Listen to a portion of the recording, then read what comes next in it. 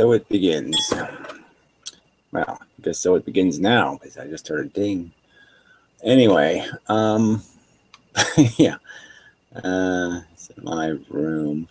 I have to find the things because I want to do things like prevent assholes from getting in the room. So you have to do something to do that, apparently.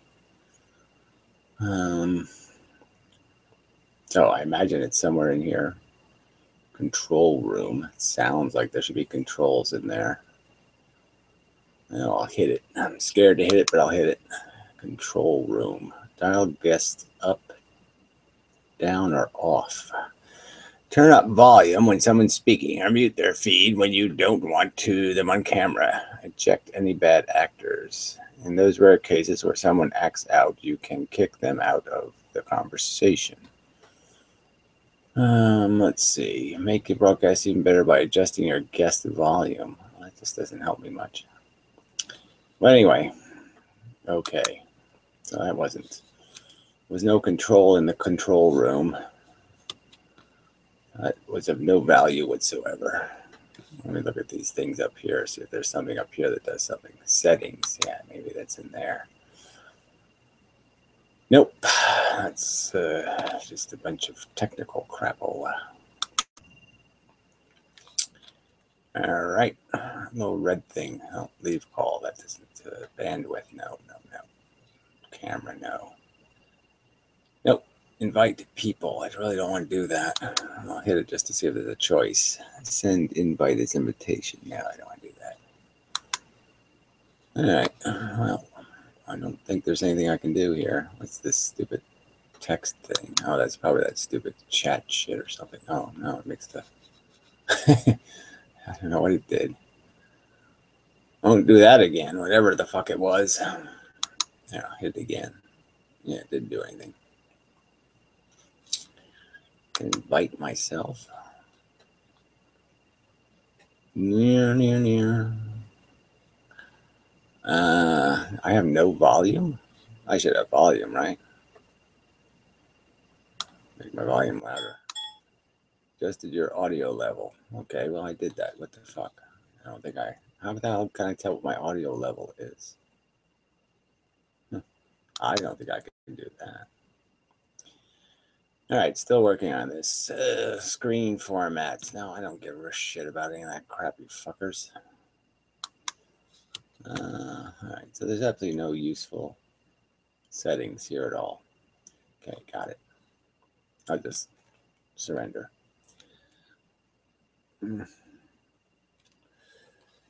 It's really annoying. Let me go back to the original page, see if it says something there. Custom. Using Google Hangouts on more encoding options. I don't care about encoding. I want to be able to control the assholes. Live control room. Let's see, maybe it's in there. Manage broadcast alert. Broadcast alert only works in Flash and HTML5 players. I don't know what that means. Fuck that. I don't want to broadcast alert anyway. Create highlights. I don't want to do that either. Add insertion. I don't want to do that either. I'll just block people if I have to. Fuck it. Too much trouble. Ah, there's some anonymous asshole in my room. Kef.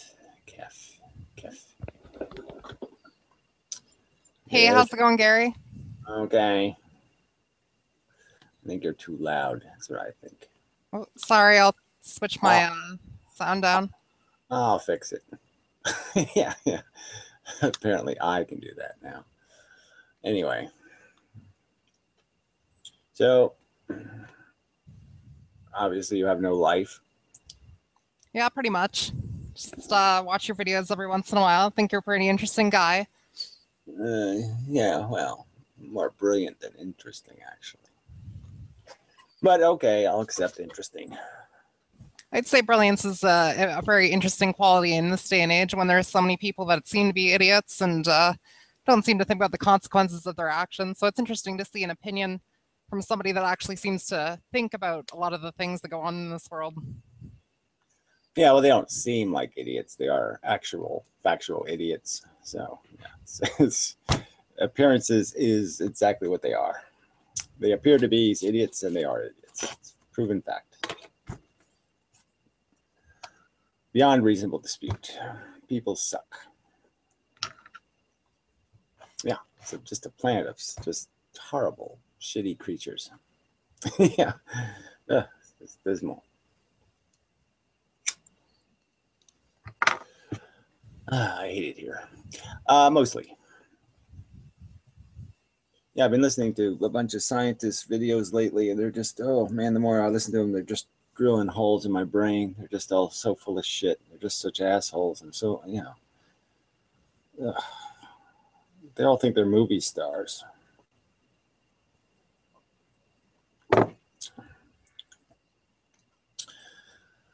No. And movie stars think they're scientists. It's a very funny world. And idiots think they're smart. It's bad all around. Nobody understands what role they're supposed to play.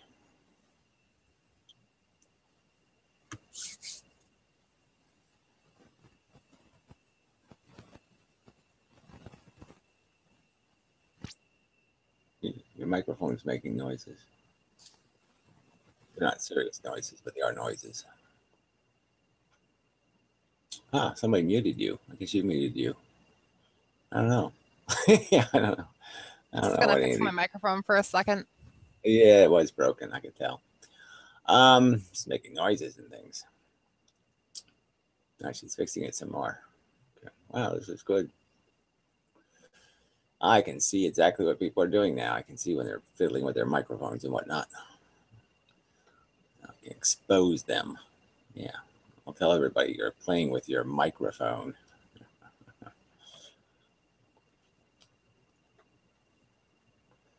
He outed it as a, kind of horrible microphone pervert. Why is my camera so shitty? I don't know. Maybe it's dusty. Dust. There. Well, you know what they say, shake it more than once and it's no longer playing. I don't know. They say that. I don't say that. So it must be them who said it because I don't say it. So you're probably right. It's them who did it. Those theys. We ought to have a war against the theys. Question for you though, Gary. What's your opinion on suicide in this day and age? Go for it. So much. It's nothing to say. I mean, your life is just going to, in some way, it's going to. If you don't jump, it's going to push you. So what's the difference? No, if you feel it. That's the way I look at it too. But I've got family members that are always like, "Oh no, the world's great. You should just focus on the good things." But I keep trying to explain to them there is more shit in this world than there is actual good things to be concerned with, and I really don't see the point in most of this. Well, you just got to hold a mirror up to them. You just say, "Well, would you live for this? Would you?" Come on, no, sorry, not good enough. But yeah, I don't know. I mean, it just if you think you're going to make some kind of brilliant contribution to the welfare of the human organism or the animal organism on Earth, well, then yeah, stick around. If you're not, being tortured by living, then I guess it's probably a good idea to try to convince the other people they're assholes and try to moderate their behavior so they're not as big an asshole.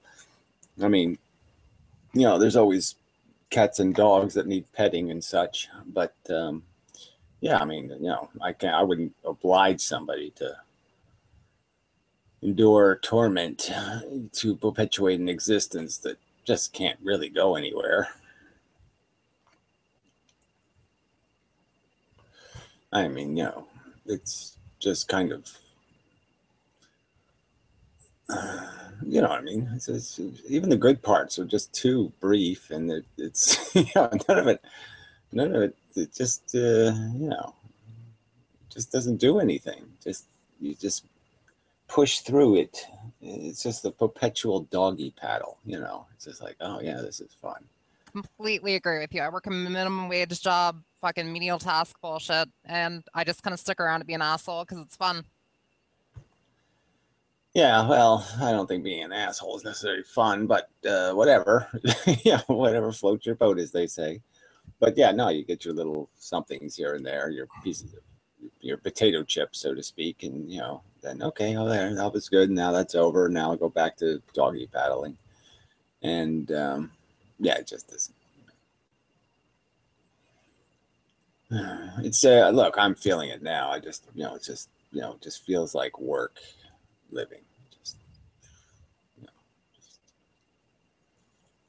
For me, it's more of a case of seeing just how much bullshit other people perpetuate. It's like the human species could be so much more, and the potential that we actually have, looking at all the scientific advancements and social policies that we could introduce to completely radically change the way things are going. And it's you see it just going regressively backwards that gets me. I suppose, I guess I'd still say that utopia is, crawling back in the womb and just forgetting you ever bothered. You know what I'm saying? I mean, it's just so, this is that whole idea of it's all about the chase. And so the real game is just not being a chaser. And then there's really no point, right? If you're not going to chase, there's no point in being on the field. So, yeah, it's just this perverse, like I said, I mean, you can come up with some sort of utopia. You can just say, okay, well, everything's satin and candlelit and blah blah blah, but you still poop and piss, and there's all that reality shit is still going to get in the way somewhere. So fuck it. It's just not worth painting the painting if you have to put reality in it. You know what I mean? It's, you know, even utopia wouldn't work. I think it's a far-fetched idea, but I think if you put the right social engineering together and the right basis, like have a good physical, psychological start, like where everything is taught with self-reliance and self-thought. So part of the problem I find right now is you have the entire school system that's based around teaching people how to do things really quickly, but not actually thinking and processing what they're doing. So they merely just kind of go about kind of like an automatic state. It's not really thinking about life or anything like that. And I think that causes a lot of the problems. Yeah, I don't think that's it. I don't think people want to hear the truth anyway. Oh, I'm all So, game. I like to hear what you have to say. well, I'm just saying that. I'm just saying most people I just don't think are at all uh, interested in acknowledging their dysfunction, acknowledging their addictions, acknowledging the farce of their projections of purpose. And that's fundamentally what the most meaningful bits of education are basically those bits of education that basically just point out you're fundamentally a selfish prick. And, it's just scheming, you know, to gain your little moments of victory. And that's it. That's all, that's the nature of the beast. So, there's not much to make out of that. And you sort of have to create a broken thing that needs it. You know what I mean? You have to create something that needs victory for victory to even mean anything. So, in a sense, you have to defeat it first. You have to first put it in chains before it can fight for its freedom, that kind of crap. So, if you really think about it, there's just no. But I'm just saying, if you're going to just look at the world, I mean, the facts of life are just so simple that I just, it's hard for me to blame the education system. It's just, the idea is just blaming the entire culture that doesn't want to deal with reality at all. Why do you think there's such widespread cognitive dissonance towards that? Well, I guess because you have to be able to keep three numbers in your head at one time. You know what I mean? To do the equation, it's like you have to know, okay, there's no God. It's biology. Then you have to kind of do the determinism thing. Okay, I'm a thinking device and a feeling device. And then you go with the programming thing. And then I've completely been owned by the culture that raised me. And it's all this subjective crap that kind of dictates what I like and what I dislike, and what gives me a hard dick, and all that other shit is all a bunch of psychobabble crapola that has nothing to do with anything rational. So you have to have like those three ideas in your head at the same time to go, oh, it's a stupid game. I get it now. And people just can't do the three things. They can do one at a time, but they can't put all three in their head and then come up with, oh, okay, it adds up to shit. Something like that, anyway. That would be my theory on. They don't have cognitive dissonance. They have cognitive dysfunction. I mean, they're never able to do the equation because they go 3 plus, I don't know, equals love. Yeah, you're just like, no, that's not, what did you learn to do math that way, you retard? You know. Seems like a very solid explanation for it. This makes me wonder how the universe produces people like us who sit here and see the world for the shit that it actually is and process these things all together. Like, what kind of dysfunction really goes into making a brain like that? Or because like I get the feeling that the normal people that don't think, those are the kind of people that make up most of the world. And then there's the small pockets of people that have sat back and kind of questioned things and gone, this is pretty shitty. Yeah, I just think it has to do with falling off the horse young enough. You know what I mean? You just, they put you on the little hobby horse of bullshit and plastic and nonsense. And if you fall off, and they somehow don't manage to get you shoved back on again, yeah, then you always your life is always a little skeptical. You're just like, that's how it was for me anyway. I can just say that, from the very beginning, every question was answered with a lie.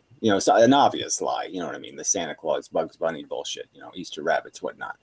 And you're just like, these people are just lying to me. Why are they lying to me? What's this whole farce of this? What do you mean? You mean people really go to what? You believe in this God thing? You really think this is going to work? You pray to him and he doesn't kill you? What is this shit? So I'm just saying that once you fall off the horse, and they don't own you, then everything they say, you're like, oh yeah, sure. The earth is round. Oh yeah, says you. So it's like you become somebody who just says, no, until you show me some evidence, fuck you. And I guess that makes you just think subjectively in the sense that you just become an internal person. You know what I mean? You talk to yourself. And once you start talking to yourself, you realize, hey, I'm an asshole. Holy shit. Hey, Gary, did you realize that Gary was an asshole? Yeah. Oh, yeah. I noticed that too. He is an asshole, isn't he? And so, the game's over because once you realize you're an asshole, oh, fuck. Still fun to play. Still fun to look at all the stupid things that go on and yeah, I just don't. shake your head. Sorry. I just don't buy it. I don't buy that fun thing. I don't see the fun in any of it anymore. I just don't. No. Never really You don't thought. find any entertainment in laughing at these idiots as they go about doing these stupid things? No, I have almost no sense of humor. Like I don't have no sense of humor. I can once in a while something. I'll just I'll laugh. The cat sneezes and a big booger flies out of its mouth on its nose, and I'll laugh. That was pretty funny. But that's it. There's just not too many things I laugh at anymore. I'm just not. I mean, the worst movies for me to watch are comedies because I'm just like, oh, that's not funny. That's not funny. That's not even close to funny. I just nothing. Definitely agree with you on a lot of the comedy movies, especially a lot of the stuff that's come out the last couple of years. It seems like a lot of the humor is very lowbrow. There's not exactly a lot of jokes that are well written or well thought out or produced. Yeah, it is all kind of like fart humor or something. You're just like, well, yeah. I didn't even laugh at those jokes when I was 10. It's like, come on, you gotta do better than that. But yeah, that's it is.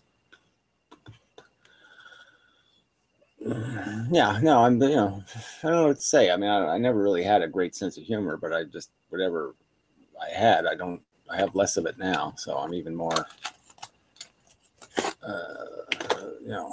The whole thing kind of just makes me nauseous. I just don't really like any of it. So I just find the bits that are less irritating. And that's about all I can go for is find something less irritating. That's why I sleep a lot now. It's just that's a lot less irritating than anything else. Well, I got to thank you at least a little bit because the cynicism that I see in your videos kind of brings a smile to my face because at least I know I'm not the only one that's a cynical asshole half the time. It's good to know there's other ones out there, Yeah, well, I'm probably one all of the time, but yeah. It's sort of good, I guess. I guess I'm past that too. It's like I don't get much comfort for knowing, oh yeah, there's other losers tormented by existence. Oh, good, isn't that nice? No, it really doesn't. Yeah. I mean, if we had an army and we were, had some chance of winning, then I'd say there's a point in us being miserable. But, it just looks so dismal that it's almost like, well, I almost wish you had lead poisoning and was a retard. So, didn't have to suffer the indignity of and the embarrassment of realizing you're a human on a retarded planet. You've definitely got a point with that one. A lot of those people have it pretty good. They don't have to deal with half the bullshit of the world. People take care of them, wipe their ass for them. There you go. Set up for life. Yeah, and they have no future vision. You know what I'm saying? They just don't see the horror that they setting us all up for. They just don't see the train wrecks that they're creating. It's so it's just such a luxury they live with that they don't have to see the dead bodies impaled on the tree or something. Where the people who see it just they see the pain and just. Ugh. Oh, by the way, another thing I should probably thank you for is started looking into more research on antinatalism, and I find it very interesting that there's a lot of people out there that actually carry that philosophy. Well, I don't know if there's a lot. That wouldn't be the word I'd use, but it seems like we're growing, sort of, maybe, kind of. At least we're talking about it. But yeah, the real game is ephilism. That's the cult I created. So. What exactly is ephilism? I've never heard that one before. Well, that just brings it down to the fact that all these animal critters are in a worse condition than we are. They're trapped in even a shittier game than the game we're trapped in. And so you really have to solve the problem for all the sentient life on Earth. So it's not just about humans sucking; it's about life itself sucking. You got to get rid of all the little squiggly bits trying to survive. You have to cut them all a break and dry the ocean so they don't have to squiggle anymore. I guess you got a point with that one, yeah, because other animals will eat other animals, and maybe that existence is probably just as horrible. Well, it's probably more horrible. Like I said, it's just, the attrition rates in nature are outrageously insane. I mean, for every octopus that makes it to maturity, 10,000 of them die. I mean, 10,000. I mean, it's pretty horrible. So you don't want to be an octopus. Because your life is going to be crappy and short. And you're going to do it over and over and over. You're going to be born and die in like 2 hours. And you're just going to do that over and over and over and over. And then once in a while you have sex, and then you'll go back to just, dying 10,000 times. In 10,000 horrible ways. So yeah, nature sucks. So one thing that I look at with all of this is if we ever manage to make space travel a thing that's completely viable to get to other planets with other sentient life, I wonder if we would have any negative influence on that one. Wrong. You'll never find sentient life anywhere. Think this is the only place? Well, I'm just saying the odds against even life. I mean, if I gave you the idea of a chemical molecule doing what this chemical molecule did, this DNA molecule did, the one-time events, if you add them up, there must be 1,000 things that only happened one time. They're that improbable. So out of the billions of things that have lived, only one of them, say, had purple hair or whatever the special thing is, like a neuron. A neuron only happened one time. So in all the huge amounts of living things there were, say, 400 million years ago, tons and tons of biomass, all these life forms going through life over and over, none of them ever would create neurons. Only one of them successfully made a neuron. So I'm just saying that, and that's just one example. I'm just saying there's lots of examples of these one-time events that happen, and so the improbability of our existence is astronomically, preposterously, insanely. It's like 7,000 lightning strikes on the head of a pin. It just ain't going to happen again.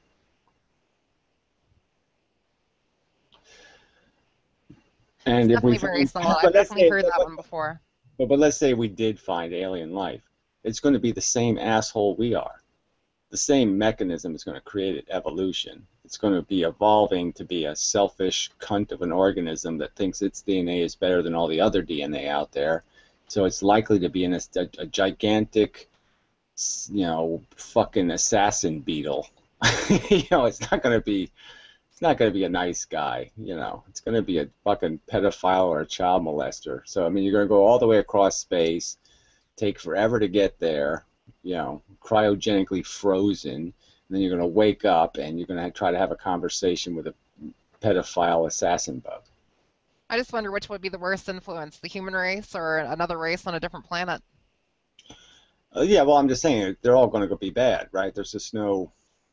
You don't think there's a measure of which one would be Oh, worse? well, I'm just saying intelligence isn't really something. So that's another thing that probably will never happen. I mean, if you just killed all the humans and left the chimpanzees where they are, they're probably never going to develop language and intelligence again. Because it's another very unlikely thing to have happen. Because the way it happened for us was our brain subtly changed, and we were fundamentally capable of things we weren't able to use. And evolution usually doesn't give you a third leg unless you need it. And evolution basically gave us the ability to go to high school and get an education, and it hadn't built schools yet. You know what I mean? So you know how that sounds kind of stupid, right? I mean, uh, it's like giving you a sense you just can't use. You know what I mean? And so it's like our brain developed way ahead of its capacity to be utilized, and evolution just doesn't do that. I mean, that's an aberration in evolution. Yeah, you definitely got a point. I think we would see some sort of signs of it by now in other species if it were the case that they would develop it out of a need. Yeah, so you really don't. It doesn't have anything to do with getting a DNA molecule replicated. You just don't need high intelligence to get DNA molecules replicated. So it's just not the kind of thing that's going to. It's just not going to happen. Would be interesting to see the effects of it did, though. I mean, what we would have, like the kind of influence we would have on a developing species. Yeah, I don't think it'd be all that interesting. I think we can do it, to tell you the truth. I mean, it's just that you have to do some, you know, you have to do some perhaps unethical experiments. But I think if you slow down the maturation of a chimpanzee or a gorilla, that is, artificially reduce its pituitary and cause it to mature much slower, grow much slower. That's the key ingredient. That's why humans are human, is because we're totally disabled as infants.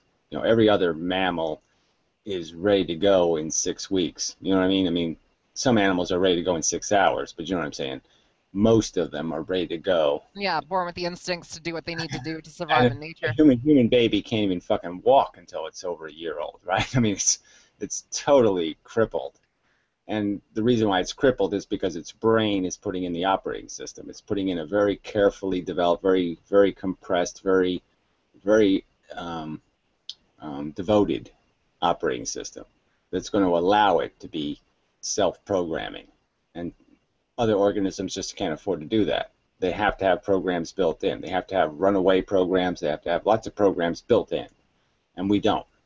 And that's why we're able to do language. It's because our brain is using our brain differently. It's not that our brain is bigger. It's that our brain is being utilized for language rather than utilized to smell somebody's farts from 100 feet away.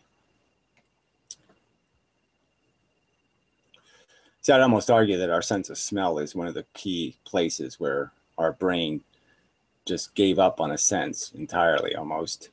We, all the other mammals can sense scent so much better than we can. So that was one of the parts of our brain that was sacrificed to do language.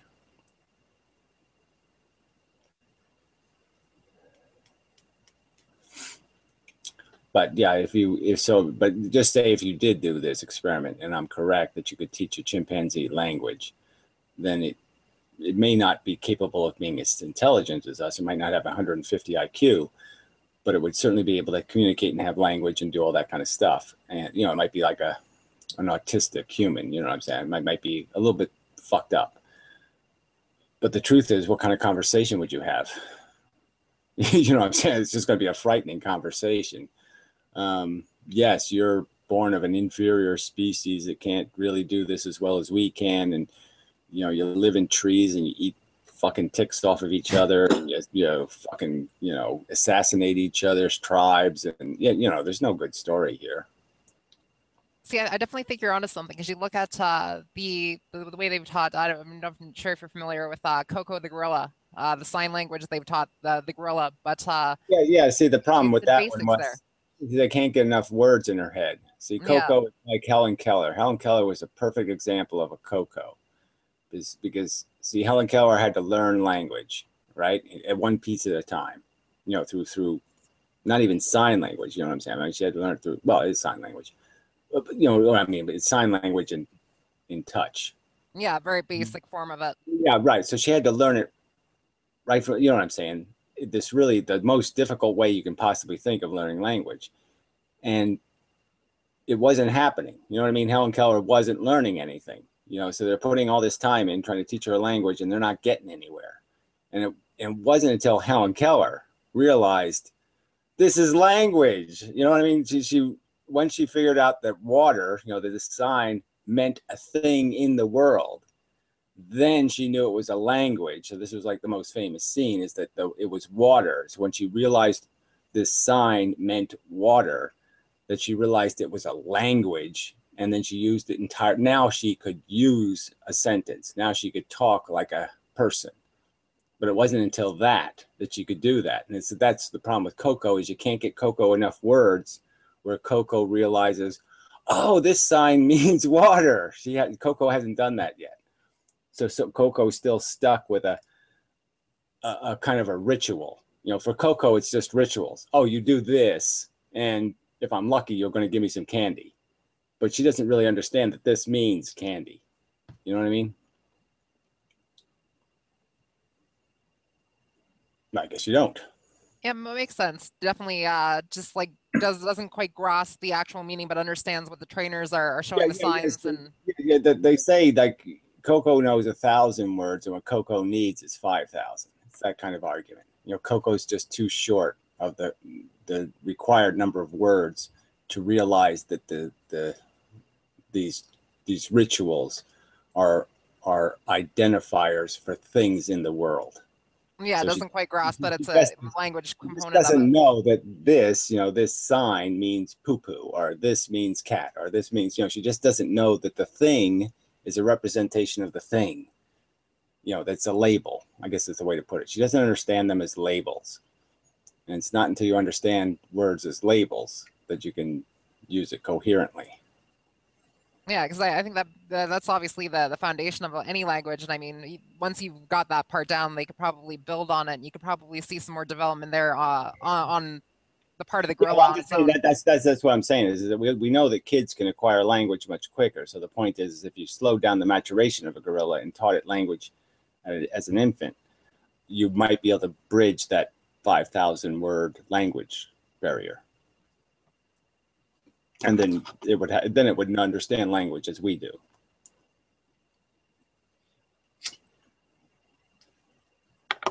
Or as Helen Keller did, you know what I mean? Gorillas won't be able to speak language, but they'll be able to sign it, write it. Makes me wonder with the human development if maybe it was some sort of weird mistake overall, even if it was a genetic advantage at some point or a learned advantage, if maybe it was gone too far, you know? Yeah, I wonder why they, I was just thinking, sorry, I didn't want to discount your point, but I was just thinking if I was doing the Coco the gorilla thing, I think I would use hieroglyphics. You know what I mean? I would use flashcards. And I wonder why they don't do that. Why don't, because, the gorilla can see, you know what I mean? It'd be just so easy just to use images of Yeah, things. make like picture But, association. and then you could just talk with cards, put cards together to make sentences. It seems to me the gorilla might be able to learn better that way. I'm sure they've done it with chimpanzees and stuff. Maybe it just doesn't work, but it seems to me that should work.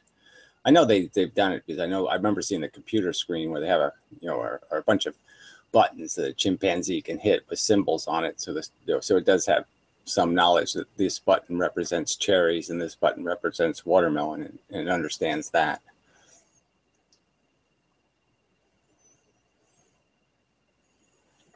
But it is curious how we just take it for granted just because we have language and it seems so obvious and simple. but language is really a complex brain function.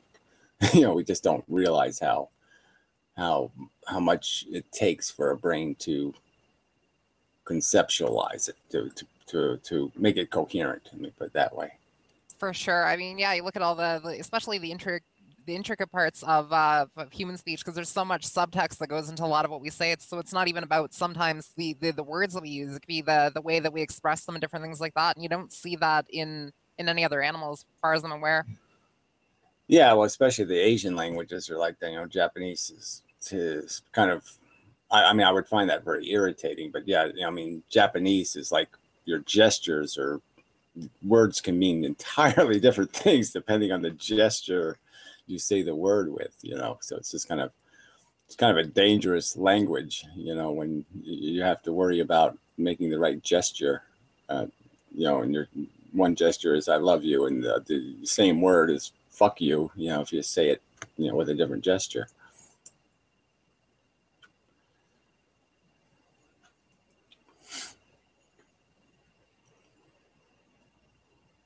So I won't be turning Japanese anytime soon, probably.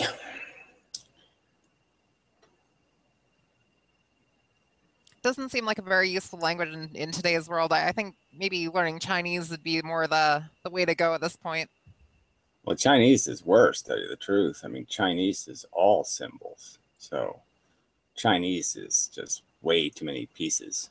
In terms of a trade language, though, because there's so many speakers of it that it would seems like it'd be some sort of advantage to understanding it as a language. Yeah, there's an advantage to understanding it, but I just mean it would be a horrible language to use for anything. It's not a good scientific language. It's a really, For it's sure, really, definitely not practical. it's just not a very, it's not a well compressed algorithm. If can use technical terminology, it's as languages go, and Latin and those kind of languages are fairly well compressed in terms of saying a lot in a single word.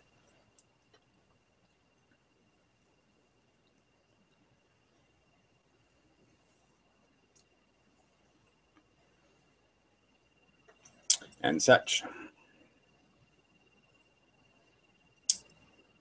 So I wonder where all the other stupid people are that have no life.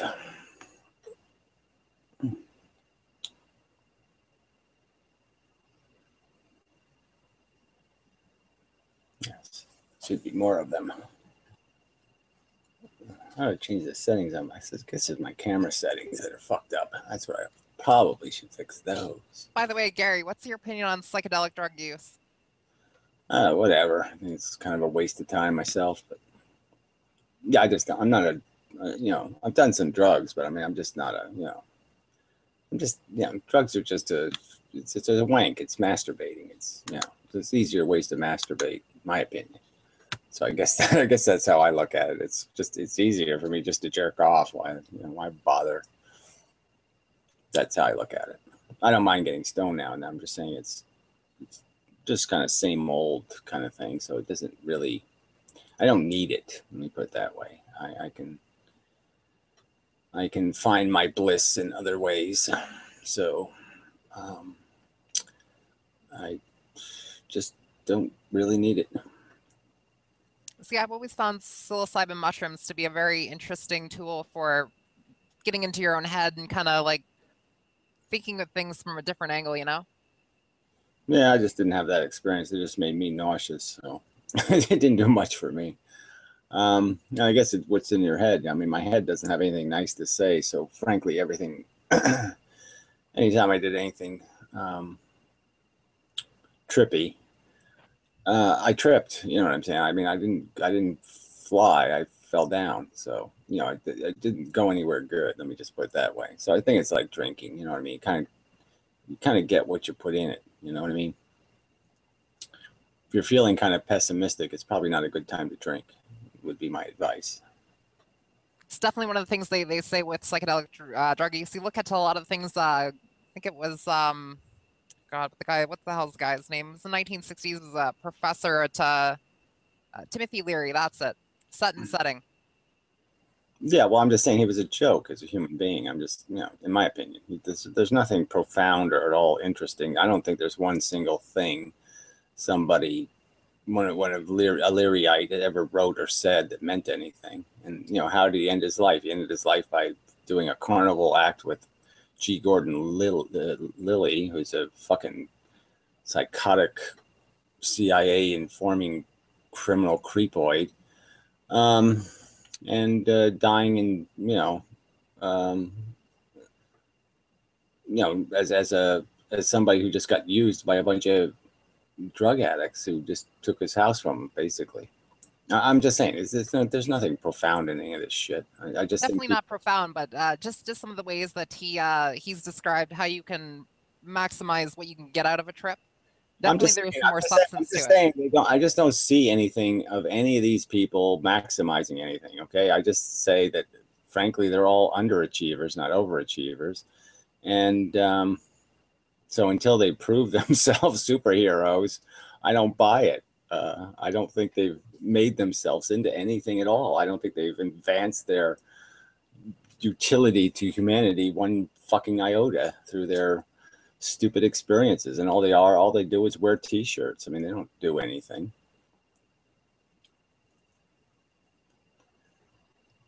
T-shirts, hang out at Grateful Dead concerts, that kind of shebang.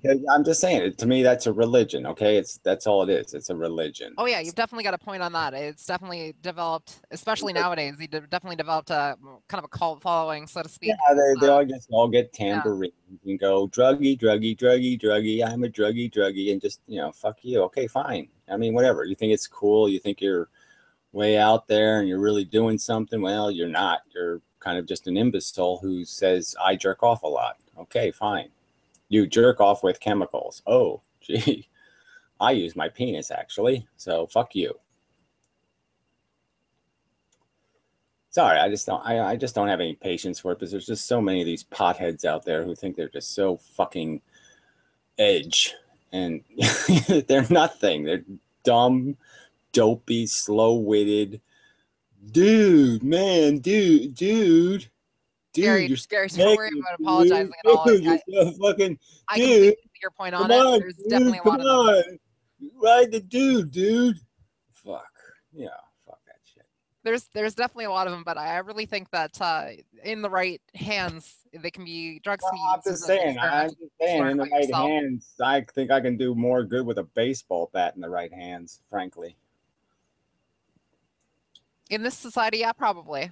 There's definitely some people that can use a good I'm just saying, you can keep talking like there's some redeeming function to the drug user, but there really isn't. They're all useless sacks of shit, and that's what the t-shirt should say. I'm just a useless sack of shit who can't jerk off with a penis, so I have to fucking put a chemical in my brain. Don't think there's any redeeming qualities at all to Well, I just said it, didn't I? I just said I don't think there's a single any redeeming quality whatsoever. It's just the refuse of the defeated loser.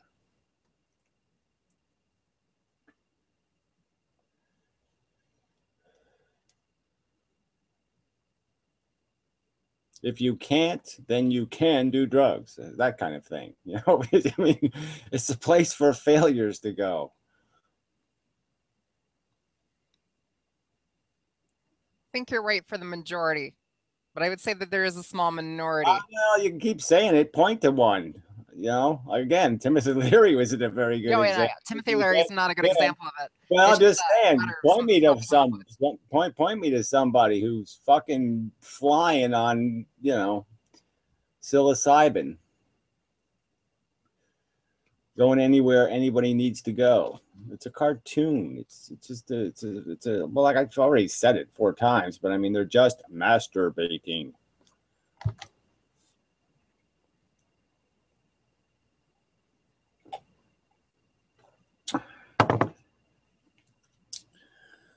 I mean, some people need real elaborate porn, and they need a whole complex circumstance. They need a whole situation created to get off. I'm just saying, I don't frankly need any of that shit. Okay, I just don't. I want to jerk off, I can plan it in about 2 minutes, and the procedure is completed in 4. So I can't think of any examples off the top of my head, so I'll concede the point to you on that one.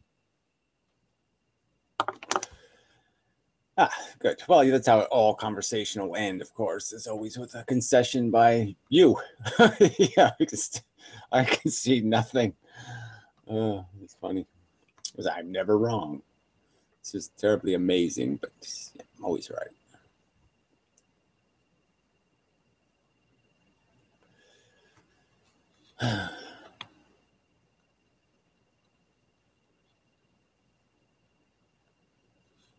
Yes.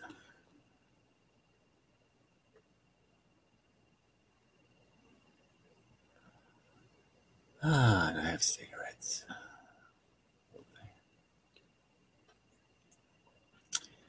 Very Merry Christmas with cigarettes. Cigarettes and coffee. All is good in the world. For now.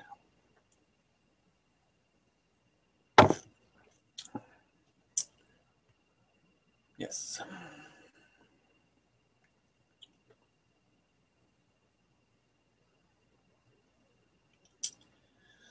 But thinking about it, I now want a glass of orange juice for some reason, and I don't have any. Yeah. Damn.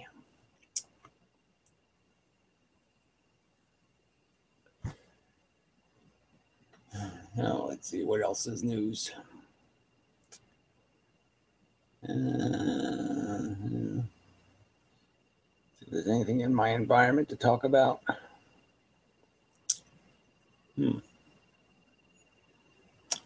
Not very interesting here. Maybe I'll take a vitamin. Good idea.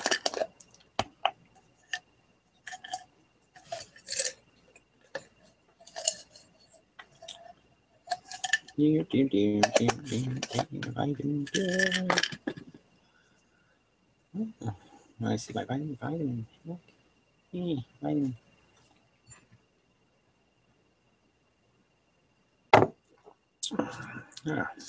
Oh, that was good. Good fun.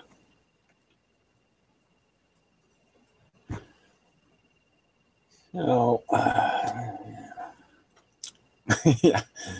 Let's see, what can I talk about?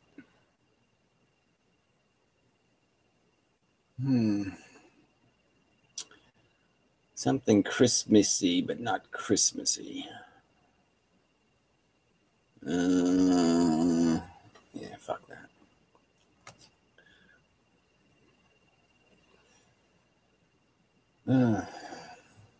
Communication. It's a tricky one. Communicating with humans. Really do have to wear a clown suit or something. I have to use some of my dramatic skills to create a character that people cannot resist but liking. That's what I have to do. Something like that. I have to become a universal person. Yeah. Offensive to no one. Yeah. Yeah, I have to get one of those cool icons like you got. Yeah, that's probably the way to go. Yeah, I'll just be a round head. But maybe I'll be a pink and purple head. Yeah, people like pink and purple. Yeah, that's probably the way to go. I'll work on that next.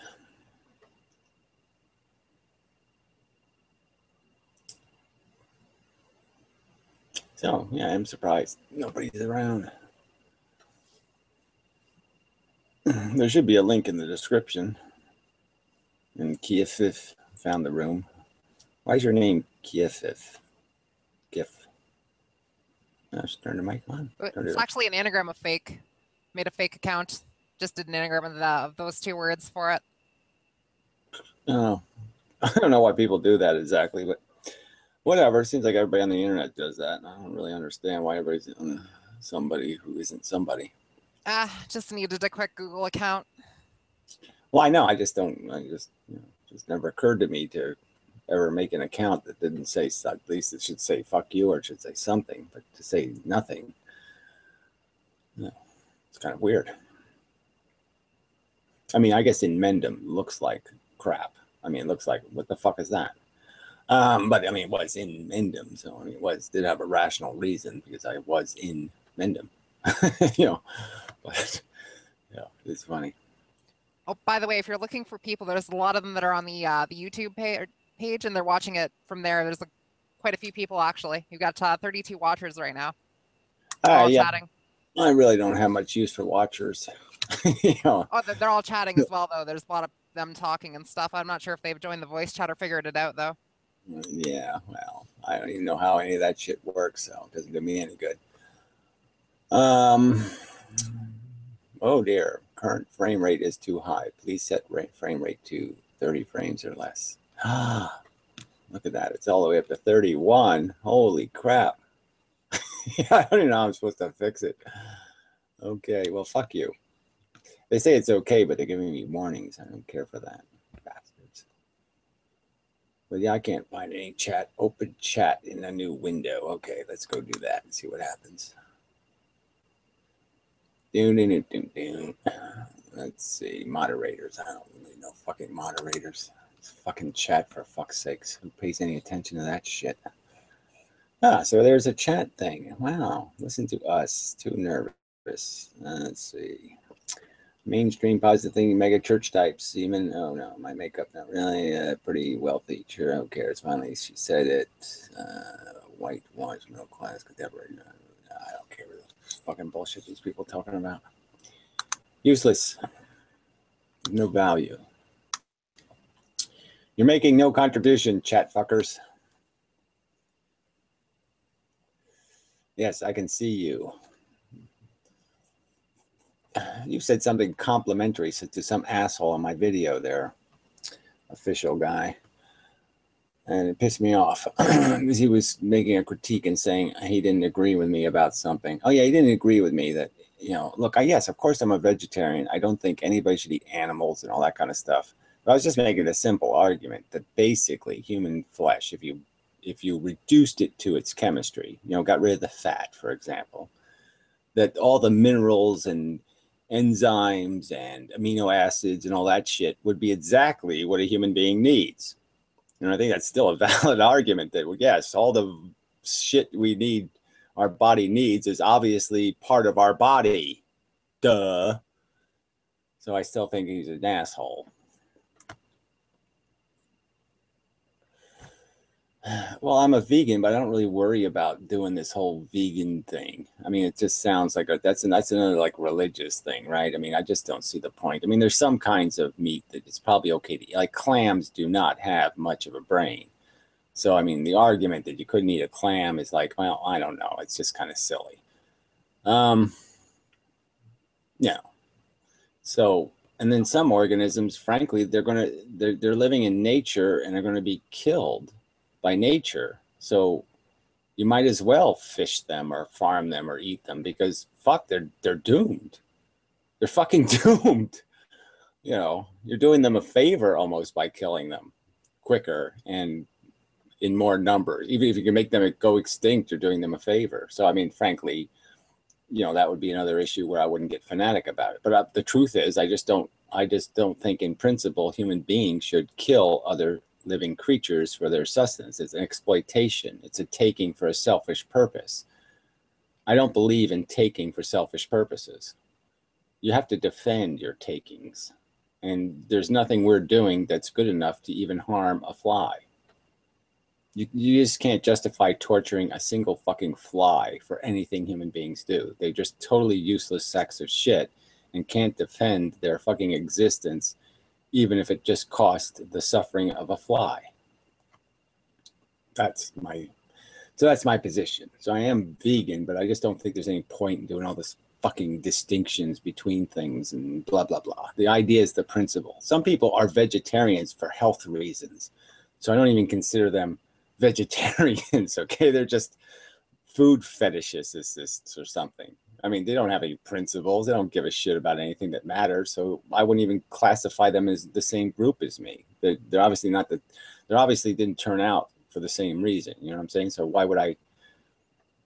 It's like, yeah, we both came up with the answer 4, but they did it with 3 plus 1, and I did 2 plus 2, and it's just It's a very different equation. So fuck them. Fuck healthy vegetarians. Fuck that. Even if it killed you 10 years sooner rather than made you live 10 years longer, I'd still say you should be a vegetarian. If it gave you cancer, I'd say you still have an obligation to be a vegetarian. If it gave you fucking goddamn hemorrhoids, I'd say it's still, you're required to be a vegetarian. Too bad. Live with it, fucker.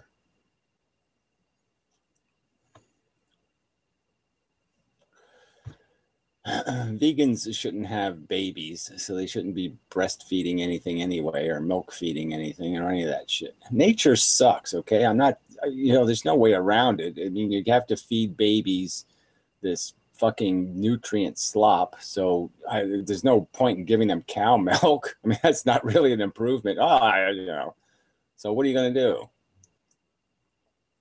I mean, I'm not for trying to deny the function of nature, so I'm just saying, and obviously breast milk isn't a living thing, so there's really no problem. You know what I mean? I mean, cow milk is bad because you're torturing cows to produce cow milk, so there's a big difference. You're not torturing women to give breast milk, as far as I know. There's no really way to know what tortures women, is there? Women like to be tortured. It seems psychotically torturable. I mean, I wouldn't live 10 seconds as a woman. First period, and I'm the fuck out of here. I didn't sign up for that shit. I'd be like, what the fuck? I'd give my mother such a kick in the fucking cunt. If it's a girl that get your first period and you say, you knew this was going to happen, you dumb fucking cunt. I'm going to have to live with this for every month for the next 30 fucking years, you dumb fucking ignorant bitch. And then when it finally stops, I'm going to grow a mustache. Fuck you. How could you think this is a good idea? And then add another 10 years and nobody wants to fuck me anymore. I mean, fuck. Yeah, I mean, women have the shittiest deal. No penis. And what they do have, this blob of stuff, is nobody on earth knows how to operate one of them. I mean, there's no way you can make anything good happen, hardly, at least not on purpose. I mean, maybe once in a while by accident you make it do something, but it's impossible to know how to make that thing work or do something. You can spend hours working on it, and it's like, well, are we getting anywhere? I don't know. I think I had 4 or 5 orgasms, maybe. What's an orgasm? Again, I forgot. It's like sneezing, right? Oh, okay. I mean, sorry. No offense, women. I'm doing this comedy routine, comedy, satire, blah, blah, blah. Yeah, but it is just, I mean, you got to be a feminist because women just have it so bad. Give them anything they want, whatever you want, bitches. Yeah, I'll try to accommodate because, yeah, you've earned it.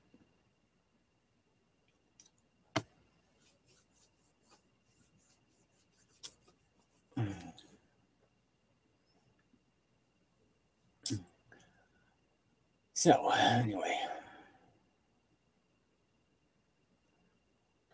we need somebody else in the room because this woman fell asleep and such. Kiev. Oh, actually, I just stepped away for a second. It's okay. I'm just saying. You should have a rope. You have like a voice like a computer. I mean, no offense, but just you're really direct and to the point and expedient in your use of breath. Yeah, it's kind of cool. Maybe it's a Canadian thing. I'm not sure. Oh, okay. Yeah, Canadians are like retarded computers. It's like all the computers that couldn't be good American computers ran to Canada. Well, I mean, my origin is Native American, so it's ancestors are actually from New York. Yeah, well, yeah, they're all retarded. Yeah, okay. No, most of them drunks. Yeah, whatever it is, but yeah, sorry. Must have been a lot of lead in like old America. Had a lot of lead in it because yeah, Indians are retarded.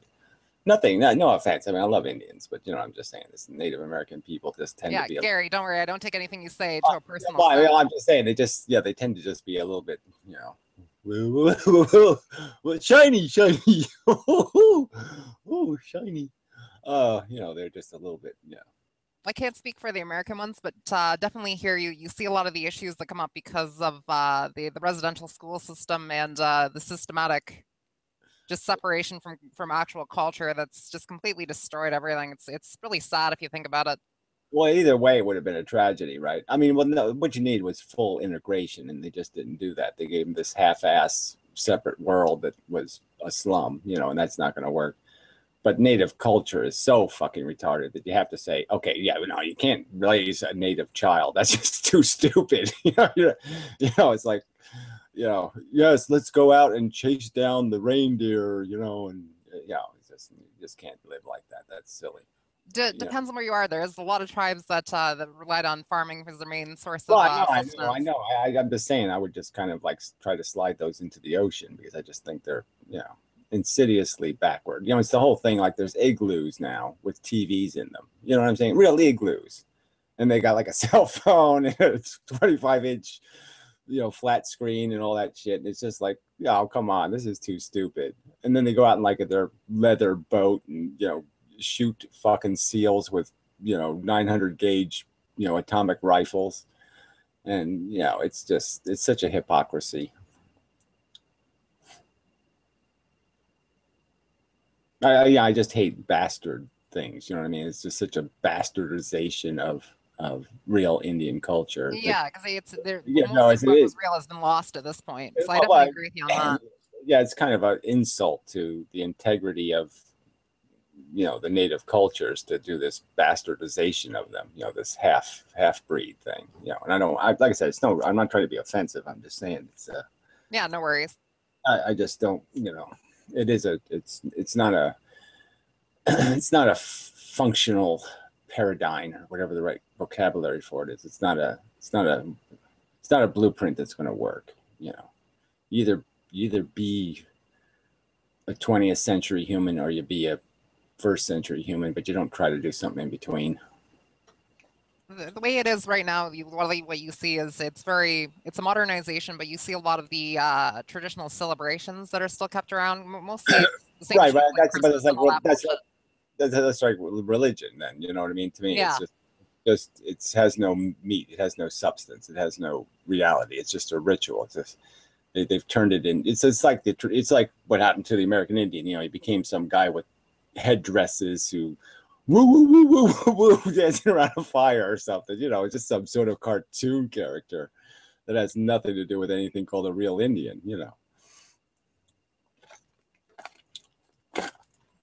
But yeah, I spent some time in Canada with the natives and whatnot, so I have some exposure to all that kind of crap. And well, my people were from Canada, originally. Well, whereabouts? Which province? They're originally from America, but then they moved to Canada to kill everything, and then they moved back to America after they killed everything. St. John, New Brunswick. Oh, okay, so out east. Yeah, so it's the sea people. But we did migrate. We did go on trips to visit the Aboriginals.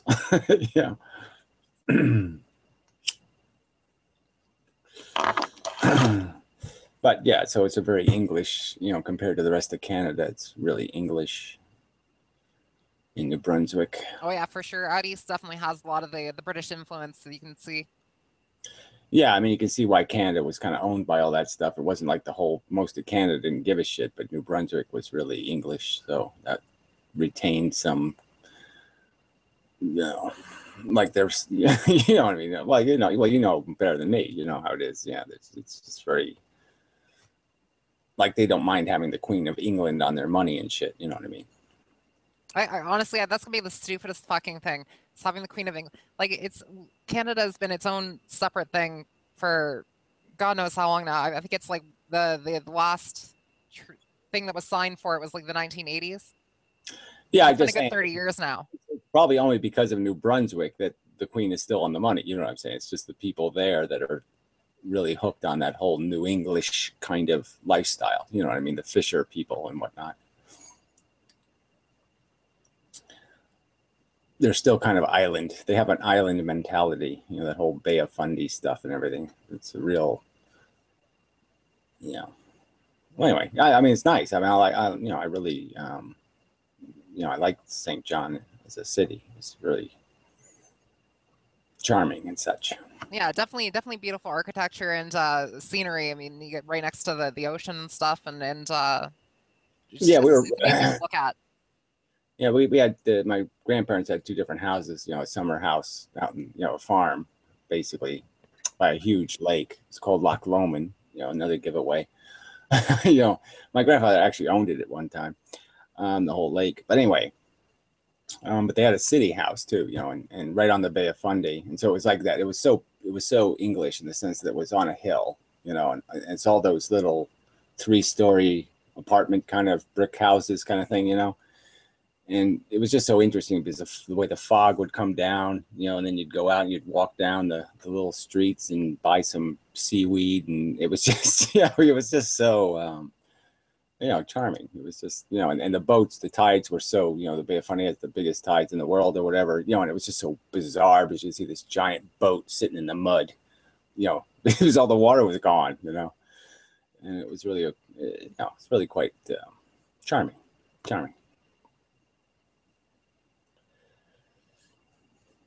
It was just the right size city for a person like me, you know. It had enough noise at night to keep you interested. You know, you open the window in the summer and you'd hear some crap going on, cats yowling and different, you know, just enough city noise to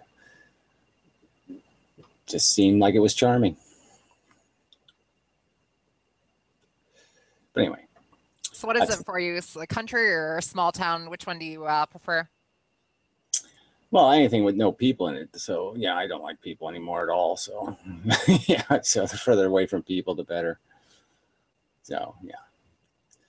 So I can definitely Really, agree with you on that one. I always thought that moving away into the woods would probably be the best option to live a relatively free life from hassle and bullshit. yeah, I'm kind of really lucky. I just fell into accidentally ending up in a very nice town and very rich and all that kind of stuff. And I live in a little slum that's just a little, you know, little hovels in the woods. You know, these little cottages that were just for New Yorkers' entertainment. You know, it used to just be a place where people go in the summer and, you know, shoot bow and arrow and stuff. And so, but it's just really nice. You know, it's just you know, I have all woods in my backyard. You know, thousands of acres of protected park land, and you know, so it's just, I'm really lucky. Yeah, I've seen some of your outdoor videos. It seems like you guys have quite the beautiful landscape. Yeah, it's like I said, I'm lucky, you know, except for the Lyme disease, you know, which I've had 10 times. Well, Ticks. yeah, 9 times actually. Yeah, we have 9. that problem here too. It's so bloody annoying. Yeah, really. You know, it's like almost fatal. I can feel it killing me. Yeah, well, I eat potatoes, rice, and pasta. Those are my main ingredients of my diet, and then the rest is, yeah, I just throw some carrots or broccoli or some other kind of crappy vegetable in here and there, and that's it.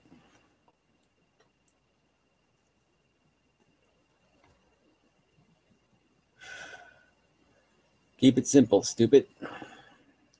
Yeah, well, bread's good stuff, you know. So if I could afford bread, I'd eat bread all the time too. You know, bread's too expensive now. Really is irritating. You know, food. You have to buy everything on fucking sale. It's like when I buy pasta, I buy it on sale, so I buy like, you know, 100 boxes at a time, and it sucks having to live that way.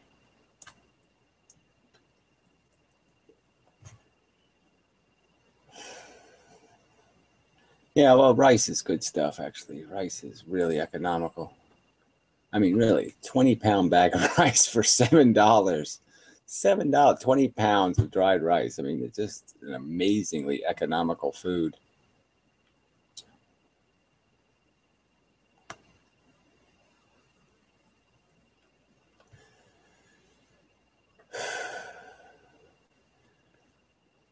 Yeah, it would be good if they made.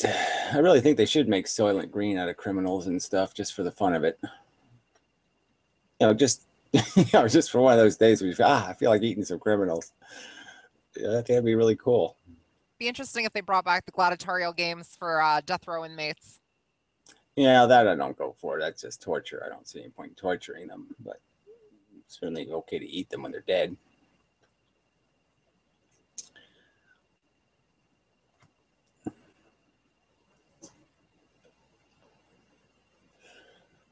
Yeah, I was never, I wasn't like always somebody who felt like eating humans, but I have to admit, over the last few years, I've gotten a real taste for it. Just the idea that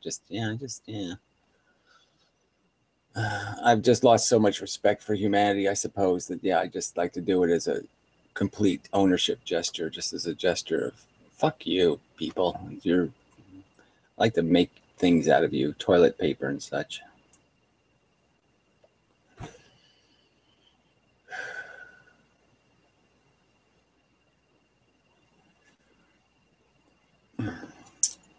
Well, food is just food. It's how you cook it, right? Everything's about how you cook it. You can make anything into food if you cook it right.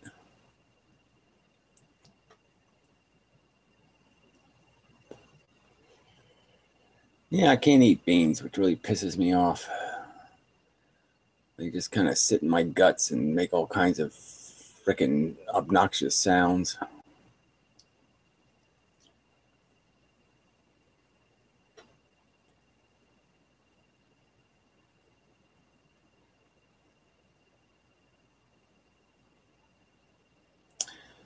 Yeah, well, I don't buy the humans don't taste good. I'm sure they're probably porky chicken kind of a thing. I would imagine.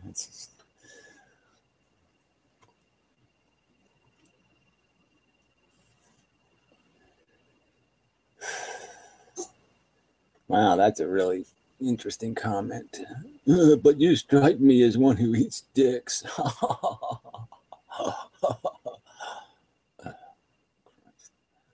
Oh, it's a swastika guy. Gee, how interesting.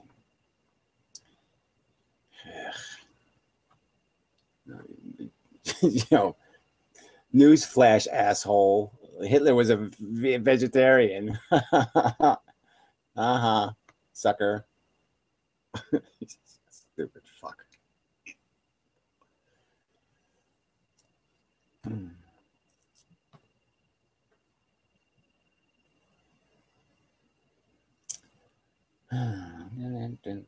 Yeah, another benefit of smoking is you can put your cigarettes out on Nazis.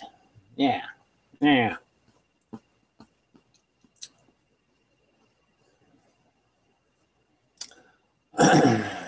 Well, I suppose cigarettes are supposed to be a appetite suppressant, but who knows? Oh yeah, sure. It's a black sun. It's Hindu. Yeah, sure. Yeah, everybody gets that joke.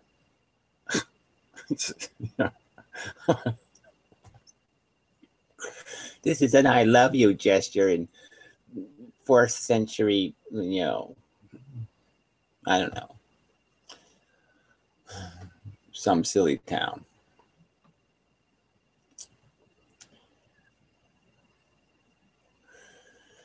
I can spam. I mean, assholes always show up, and you're just like, John, why don't they die of something? I mean, they really should be dead of cancer by now, right? Fuck. Let's see how you kick these assholes. I can subscribe to the asshole. How do I kick one of these assholes? I don't see any of those little arrowy things for kicking and such. Oh.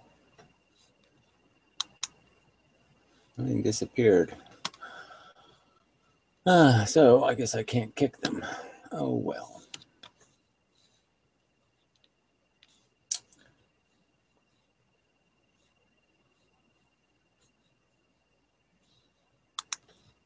Really should be something here. Wow, you click on the thing and it fucks everything up. Oh, you have to go all the way to their channel to kick them. Oh, gee, what a pain in the ass that is. Well, fuck that. I'm not doing that shit. Yeah, we'll just live with them. Well, you'll live with them. I won't pay any attention.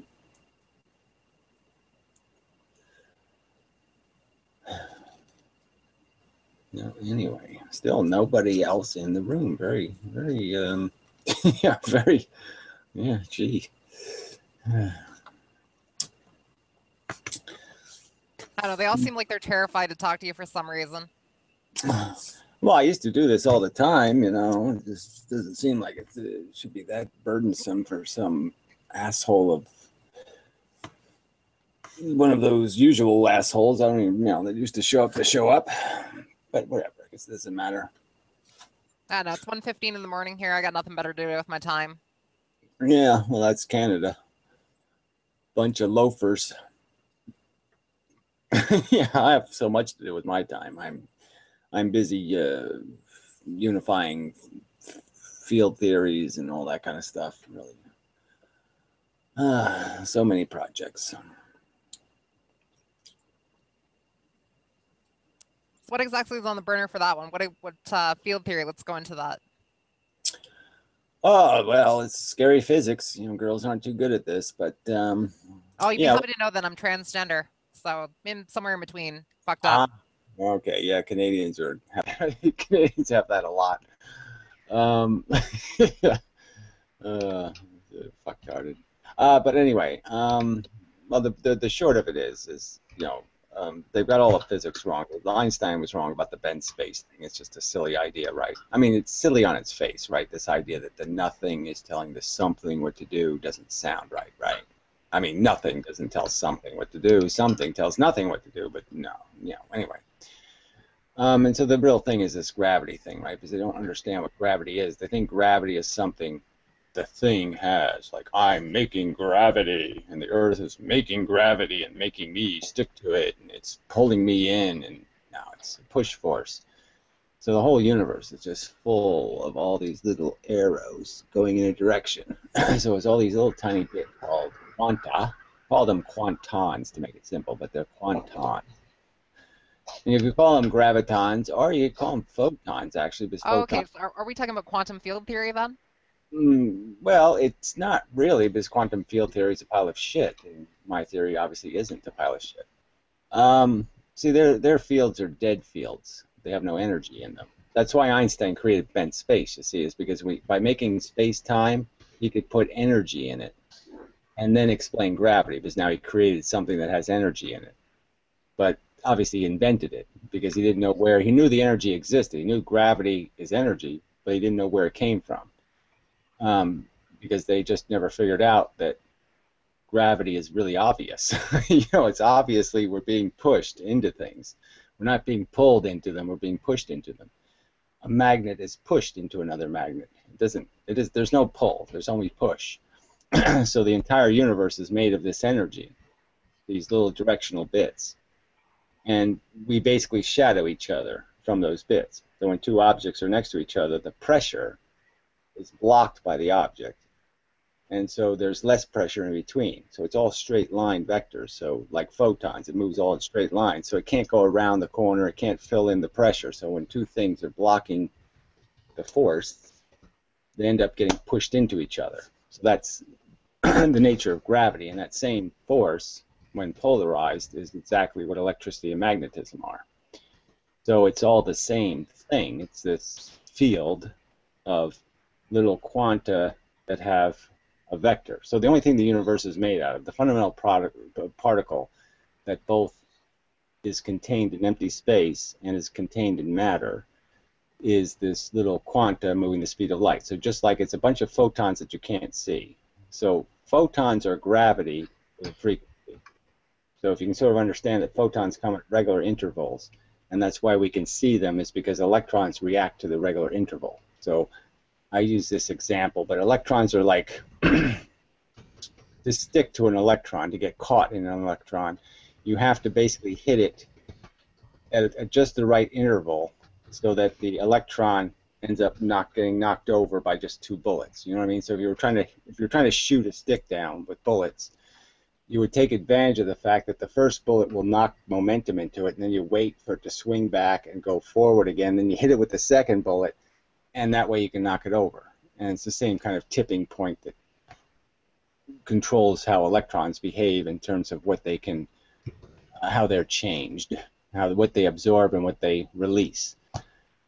So anyway, so I'm just trying to get to the point that photons are basically an example of this force. They're just the only part we can see, and the rest of it you can't see because it doesn't have a frequency. So the only things in the electromagnetic spectrum we can see, from radio waves to cosmic rays, are things that have a frequency. And gravity doesn't have a frequency, and that's why we don't see it. But it's obviously the bigger amount of force because it's pushing planets into each other. So it's a huge amount of energy in the universe. But the only time we really see energy is when there's an imbalance in the field. So when the field has more stuff going one way than going the other way, then we see it because there's imbalance. But when it's balanced, when the pressure is even on all sides, absolutely nothing happens. So does that explain exactly what people are referred to as dark matter? Well, they invented dark matter. I just did a video on, I have a channel called Draft Science where I go into all this stuff, but I just did a video on dark matter, and it's just, they invented dark matter to justify lensing, which is another, gravitational lensing, which is another pile of Einstein perversion. I mean, Einstein wouldn't agree with what they're perverting gravitational lensing into. But anyway, they invented dark matter because they needed more mass in galaxies to explain how it was possible to create gravitational lenses when there wasn't enough mass. They basically just invented the idea of dark matter. There's nothing real about dark matter. Dark energy is another subject, and dark energy is another synthetic thing they invented because their math doesn't work out, because they're still not accounting for the energy of gravity. And so dark energy gives them this energy for gravity. But see, so in a way, it's indirectly, I would say that yes, they're inventing dark energy as a way of explaining the force I've just explained, because that force really exists. The pressure in the universe exists, and once in a while, that force leaks into their mathematics, and then they have to explain it. And so they are explaining it by calling it dark energy, but it's really the substance of the energy in the universe, which is energy that's not trapped in matter. See, the stuff in the empty space is exactly the same as the stuff inside of you. The only difference between matter and the field is the field isn't caught in orbits, where you have a bunch of stuff moving just as fast as the speed of light. Like when light's trapped by you, the light doesn't slow down. It's still moving the speed of light inside of you. It's just caught in orbits. And so it's the orbits that make us matter, and matter condenses the amount of quanta that's inside of something. So there's more of it in a smaller amount of space, and that's what gives you mass. But it's all the same stuff. We're just condensation out of the field. So as matter condensates out of the field gets thinner, and paradoxically, there'll be a point where if too much matter is formed, the field gets too weak and all the matter falls apart, because the field is what's holding the matter together. But that's the conservation part of it. Anything the matter does, it leaks byproducts into the field. So whatever you're doing, if you're moving in a direction, the field has the opposite direction in it still. There's no way you can create an imbalance without the imbalance being put back into the field, and now the field's going to be more probabilistically prone to revealing that imbalance by, if you collect a bunch of heads, there'll be a bunch of tails in the field, that kind of thing. And that's basically the nature of the unification. The short story. I mean, it's kind of, physics is a little bit complicated, but that's the short description. Oh yeah, definitely. I mean, like, I can imagine probably go on for hours in terms of how in depth you could get for explanations and into it. And yeah, I like talking about it, but I know most people, it just annoys the hell out of them, so I don't want to get, I don't want to indulge in it just because that's kind of selfish of me, because I know most people who are tuning in don't want to hear this shit. But to me, it's intensely interesting.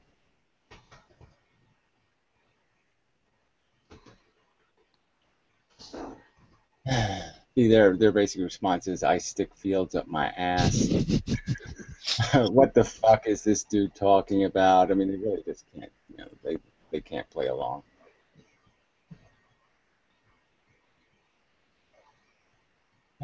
So, world of piddly stupid people, and so all you can do is now and then you can just play ball with them. So just roll the ball and let them chase it.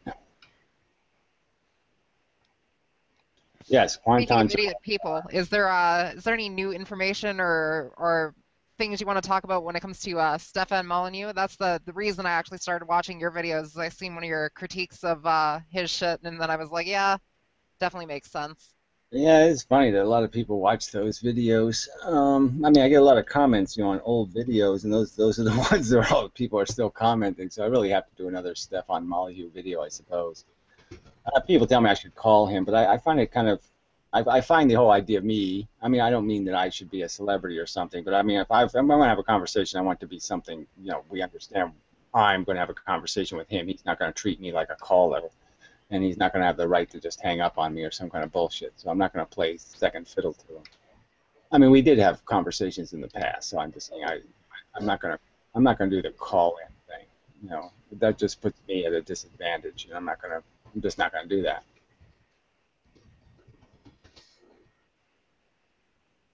We're either equals in the conversation or fuck it. But we've already been over all this stuff, so it doesn't really matter. I mean, Stefan Molyneux is he's already demonstrated himself to be a huge fraud, right? Because when he started, he was all fanatic about this stuff, and he's totally taken out all the fanaticism and now turned it into just some sort of, well, wouldn't it be nice if, and this doesn't have any practical use. Wouldn't it be nice if, we had eyeballs on the end of our finger. I mean, oh yeah, sure, that'd be neat, but it'd also be a little bit of trouble and blah, blah. I mean, who wants to waste time doing that? Why have conversation about totally impractical, idealistic solutions to real problems? Oh yeah, it'd be really nice if everybody just didn't hurt anybody and everybody was nice and nobody offended anybody and everybody lived together and shook hands and said, isn't everything wonderful? Yes, that would be really great. Oh wow, fantastic. But what's the odds of competitive humans doing that? Go ahead, you fuck all the attractive bitches, and I'll fuck all the ugly ones. Good deal. Yeah, no. People aren't going to do that.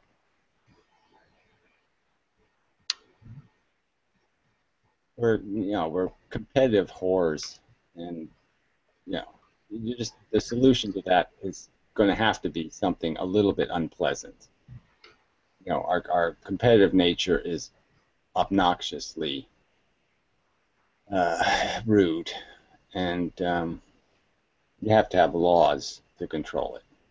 It seems competitive nature is kind of regressive. It seems it's kind of a holdover from when resources were scarce. We didn't exist in a society that could provide us with the means to No, live no. amicably. It's not a holdover. It's a fundamental element of a living organism. I mean, it's as old in the genetics as you can get. I mean, competition is the name of the game. The game is competition. You don't play if you're not willing to do competition because competition is the game.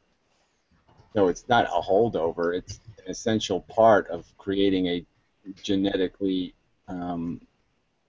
evolving piece of shit. See, but it's not needed anymore though in the society that we have because there's such an Well, abundance of stuff now. I know, but it's still kind of needed because it's basically the whole reward and punishment thing. It's the whole game. You're not going to be able to create any passion without it. So why, if you're just going to live a passionless life, then there's no life there either. So fuck that, right? I mean, there's no real point in doing that, is there? Isn't that how most of us are stuck though with the system that we have? No, like I said, I'm still able to masturbate. So for me, I'm still in the game as far as I'm concerned. I mean, maybe it's not a complex game. Maybe I've made it really simple, but it's a game.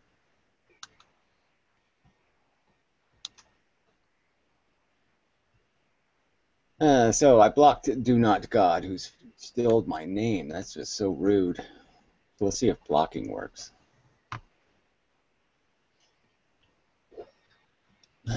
I can't find any tool for shutting him the fuck up. So anyway, who else is in this room? I can't even read the whole name here. Let's see. Gibson. I don't know who he is. Oh, that guy who has a stupid turdy name. Tamuda Fada Duda Fredabada Duda Duda Muda. Some kind of French thing or something. don't know. Anyway. It's actually Irish. Well, that's even worse. There's something worse than French. It's Irish. But anyway. What does it mean in Irish? I sit on the holy potato. It means we're all gonna die. Very good. Hopefully soon and painlessly. Agreed. Yes. Let's all pray to the comet, the holy comet, the comet of relief. You've heard of the asteroid Apopus, right? In 2013? Well, I've barely heard of these things. Yeah, I don't pay much attention to the truth or hysteria, so I probably missed that one. But yeah, I heard something like that, some apocalypse comet or something. But yeah. Yeah. It came by like 30 years earlier than expected, so it Yeah. just goes to show how we might go extinct sooner or later without even knowing it. Well, I like the idea that there's a chance of one swinging around behind the sun and we'll never even see it coming. I just love that idea that, like, oh, we're going to have a half-hour notice, and be dead. That'll be cool. Yep. And we don't even have the technology yet to even escape the Earth if one hit. Well, I'm just saying, it's just like even if we did have technology, those kind of things would be like impossible to deal with, but you just wouldn't have time to do all the calculations and the mismush to do anything about it. So those would be like the, golden comet, the one that swings around, comes from nowhere, and blindsides us. Be interesting to see for anybody that's on the space station, because see you the last living people until you ran out of food, oxygen, or Well, whatever. frankly, they're not going to last too much longer. What, a millisecond longer, a 50th of a second longer? I mean, the space station isn't that far, it's like 2 miles away. It's not really that, people think like when they go into space, they go like really far away, but they're really not that far away. They're only like a few miles away. Yeah, it's gonna stay in orbit. I don't know what the exact mileage is. Does somebody know exactly how many miles up the space station is? Like 26 miles or something? I don't know. Not very much. The space station that orbits the Earth right now, or the Voyager? Well, no, the Voyager's a zillion miles away. The space station is a different word than whatever camera. Voyager camera. Okay, space camera.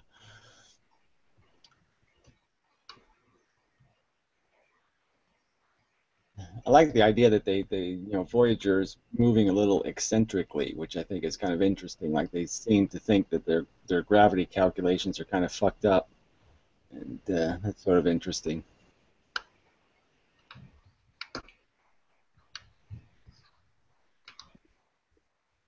So none of you people can even Google anything? Come on, one of you little fuckers should be able to Google the space station, how far up it is. Come Yeah, I googled it. It's 200 miles.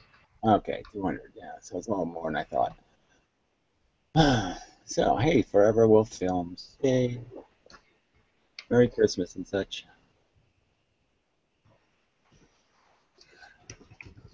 Enjoying my cigarettes. 249 miles. Well, I guess NASA doesn't know what the real truth is. It's somewhere. It's like kind of up there. 200, 250. I don't know, somewhere. Well, the moon's not even that far, right? The moon's like 150,000 miles or something. It's not as far as people think. You know what I mean? It's a lot closer than people think.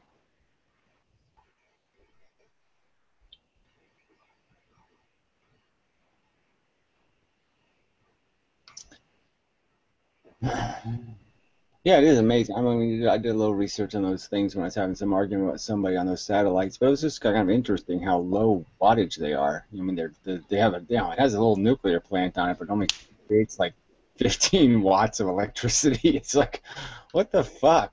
15 watts? You can't make an engine that's a little better than that?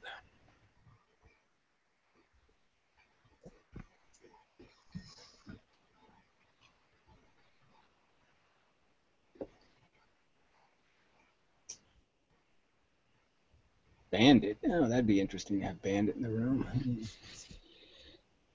haven't seen him. It's all this, you know, I guess there's some people that just don't do videos, so you don't see them unless you do a live room. But I don't see him anyway, this time anyway. But whatever, it's okay. Wonder why old fan can't get in. Maybe I have to give her like special get in privileges or something. I'll do something. I'll poke the screen there. Poke. Maybe I'll poke the camera. There, did you enjoy that? I fix it. Hey, where's you see my camera broke, didn't it? Yeah, my icon's broken. It does that. I don't know why it does that. Bastards. That's the last time I was in a room. And it doesn't seem to be fixable, unfortunately. Let's see if there's any way I can fix it. Slates insertion. What the fuck is that? What's a slates insertion? Well, I think I'm done for the night. I'm gonna go pass out. Okay, you drunken Canadian Indian thing. Thank you. Appreciate it. Yeah, take care, Gary. Keep making videos. I fucking love your shit. Well, you know, that's going a little too far. But I don't think it would if you really meant it. If you really meant my shit. But anyway, good enough. Until next time and such. Happy whatever, blah, blah, blah. Let's see. Yeah, I can't figure out how to make my camera work. Anybody have a camera trick? How do you make a camera that's not working work?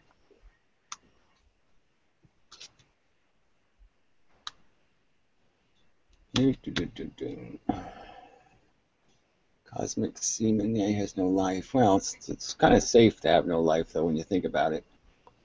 Because if you have a life, there's all kinds of risk. You know, all kinds of risks.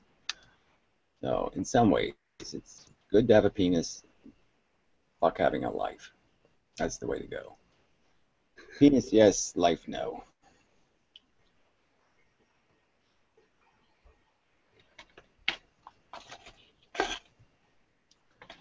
Oh, the camera works. Okay, it's just not working on my computer. Okay, got it. That kind of makes sense, I suppose. It's YouTube. Fucking cunts. So anyway, where were we? Kobe. Kobe's doing stupid things. Counting dogs. I guess I could block him. Could. But I won't bother. Alright, somebody's mic's open. Teenage elf list. Oh yeah, I've seen your comments here and there. What is that, a picture of your butt or something? It's like a butt strap. It's got like a butt strap on or something. I don't know. It's so kind of fucked up, man.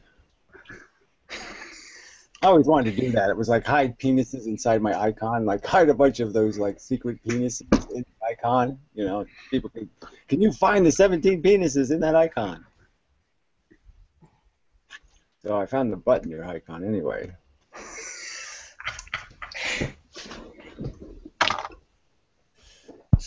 Like a butt with it's got like headgear. My butt's crooked, so I'll have a butt straightener on. Damn it. You making fun of my disability?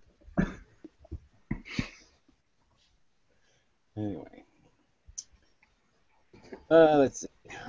Oh, you're talking about me sucking dick again. God damn you, horsecock. I haven't seen old horsecock in so long. I missed you, horsecock. Oh, such a great screen name, horsecock. Yeah. you just can smell the Einstein all over that asshole. Well, I'm going to give myself a name on the internet. Sheep Willie? No, that sucks. Platypus penis? No. Horsecock. Yeah, that's it. I'll be horsecock.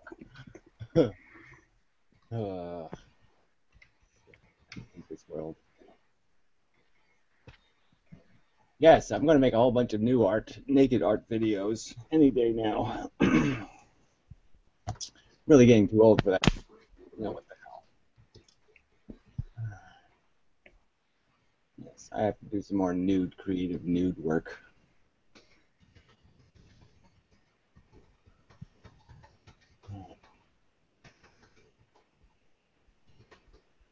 So anyway, where was I? I think you were on Earth, Gary. Oh, that's where I was. Yeah.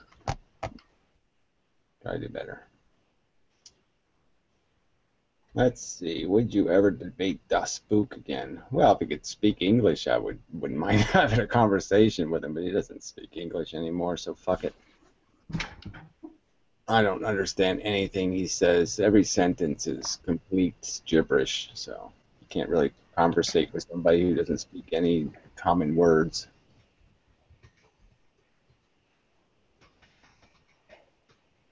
Yeah, it's just, I should just make drawing videos and then talk over them later. It's like when you start talking while you're drawing, it sometimes gets a little bit incoherent, because you can't, your brain is trying to concentrate on two things at once, and I'm not very good at multitasking.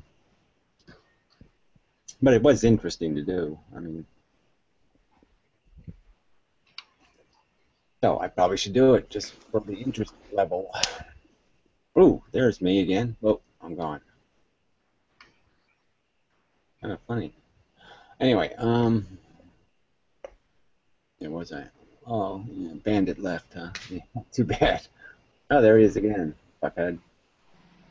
Well, Yeah, look at that. It's him. He's really there. He made noises and such.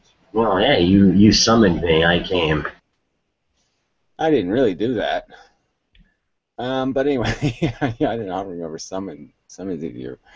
No. Yeah, but I have to see the parka and such and the hat. Well, I will wish you a Merry Christmas. That's what I will do. Oh, okay. That's all I get out of it, huh? Okay. Well, that'll have to do, pig. So anyway. Yeah, it's really been nice here, so it's probably real wintry where you are because it's been really summery here.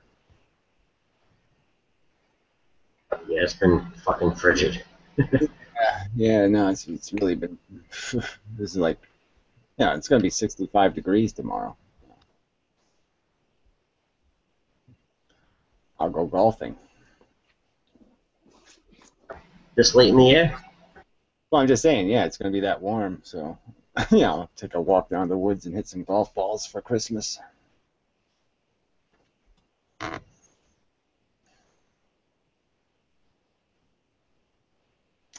Oh, whatever. Rolly cigs. I mean, Jesus Christ. People are just such fanatics for nonsense.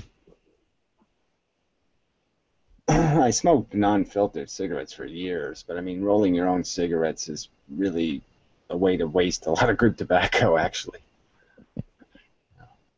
and burn a hole in everything you own. You end up like fucking chewing on a lot of it, and the cigarette gets all soggy and like limp and shit. Fuck that. You can't get any draw out of it, and then when you do get draw out of it, it burns the saw down the side of the thing, and it's like you got this fucking preposterous ash sitting on the cigarette where it's half burned and half unburned. Yeah, it's just a disaster. And then little seeds start popping and other crap, and yeah.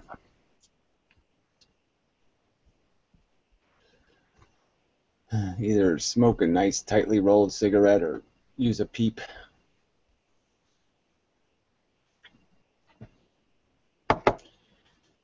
I'll get something to drink in honor of Bandit. I'll put some bourbon in it, actually. Be back in a moment.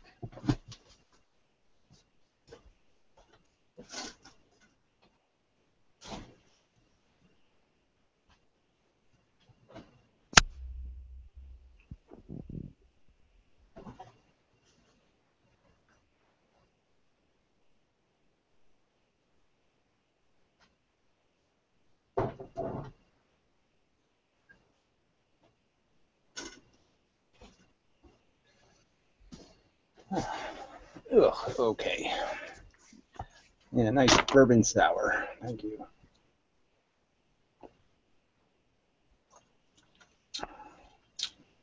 Ah, that's good. I can go another 10 minutes. Yeah. All right. So anyway, anybody got anything on their mind? thought, something. Well, since we haven't spoken or I haven't actually heard from you in a while, I would be curious what your position is on the nature of politics right now. It's kind of weird. Well, it's just disgusting, right? So yeah, I don't know. I can't even watch it, so I don't even know what to say. I cannot watch any of these people. I can't watch them. I try to watch the debate. I couldn't do it. Couldn't watch it. It's preposterous. So yeah, I don't know what to say. It's just so bad. It's never been this bad. I mean, I would vote for Richard Nixon in a second over any of these assholes. That's how bad it is.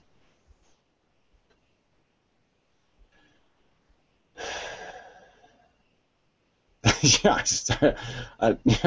you could take like any asshole on the street and I'd vote for him before I'd vote for any of these assholes. I mean, I just find a Syrian immigrant and I'd vote for him. I mean, it's just so bad. Yeah, well, climate change is already, there's no point even anybody saying anything except we're doomed. I mean, it's just, you can't fix it, so we're doomed. I mean, unless they come up with some brilliant way to think a ton of carbon really fast. Yeah,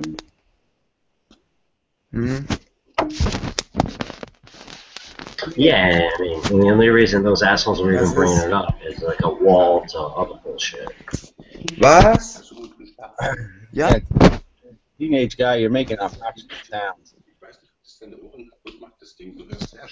I can't use my microphone. I'm too busy straightening my anus. Oh, it's a bicycle handlebars going up his ass. Oh, that's disgusting.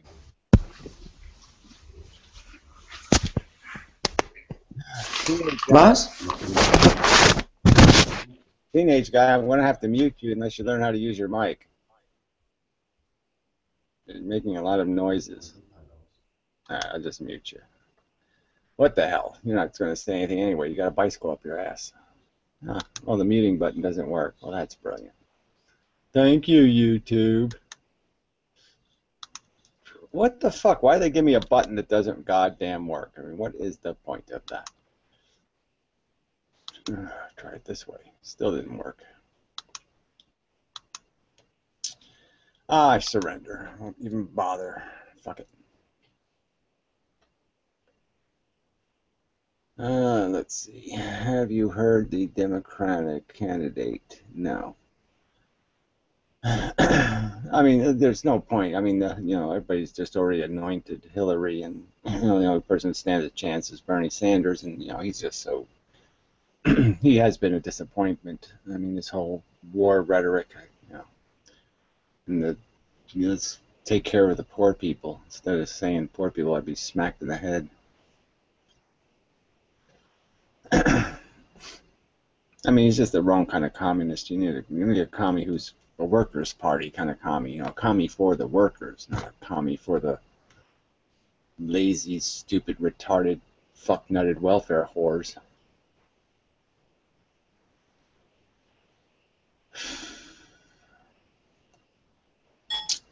Yeah, it's quantum computers. Jeez, it's another religion. It's just the stupidest idea ever.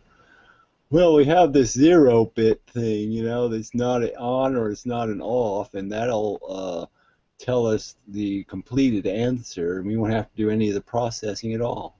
Like, we'll be able to ask a question, and we'll just go, quantum, give us the answer, please, and it won't have to do any thinking at all. It'll just go 0-bit, there's the answer. Stupid bullshit.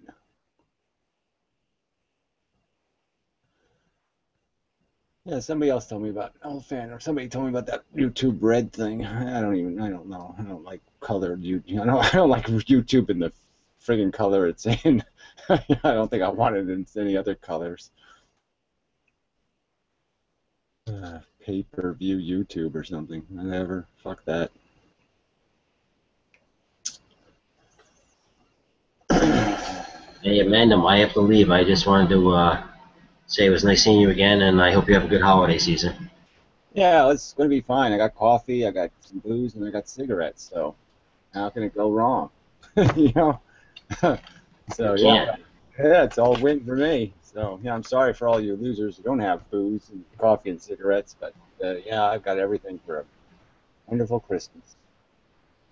Well, Merry Christmas. Thank you very much, and such. Likewise for you. Thank you. Smoke 'em if you got them, and such. Fuck 'em if you got one of those, too. If you got something to fuck, then you fuck it. He does okay with women now and then. Get some of them Eskimo whores to come over to the house.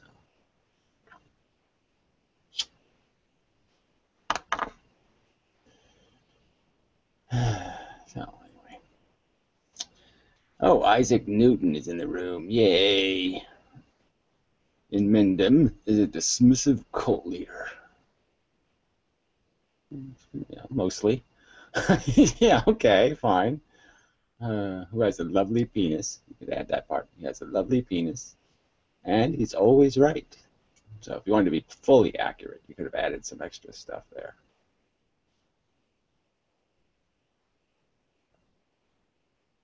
Oh, Isaac is probably one of those, whatever, those Aspergeries. You know, he's got a little Aspergery resentment complex.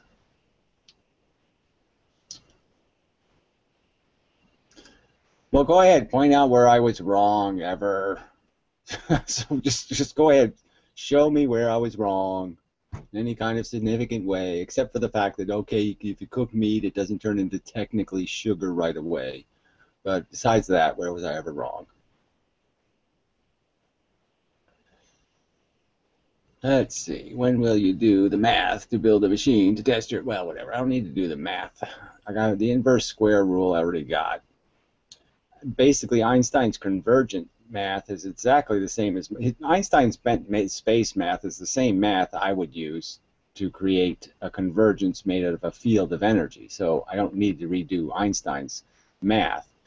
It's just that Einstein's fundamental theory is wrong. The space is not bent. There's a bunch of quantons pushing things together. So the convergence is created by a different force. So Einstein's fake force of space-time, the force of space-time, is complete nonsense, where my force of actual particles pushing things is a lot more coherent and rational. So I don't need to do math. Yeah, I will redo the quantum math, because that's an absolute pile of shit, as proven by the one-slit experiment and the two-slit experiment, and the fact that they just engineer the math to make the one-slit experiment rational. Right? I mean, here they say you need two slits to create an interference pattern. Then how come there's an interference pattern when there's one slit, right? I mean, how could you possibly use the same math and say, our math works for everything? Well, it doesn't work one slit, two slit. You have to change the math. So you're fucking liars. I mean, they're just so full of shit. So yeah, that math I'm fixing. Hey, look, it's not Lesage, but I'm just saying it's a variation on Lesage, and it hasn't been debunked. I debunked Feynman's debunk. His debunk was amateurish and silly. Raindrops, he's going to compare photons to raindrops. You know how irrational that is? And you know how easy it's going to be for me to debunk Feynman's virtual particles? I mean, you know, this stupid other jackass I've been insulting, you know, just recently uses that to create this whole cosmic whatever this something from nothing guy. Thinks there's a bunch of virtual particles inside of protons that pop in and out of existence. So a virtual particle, first it's a virtual particle, and then it pops in and out of existence. I mean, what sense does that make? The non-real thing pops into non-reality and then pops out of non-reality into non-reality or super non-reality. I mean, fuck you. You telling me something's been debunked by these assholes? Fuck you. You show me a debunk. I'll shove it up your ass. I mean, frankly, Isaac Newton thought Lesage was heading in the right direction. He was really good friends with the guy who thought it up. You know, until they had some disagreement about something. Yeah, photons aren't the base particle. Photons are a representation of them, though. It's a manifestation of them. Photons are just the base particle with a frequency. So gravity is photons without frequency. Explain how you could detect a photon if it didn't have a frequency. Oh, that's right. You couldn't. Maybe you could detect it by putting a planet next to another planet and watching them smash into each other. And then you'd say, oh, yeah, that's a pretty goddamn good detector. Looks like something pushed those two fucking things together, didn't it? Retard. Oh, I'm just so sick of these obnoxious jackasses who say nothing. You debunk nothing. You make no rational argument. Well, you say they're not a base particle. How do you know that? Well, because some of them say so. Well, Feynman said, okay, he said they are a corpuscle, didn't he? Yeah, he did, asshole.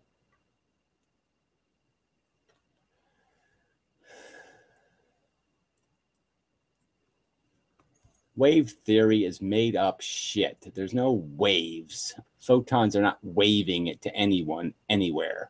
It's like saying machine gun bullets are waving. Fuck, I'd like to wave your brain with some particles. Idiots.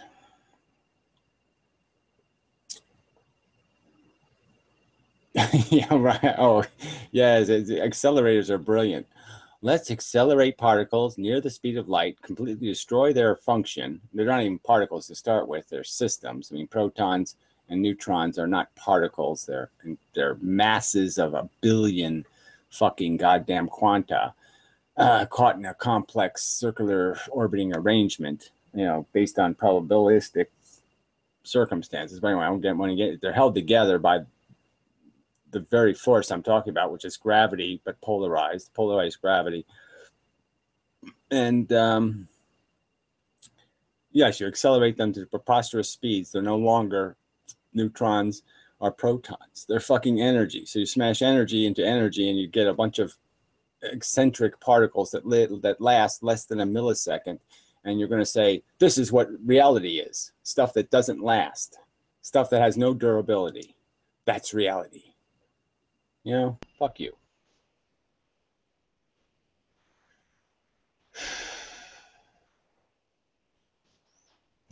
Yeah, waves. It's just so stupid. I mean, it's just quite obvious. The only feature a photon has is frequency, the period. Increase the number of times they come, and you're going to have more energy. Decrease the number of times they come, the distance between them, and you have less energy. It's just so fucking obvious.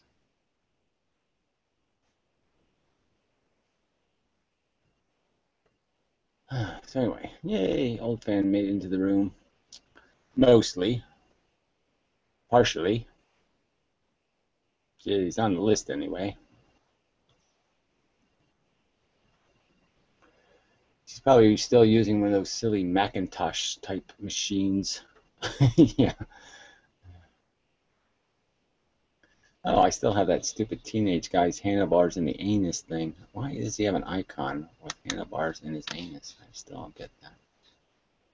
I have to fix that. Ooh, my mouse is broken. I have to there. Now the camera should work properly again. Sorry about that, people. Now you can look at my wonderful icon instead. Well, maybe I should unmute. No, it doesn't say whether it's muted. Yeah, it's not muted.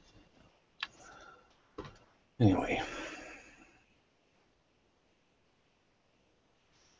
Oh, whatever. I mean, you're absolutely useless, Isaac.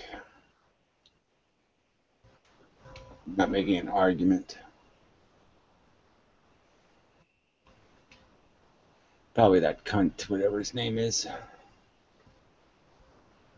Little pissy rich boy. Now we got some noise happening. Yeah, it's probably Eric's fault.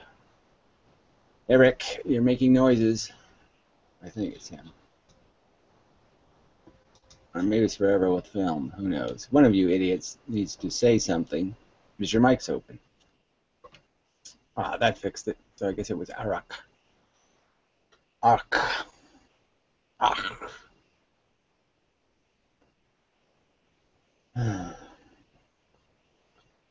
It's amplitude. This is just silly. Amplitude.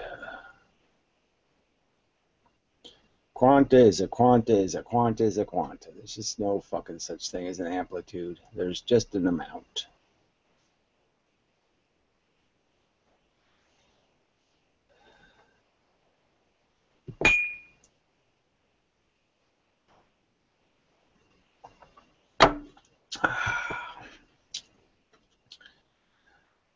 A lot of booze.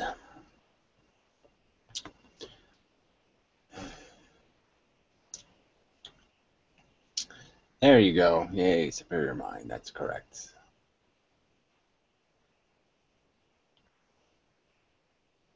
Yes, quanta is a quanta. How much do you know your gravitons are correct? How do you know your gravitons are correct? I know because it answers every fucking question. It explains gravity, explains inertia, explains the two biggest unsolved mysteries of physics. And then it also explains magnetism and electricity. So I'm just saying it fucking unifies plus explains everything. So that's how I know. It creates a real force, instead of Einstein's silly, let's pretend we have a force by bending space. Again, space-time. The only reason why Einstein invented space-time was to explain the energy of gravity. They didn't have any way to explain where it comes from or where it goes. And so he created bent space as a way of injecting the energy without having to account for it. And that's all it is. It's just an accounting gimmick. Let me make a fake force and apply it in an equation by inventing a fake place to put it. Space-time.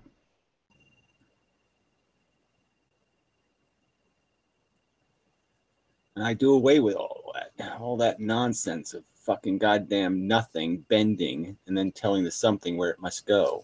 It's as silly when you on its face. I'm just saying this should be something that everybody says, wait a minute, that does sound a little bit stupid.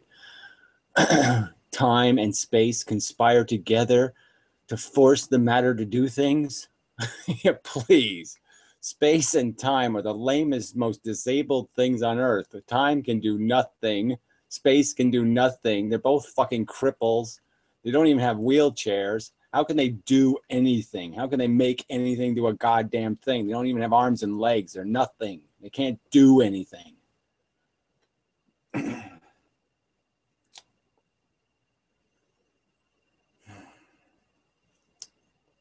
Hey, everybody's going.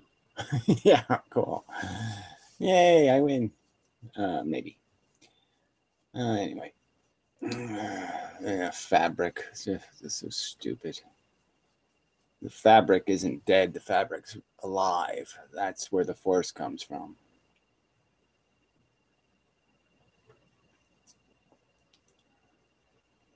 Oh, it's so funny because, it's so obvious to me now that I have so little patience in explaining it. I'm like, oh, come on, you fuckers. Can't you get this? This is so obvious.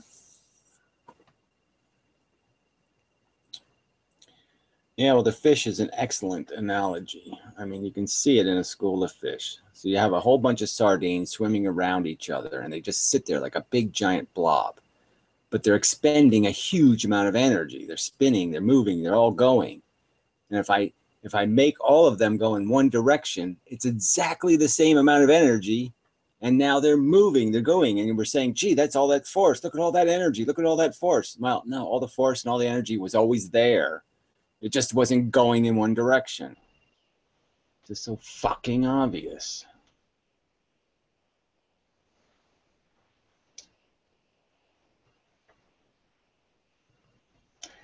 Not many people can match you on physics unless they are a physicist. Well, that's the problem. I need to have a conversation with somebody. I need to get my hands on on the neck of one of these fucking talking head fucking preachers of quantum bullshit, and force them to answer my questions.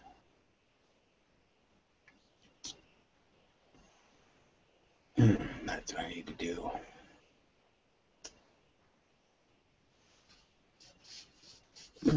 Hello? There's the old fan. I saw it happen. I was sitting there watching, and I said, "Oop!" Her microphone just turned on, and she said, "Hello." I saw that.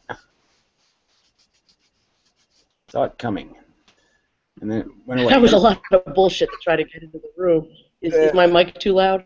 I have no idea. I haven't used Google Hangouts in forever. Yeah, I can fix that now. There's special tools here where I can fix your microphone for you. Well, yeah, I had special tools before. Where'd they go? Oh, there it is. I was pushing the wrong button. All right. So you're unmuted now, and your microphone has been reduced. So test. Do a test. No, you just muted yourself.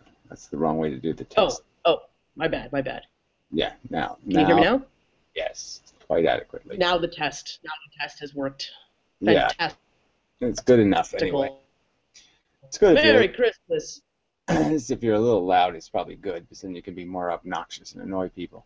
And I will seem so much less annoying by contrast. Oh, good. I'm really good at that shit. Yeah, so I'll just use. My connection is so bad.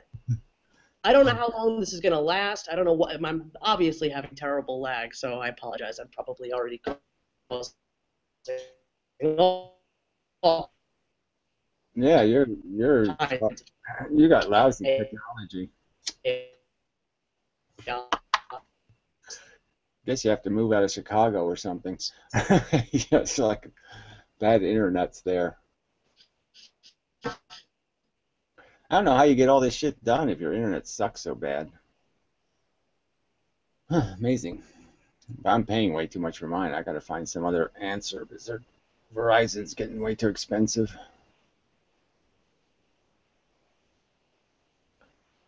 Yeah, I hate that Michio Kaku guy. I want to just punch him in the face. He's just so annoying.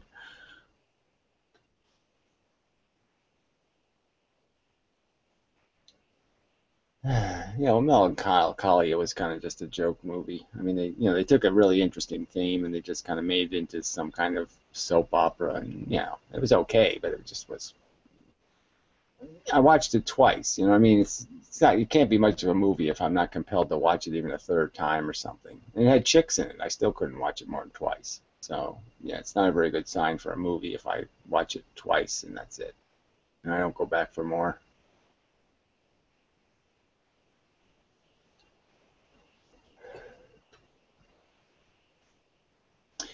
But it has been a while, so it's been a year or two, so maybe it's time to watch it again. But yeah, there was a lot of dead stuff in it. It just kind of. I mean, I don't know how they made planets crashing into each other not exciting, but they did. It just seems so. Could we get to the planet crashing already? Because this movie kind of sucks. You just kind of, Yes, kill them, because none of these people seem at all interesting.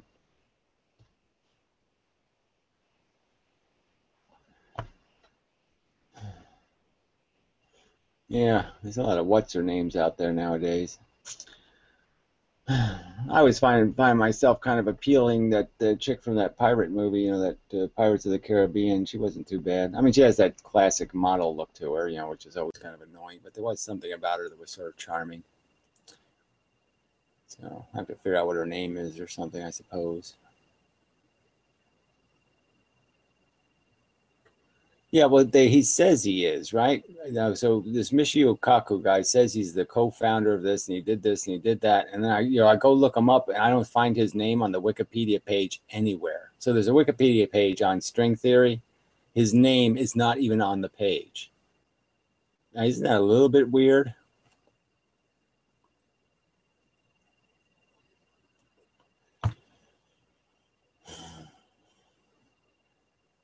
Yeah, whatever. I'm insane, like all the great geniuses of history. So yeah, in that sense, yes, I'm insane.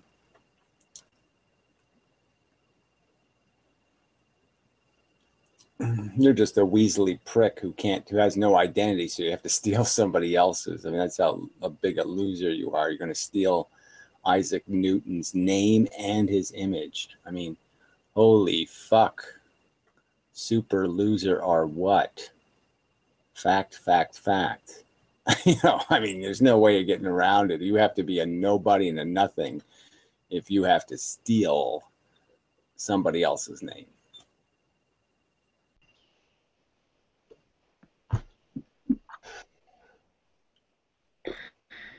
Hello? Yes. Yeah. Yeah. You sound like you're playing the violin. It's kind of funny. I have violin voice? Well, whatever. You have noises, submarine noises, whatnot, you know. I don't know. I don't know. I can't believe it finally worked. This is this connection is so bad. Yeah, I'm not sure it's worked yet, so you know, I think you're. Yeah, I think, it's probably still broken. Yeah, it's probably a good bet. I think you're We rushing. haven't exactly defined what we're trying to get to work in the first place, so yeah. Well, completing sentences would be okay. So yeah. That would. Oh, is it lagging that bad? Well, it was pretty bad before. Yes, it was. Yeah, sucked. I moved back into my room because the connection in there is. I wanted to do some I thought, oh well, if you're streaming live, I should maybe do some live F-list movie animation. I have to do that in that room, so that plan fell apart because I can't have nice things. I don't know, you know. Yeah, well, it's not. I don't want to take you from your work. I'm not doing anything terribly interesting, so. No, You won't be missing anything. well, I just thought I would stop in and say Merry Christmas and whatnot. Yeah, well, you know. I'm surprised more people aren't here. Yeah, so I was just doing it for the losers, but apparently there aren't enough losers to worry And you about. froze. I didn't do any such thing, so that's your problem. Yeah. I'm not frozen. You are. Yeah, so technology failed again. But this old fan did provide me with my Merry Christmas. No, get the lotion fucking jokes.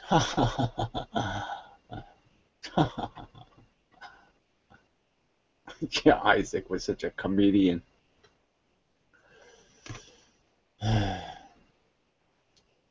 I mean, seriously, it's just kind of funny that you would call people crazy when Isaac Newton was pretty fucking wacky. You know, he lived 2 miles from the ocean and never saw the ocean. I mean, fuck. You know, I mean, you know, there's got to be like some reason for that, right? I mean, not even at like sunrise or something. He couldn't sneak out. He was like such a vampire that he couldn't even go out to look at the ocean at sunrise or something. I mean, that's just fucking weird.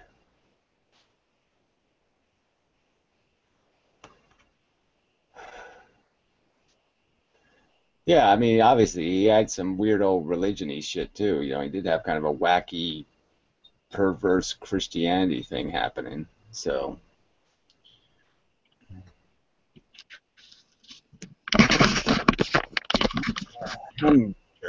Himberger. I wonder if that's that English guy. Nope, it's Hazy. And I'm a loser, so I'm here too. And I just want to say, yeah, nice to see you guys. Yeah, well, you're a mega loser, so you know, you out. Well, let's not couch these things. Come on. Well, I'm just saying, come on, you're like the superest loser there ever was. You know, you do your loser video conferencing from your loser 7-Eleven while you're, you know, cleaning up dog shit in the hallway or something. Not anymore. But did I miss Old Fan? That sucks. Yeah, well, everybody kind of missed her because her technology kind of sucked anyway, so she wasn't entirely here. It was kind of just the ghost of Old Fan. All right. Well, I've been watching your videos, man. Good job. Yeah, it's good to hear you. Yeah, I do a good job. I'm, you know, pretty consistent, pretty reliable. I miss your you know, hangouts and your tiny chat, but I don't blame you for not holding them anymore because it got a little bit crazy for a while. Yeah, and it's part of it's the redundancy thing. You know, I just, I mean, I see it in my own videos. You know, I think the videos, at least I'm working on the language, or I have some new conception, a new angle, so it's a little bit useful. But you know, I hate doing the ABC stuff in the room over and over again. You know what I mean? It's just that. Yeah. You know, some newbie show up and he wants the whole story, and you're like, oh no, I cannot tell this story again. I just can't. You know, I just can't be bothered or whatever. I can be asked. I understand, but the best of clips is going to rock and will be a great book, and it will change the world. Yeah. I think so. Yeah, fortunately, Old Fan will take care of all that. She'll make a great tribute to me, and it'll do all the work I intended to do, and she'll do it all out of the remnants that are left over. she'll she'll make me into what I should have been, that kind of thing. Yeah. So I know you're enjoying a balmy Christmas Eve out there, but I just wanted to thank you again for all the work that you've done, and you've had a profound influence on my life, and I appreciate your thoughts. Yeah, so thanks for being you, man. I know it isn't an easy ride, but it's helped me a lot, and other people too. So yeah, I'd like to take credit to all the evil forces. I mean, I was made by Darth Vader, right? You know what I'm saying? So it's all the shit in the world is what created me, essentially. So yeah. I take credit for something, but I just didn't do any of it. I'm a victim like everybody else, and I just happen to squirm in a useful way. But that's all I'm doing. I'm just squirming.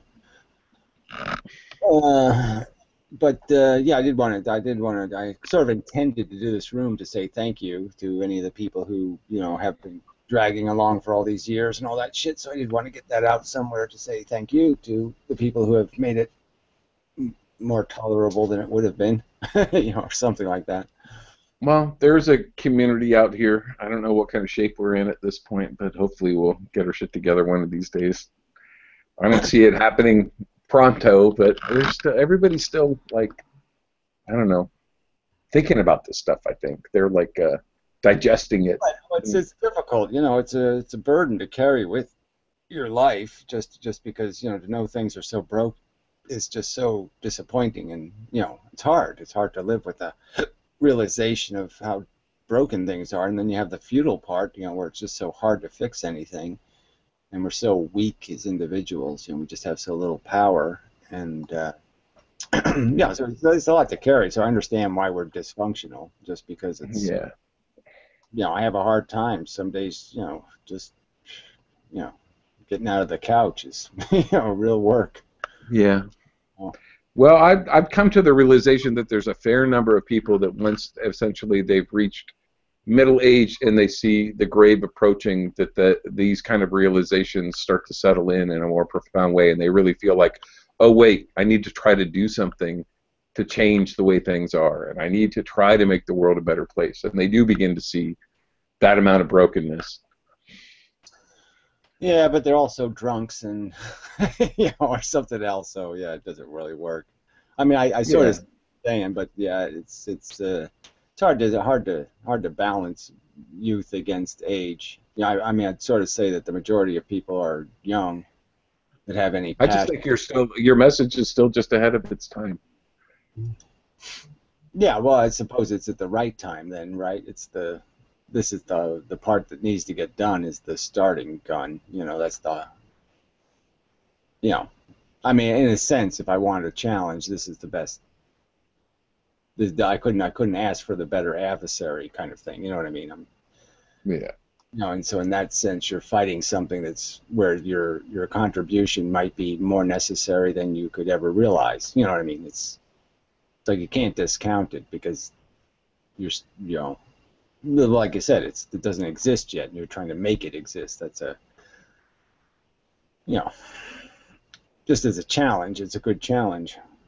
So it's at least that does give me some motivation to realize that, well, maybe it does. Maybe I'm important, and maybe it matters what I do, and maybe I got to try harder. So it does give you some motivation, just realizing that, yeah, maybe I just can't sleep through this one. I can't take a bye. Yeah.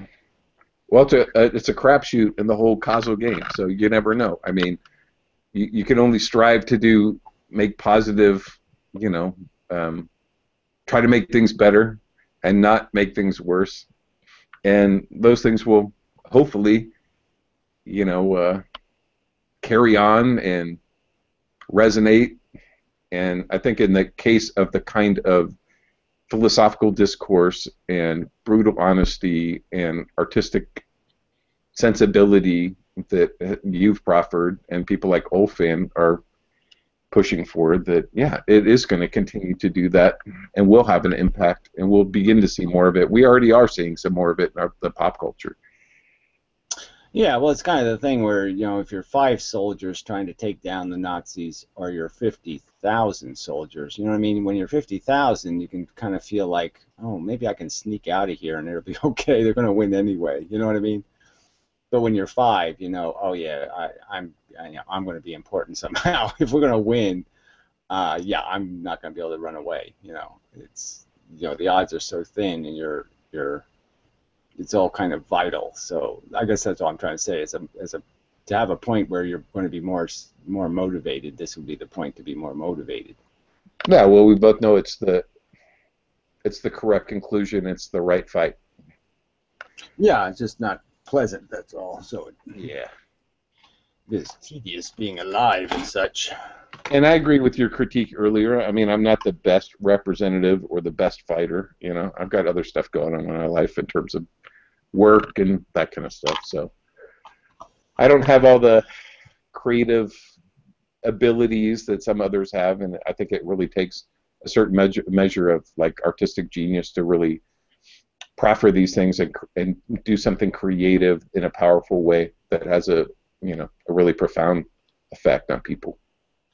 Yeah, well, I don't really buy it. You're a good writer and you're a good talker, so I don't know why you don't do a little more permanent stuff. I mean, I know you do the room things, but the room things are, it's kind of a fudgy, it's kind of a muddy ground. I agree, and that's why I really haven't been participating as much recently in that kind of stuff.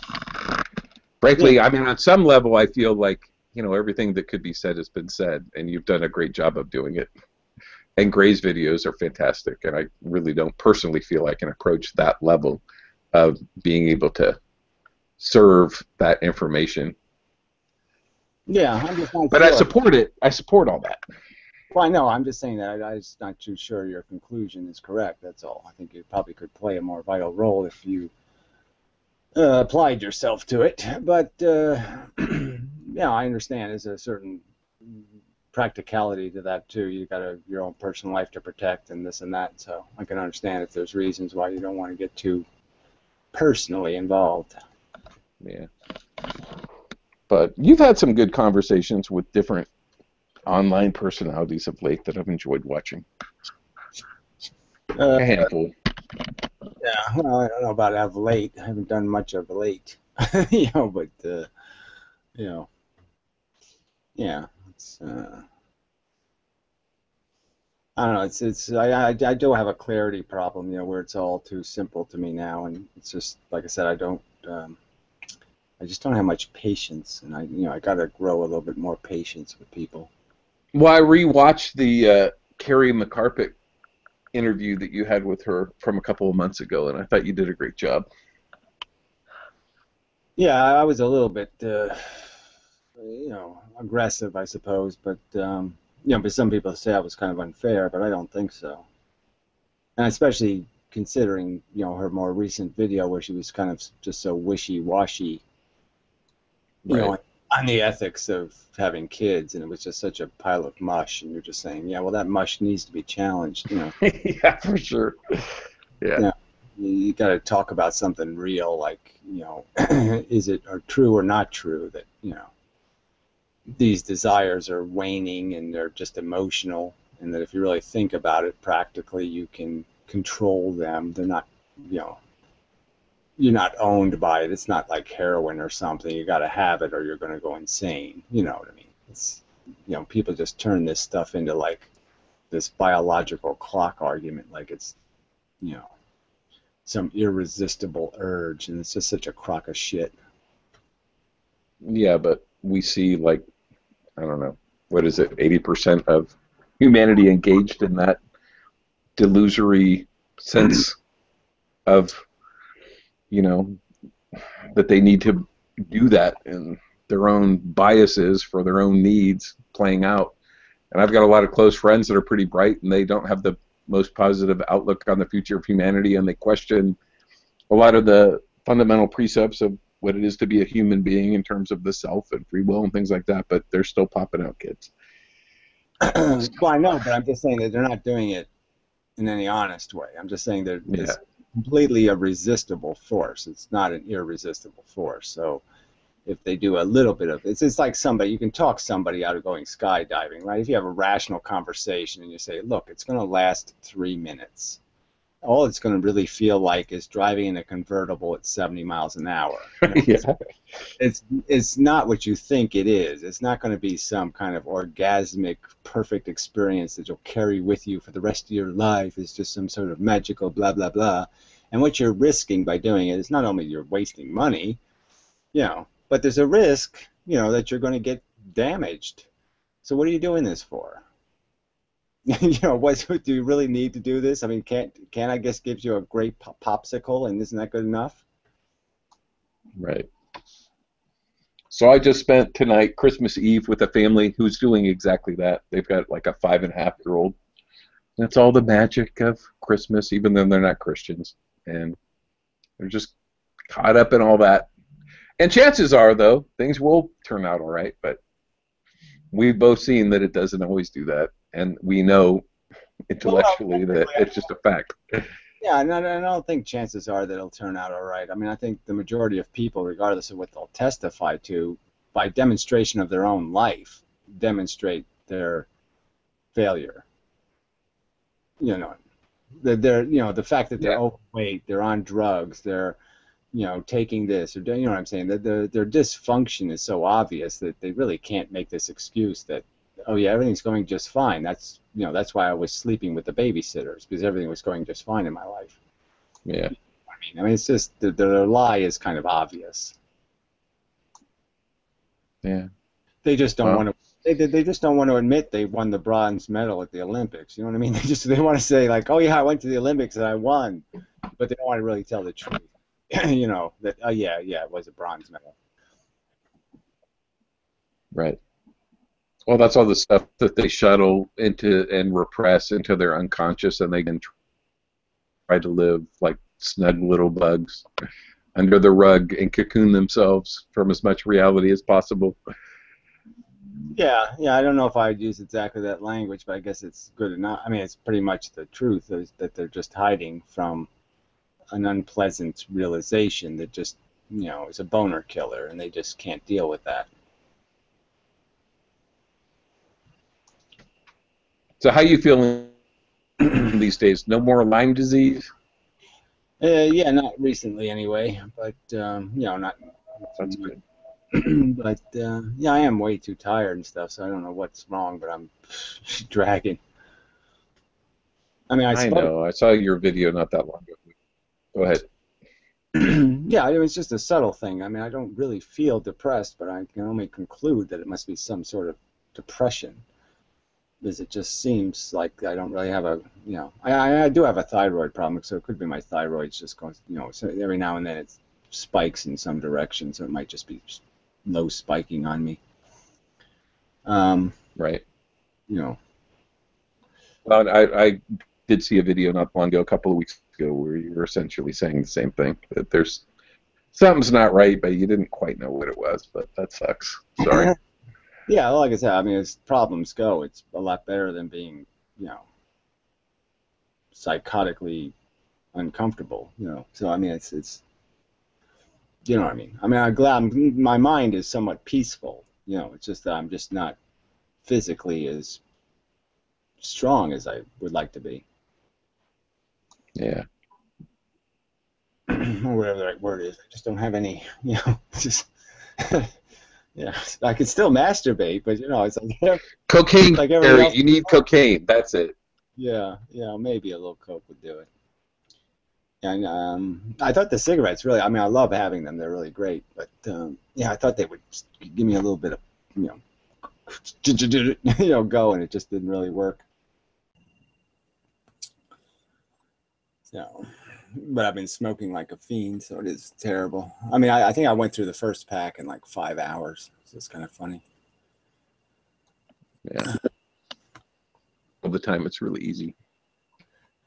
Yeah, it's kind of funny because the e-cigarette does work. It does kind of fix the addiction problem, but it's real cigarettes are just still real cigarettes. So it's just funny. Exactly. There is a difference. Unfortunately. But anyway, yeah, I'm just, it's every time, well, I said in a recent video also, it's just this kind of weird thing where you're just, it's not like you're worse, you're just different. You know what I mean? It's just kind of a funny, yeah, you know, it's like your mental condition just kind of slides sideways, you know, and it's like you haven't lost ground or gained ground, but you're definitely in a different place. You know, it's a different island you're trapped on. So I haven't kept up on Finn have another project underway, or if Yeah, she's you know, trying to consider doing. yeah, she wants to finish her movie, so that's her big thing right now, is to get that done before the new year. You know, to The F list. Yeah. tie it all together. So, you know, she's got, I have an assignment I have to do for it. But yeah, I don't really like that she's going to let other people in her movie. It's, you know, just because I like the idea that it was this one person performance. You know, that, you know, she had completely manufactured this out of herself. You know, I guess kind of liked her keeping that theme. Right. But you know, she has an alternative vision, and I must support that. So have you considered doing like a once a month type of meetup chat thing, or you done with that? Yeah, I don't know if that would work anyway. You know, it's like this. You know, people really didn't show up or anything, so I don't know if it's really worth the. You know, I don't like scheduling something just because. Well, like you know, I mean, well, you seem to show up even if your schedule doesn't allow it.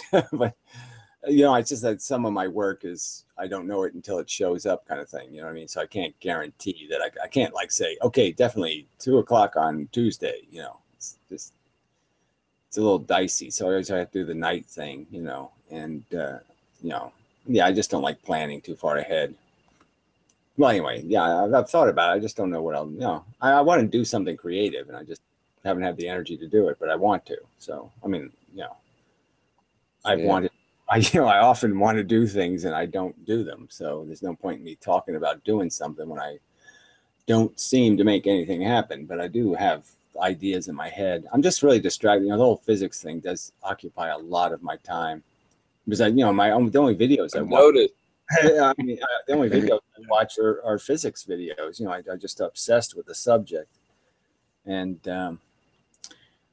I'm always thinking about stuff they're saying, and I'm saying, well, what's the alternative way to, you know, and so I'm always thinking about ways of you know, of explaining what they're saying they're seeing and explaining with some better explanation, that kind of thing. So my brain's always working on some new problem that it's decided to work on, and you know, well, anyway, but I like that because I like the challenge of it. So it's not completely unpleasant, but a lot of it's unpleasant just because some of the physics is really obtuse. You know, when they start talking about tensors and, you know, all this strangled math, and you're just watching Michio Kaku earlier, and then of course your recent video, you commented on Lawrence Krauss, right? So yeah, I hear.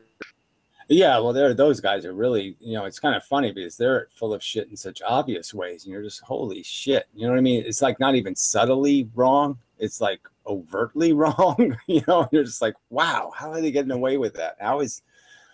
Why aren't other physicists saying, wait a minute, you can't draw that conclusion? You know, that's just not indicated by the evidence. You know, I think that there are a lot that has held such a preeminence within the academic realm, right? But I mean, it's definitely a club where you just can't afford to offend each other. So I don't know what to think. I mean, I'm watching some video now with Krauss and Dawkins talking, right?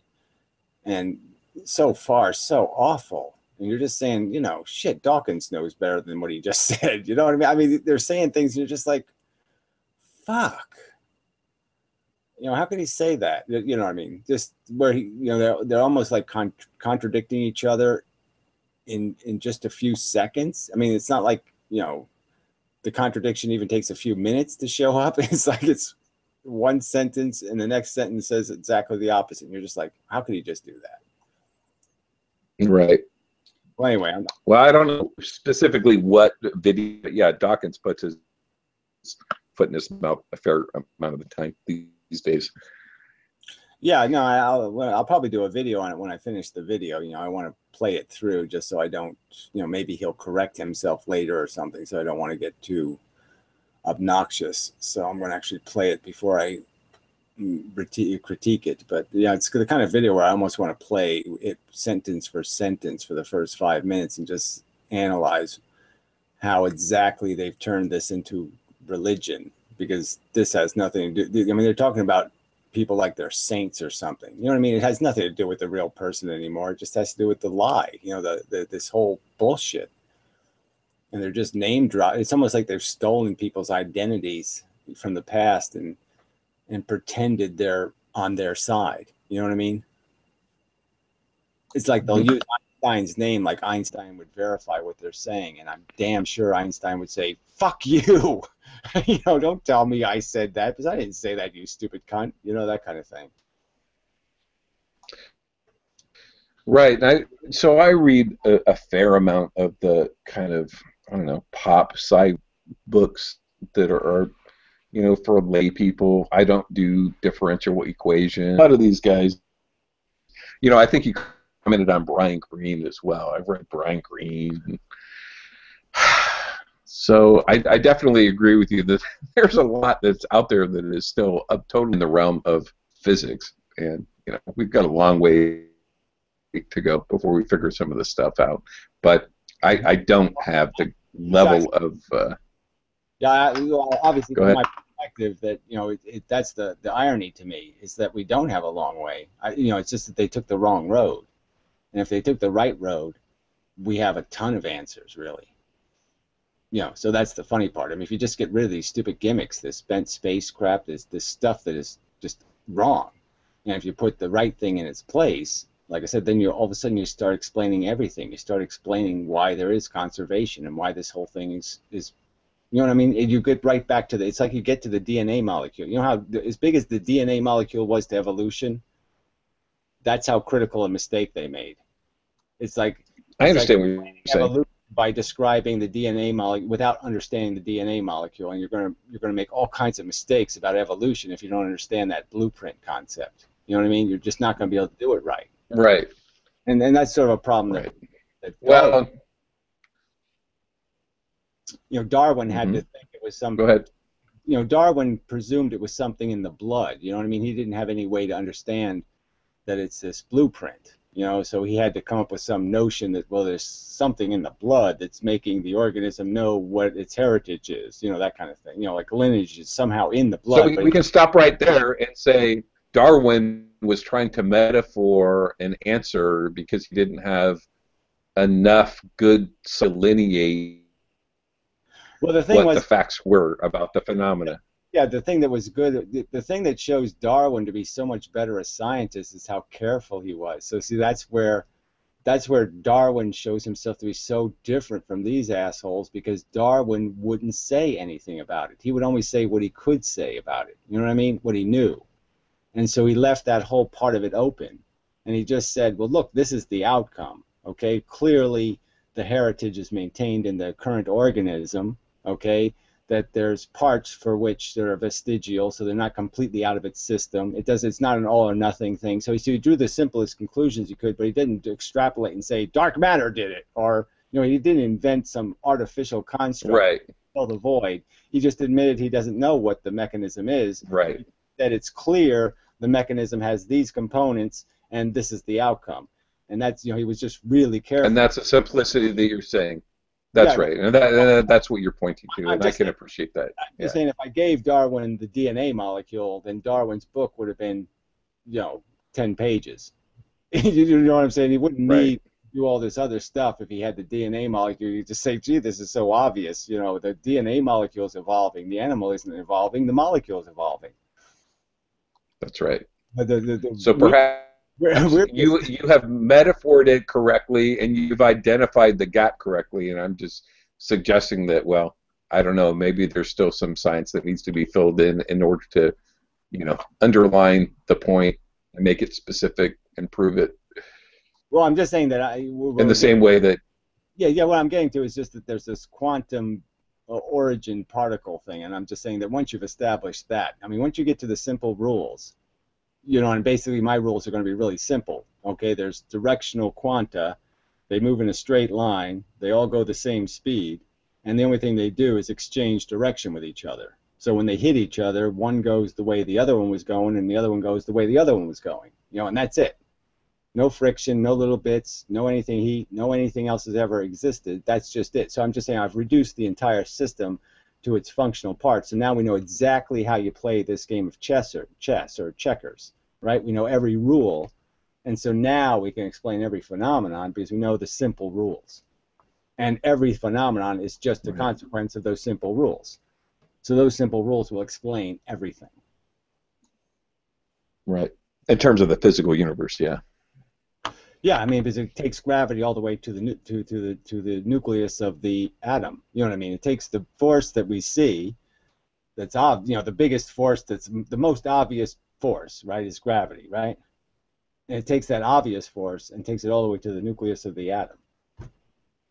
And magnetism and electricity and all that stuff are just manifestations of gravity. They're just gravity with a little bit of nuance. So all we need is the math to describe that, and then the ability to implement that in physical systems, and it's a done deal. Yeah, well, that's the other irony. We already have a big part of the math, because Einstein's math for the convergence is exactly the same math. His convergence is correct. His explanation for why the convergence exists is wrong. It's not space that's bent, it's quanta that's pushing. But you get the idea that Einstein's math is just really explaining the complex variables that dictate how fast something falls into the well, right? So that's all Einstein's math. Right. And all that really is a representation of an external pressure pushing in. So you know what I mean? So his fabric being bent is identical to an external force pushing in. The math is identical. It is exactly right. Yeah, right. Because to do his bent space, he's actually using gravity as the force, right? So he creates time, right? He creates space-time, but how does he give space-time energy? Gravity. He uses real gravity to give it energy, right? So he's explaining gravity by using gravity as the demonstration tool. So isn't that like the biggest... Gravity is coming from, you're suggesting ever? We have an explanation for... Yeah. Yeah, it's just kind of funny that he's explaining a thing by using the thing he's supposed to be explaining. You know what I'm saying? It's like comparing a dog and saying, I'm going to explain dogs. Look, here's a dog over here. It's just like that. You know what I'm saying? He's using a dog to explain what a dog is. I mean, it's just hilarious. Well, it is revolutionary in that he's essentially joining space and time and calling it space-time, and then he's treating it as a three-dimensional fabric that is being manipulated by an invisible force, which he couldn't explain at the time. But all it really is, like I said, is just you can do exactly the same thing by just saying there's a pressure outside and it pushes in. Yes. That's exactly the same math. So that's all I'm saying is I don't need to redo Einstein's math because his convergence is accurate. It's just his explanation for why there's a convergence, why things are pulled in, is because they're getting pushed in. Okay, so it's not a pull force, it's a push force. It's just so funny. They had a 50-50 chance, right? It's like the wave particle duality. They had a 50-50 chance, and they didn't even have the guts to pick one, right? So they did this stupid duality bullshit. No, it's a fucking particle, retards. So it's just well, like I say, I'm looking. Well, back. As you know, between you and me, a lot of that is just above my pay grade. So I can appreciate your skepticism. I'm just saying that because here I'm sitting looking down and saying I'm so confident. I would sell my fucking pancreas on this one. You know what I mean? I would do whatever organ I had to put on the table, I'd put on the table. I'd sell my penis on this one. You know what I mean? I'd mortgage my penis. I'm so damn sure. And so that's why I have this arrogance or whatever I have, and I'm saying, okay, I should be able to explain this to people because it's just so fucking obvious. Especially my inertia argument, right? For all of human history, inertia has never been explained, right? The idea that something in motion stays in motion. And my theory completely explains why that happens. It's because the thing that's moving has been changed. It's absorbed a bunch of quanta moving in a direction, and it can't help but keep moving in that direction because more of the little bits inside of it are going that way than are going the opposite way. So if you have more BBs inside of you going that way, than you have going that way, you're going to go that way. And that's, you know, it's such an obvious reason. You know, you don't have to just rely on this thing where you just say, well, once it's going someplace, it just keeps going there because it keeps going there. You know, the non-explanation, you know, where I'm giving you a real explanation.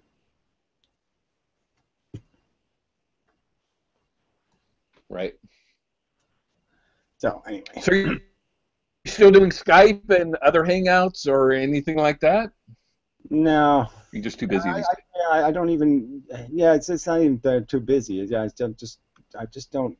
I was never great with social interaction anyway. You know, just because you talk to somebody, you say, "Oh, life sucks." Yeah, your life sucks. Oh, okay. See you later. You know what I'm saying? It's like the conversation's over, isn't it? So what am I going to do? I mean, unless I can jerk off looking at you or something. Well, let me show me your butt cheeks, and I can jerk off to that maybe. There's just nothing I can, I just can't manufacture. I got the impression that the community was just waiting and waiting for the next thing to come up for everybody to, have to wrestle with, to debate. I do want to do something creative, but I mean, obviously debating morons is useless. So I need to debate somebody, more challenging. Somebody saying something that's not obviously stupid. I need better material than to work with in Holiday's character assassination. And Pierrot's, endless. Oh yeah, well that makes sense, but I'll completely deny that I said it. Well, you're still responding to Anakadabad videos. Yeah, well the ones I can. And his most recent. It's so hard for me to watch. The cannibalism treatise. Right, I get 3 minutes in and I'm like, oh, I just can't watch any more of this. So I'm doing response videos to videos I'm going to watch 3 minutes of. So, but yeah, I'm trying to evade him, but I do try to see if he has a valid point to make about something, but everything's just this. He is such an artist at weaving this into some sort of, this is so important. We're going to talk about cannibalism, and this is a fun, and it's like. It is creepy at times. I mean, this could possibly be in any way relevant to anything. This is like talking about the hairs on my big toe. I mean, how could this be an important subject? It's impossible to make the hairs on my big toe relevant to anybody's life. So that's the part that just amazes me, that somehow he does sell this as if I'm talking something meaningful here. There's tenacity there that is entertaining. Yeah, I mean, he's got whatever that is. He's got enough charisma to make it seem like he's being interesting, but he's really not interesting.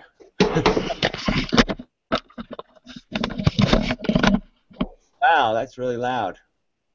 Oh, it's Old Fan. So I'm sorry, what's going on? Hey, it's Old Fan. Hey, Amanda. Hello, did it work? Yeah, well, it won't last, but yeah, Hazy. You're back.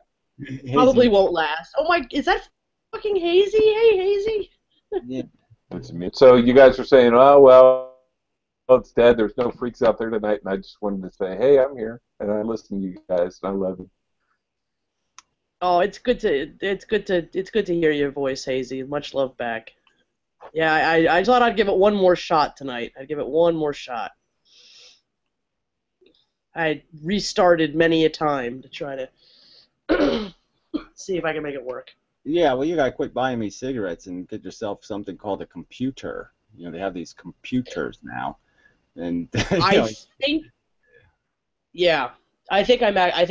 that's going to have to be something that happens this coming year, is getting a new computer. I mean, this thing is just about 8-9 years old. I think it's time, but I don't know. Should I buy a PC this time, or should I get another fucking Apple? I don't know. I mean, I kind of teetering on that brink. I guess it depends on how you're going to use it, So, I mean, that might be worth just having some kind of laptop machine just for doing internet. You don't do anything else on it, that kind of thing. Or get a cheap computer just for internet, you know what I mean? You don't try to do video editing or anything else on it. You just try to do the simple stuff and devote it to that purpose. So, but yeah, I don't know what the. Well, I'm glad you said that. Actually, I thought I was being really indulgent by thinking that. Actually, because yeah, I think part of the problem is that I'm just trying to do too much on one machine most of the time, and this computer has edited like hundreds of videos, and it's just at it.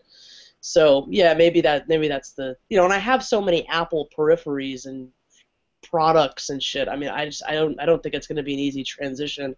So maybe I will buy that for video editing, and then just get a cheap ass laptop. I've had PC laptops. I mean, that'd be great. I'd love that. I'd love to. Well, I'm just saying the PC is kind of irrelevant if you're just using it for the browser. You know what I mean? The browsers are all kind of. So, if you're not doing anything too challenging, there's no real learning curve. You don't have to learn anything. You just load the browser. Oh no, yeah. Yeah. But yeah, it is always. I've had PC laptops in the past, and pretty much have just. I mean, when I was much, much, much younger, and they were basically just browsers and word processors, and that wouldn't be a bad thing. Yeah. Well, I keep buying these broken, these used computers, for $50. It's not a brilliant strategy in a sense. I mean, it's dirt cheap, so I'm able to function, but it's kind of, just because they're, neither computer can really do what I need it to do, so I'm just kind of like, splitting half functionality on one and half functionality on the other. Neither one does anything very well. So I don't know. Right. But I mean, well, Gary, you mentioned Verizon. So what's your connection like right now? Well, I don't know. It's whatever. It's whatever you get for fucking $65 or something like that. It's some kind of outrageous amount of money. And they're screwing me for my, having a regular landline phone has gotten insanely expensive. So it's like, fuck. I'm paying $100 to Verizon for a phone and internet. It's like, fuck that. Yeah. Well, I'm in the process of becoming a Verizon cell tech engineer. Wow. Are you really? Well, the technology kicks ass. I have to admit that the uptime is amazing, and I can't really. I have Verizon on my phone.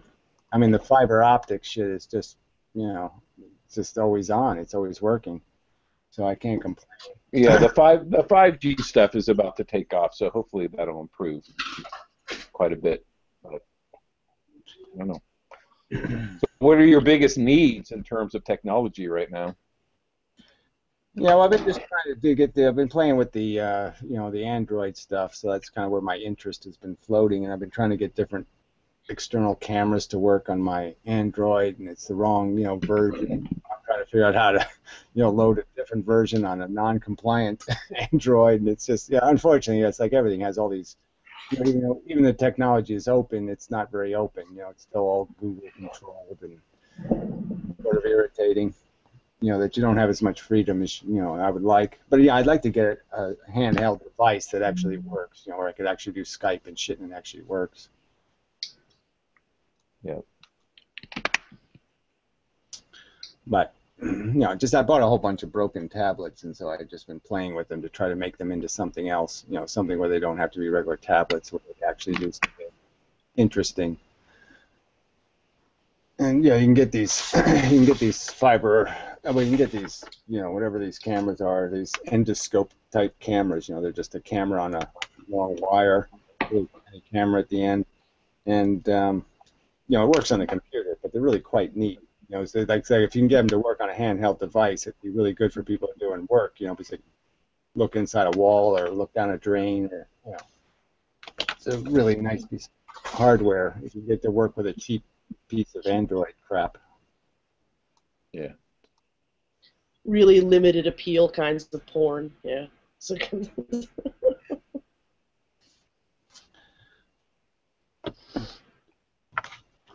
But yeah, I want to get back to. I haven't done like any edited videos in forever, so I like playing around with video editors, so I want to do some of that. Well, it's a lot. I just got. I have all this stuff to do, and my favorite thing to do is take a nap. I love sleeping. Me too. So Amanda, yeah, I've been following all your videos and the whole Josh 2.0 and the Bistro stuff and your graduation and your new studio, and so thank you for continuing to produce videos, keeping us informed about what's going on in the antinatalist community. I'm sorry I've been away for a while. Got a lot going on. Yeah, it's gonna be nice. She's doing this animated stuff. I'm sort of curious to see how she did these trilobites and shit. And it's just you're just saying, yeah, this is going to be funny. I think it's going to be funny.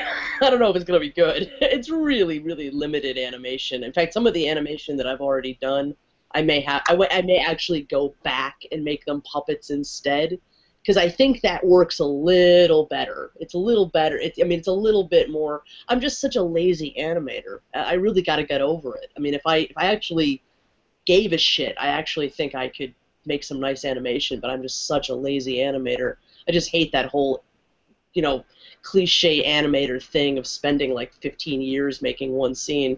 So, I don't know.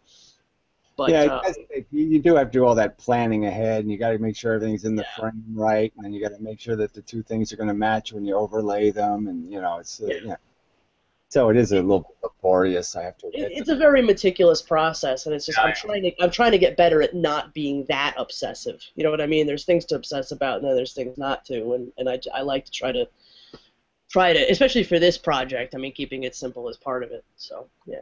But this is separate from the F-list project, right? No, this is the F-list. This is the rest of the F-list, because the other part that's up now is only just under 16 minutes. It's not even. So I think it's there's a whole bunch of shit that I'm not sure exactly what I'm going to do with yet, which is horrible at this stage of the game, but that's the way it goes. So it's teetering somewhere in the 35 to 45 minute range as a full running time, and I'm just not exactly sure where it's going to sit. Shorter the better, to be honest with you, just in terms of. Well, so given the success of your last film and the accolades you received, do you think that you're going to have a bigger audience for this, or what's your distribution plan for this? Yeah, I mean, her old movie wasn't finished. I mean, she has consumption, reproduction, cannibalism, addiction. She didn't all those other subjects. So I'm just. It was only literally like not even half the movie was done. So it's just I've wanted to get it done so much sooner than this, but it's just been a lot of crap. You know what I mean? Like my own fault to an enormous extent that it's taken me an extra 6 months. But yeah, I think my goal is to get it done by January 5th. I'm hopefully going to be able to make that deadline, but if not, it's going to be a couple days after that. One of the old rules of this kind of thing is you sort of have to make a 4-hour movie and then edit the fuck out of it, right? Well, exactly. Yeah. The rule is you got to make way too much, and then you have to take out all the shit that's redundant or boring, and try to cut it down to what's essential. And that's probably the hardest part, I guess. It's rough. Because it's almost it's a decision on what to spend the energy on too, because it's like there's so many different directions, there's so many different metaphors, there's so much you can pull from just the word lists, and the metaphor lists and the imagery lists, and all of them take a long fucking time to kind of manifest. I mean, part of that's just me. It just takes me a long time to kind of get through the whole process of doing.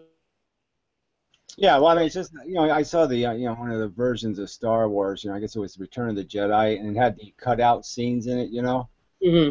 That's kind of funny because you're saying they went to all that trouble to make a Jabba the Hutt. In that movie. No, I guess it was the movie. It was the first movie. Yeah, the very first movie had a bad version of Jabba the Hutt in it. Yeah, I've seen that. They probably went to all that trouble to make that, right? I mean, that was probably hugely expensive. That little fucking 30 seconds of bullshit. And you could I could just almost feel Lucas's pain in cutting that out. Just saying it just doesn't do the story any good. It's not good enough. It looks too cartoonish. Just that whole thing and just saying shit. I just pissed away, $500,000. Yeah, exactly. To do it at that level and to have that kind of monetary loss and all the people that put that time into it. Because I mean, when the first scenes that I started to film of the F-list, I took 2 weeks. And it was this huge scene of all these mazes that I built out of cardboard, and about 3 seconds of it is even remotely usable. I had to throw most of it out. It's awful. It's just really, really, really bad. It doesn't even look like a maze. I had no idea what I was doing, and I've been doing production work for a long time, and I've never been on a production where just a tremendous amount of effort just gets thrown out the window. It just gets wasted because it doesn't end up working, or the actor can't pull it off, or the scene won't work, or it's too cold, or it's just, yeah, that's kind of why I like filmmaking, because it's just this crazy kind of problem solving, It's kind of useless. It's kind of just like a absurd kind of effort in problem solving, but yeah, it is kind of why I like it, because everything goes wrong. You can't count on anything to go right. Yeah, that's the part I just hate about it. I would just well, yeah, it's hateable. It's utterly hateable. It's awful. But yeah, it's kind of it's weirdly fun. It's stupid that I find it fun, but I do. I just know I would have clips in something. I'd say, no, I did too much work. I'm not cutting that out. Fuck it. And that's kind of what's so nice about this medium, that it's filmmaking, with the internet thing, because it's like, it doesn't matter. It's like eventually all of that bad pre-janitor maze stuff, like it'll be online. You know what I mean? It'll eventually kind of get its time. But back in the old days, it would just end up, as film cut on the floor, lost forever. So it's kind of nice that we at least have this safety net of being able to stick it somewhere. Yeah, I suppose it's a way of looking at it anyway.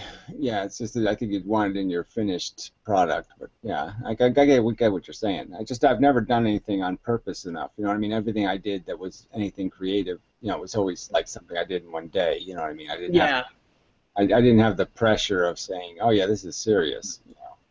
Well, that's the thing. It's like this whole thing started because I just wanted to make a one-day video, basically, for the antenatal funnies.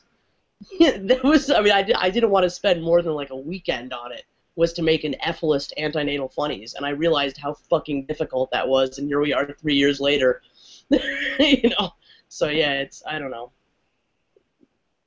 Yeah, it's a stupid process. I don't know what else to say. Yeah, well, like I said, we'll have to see how you put it all together, but because it's like, for me, the Frankenstein thing was perfect. You got that one. You just nailed it. Yeah, it was the easy one.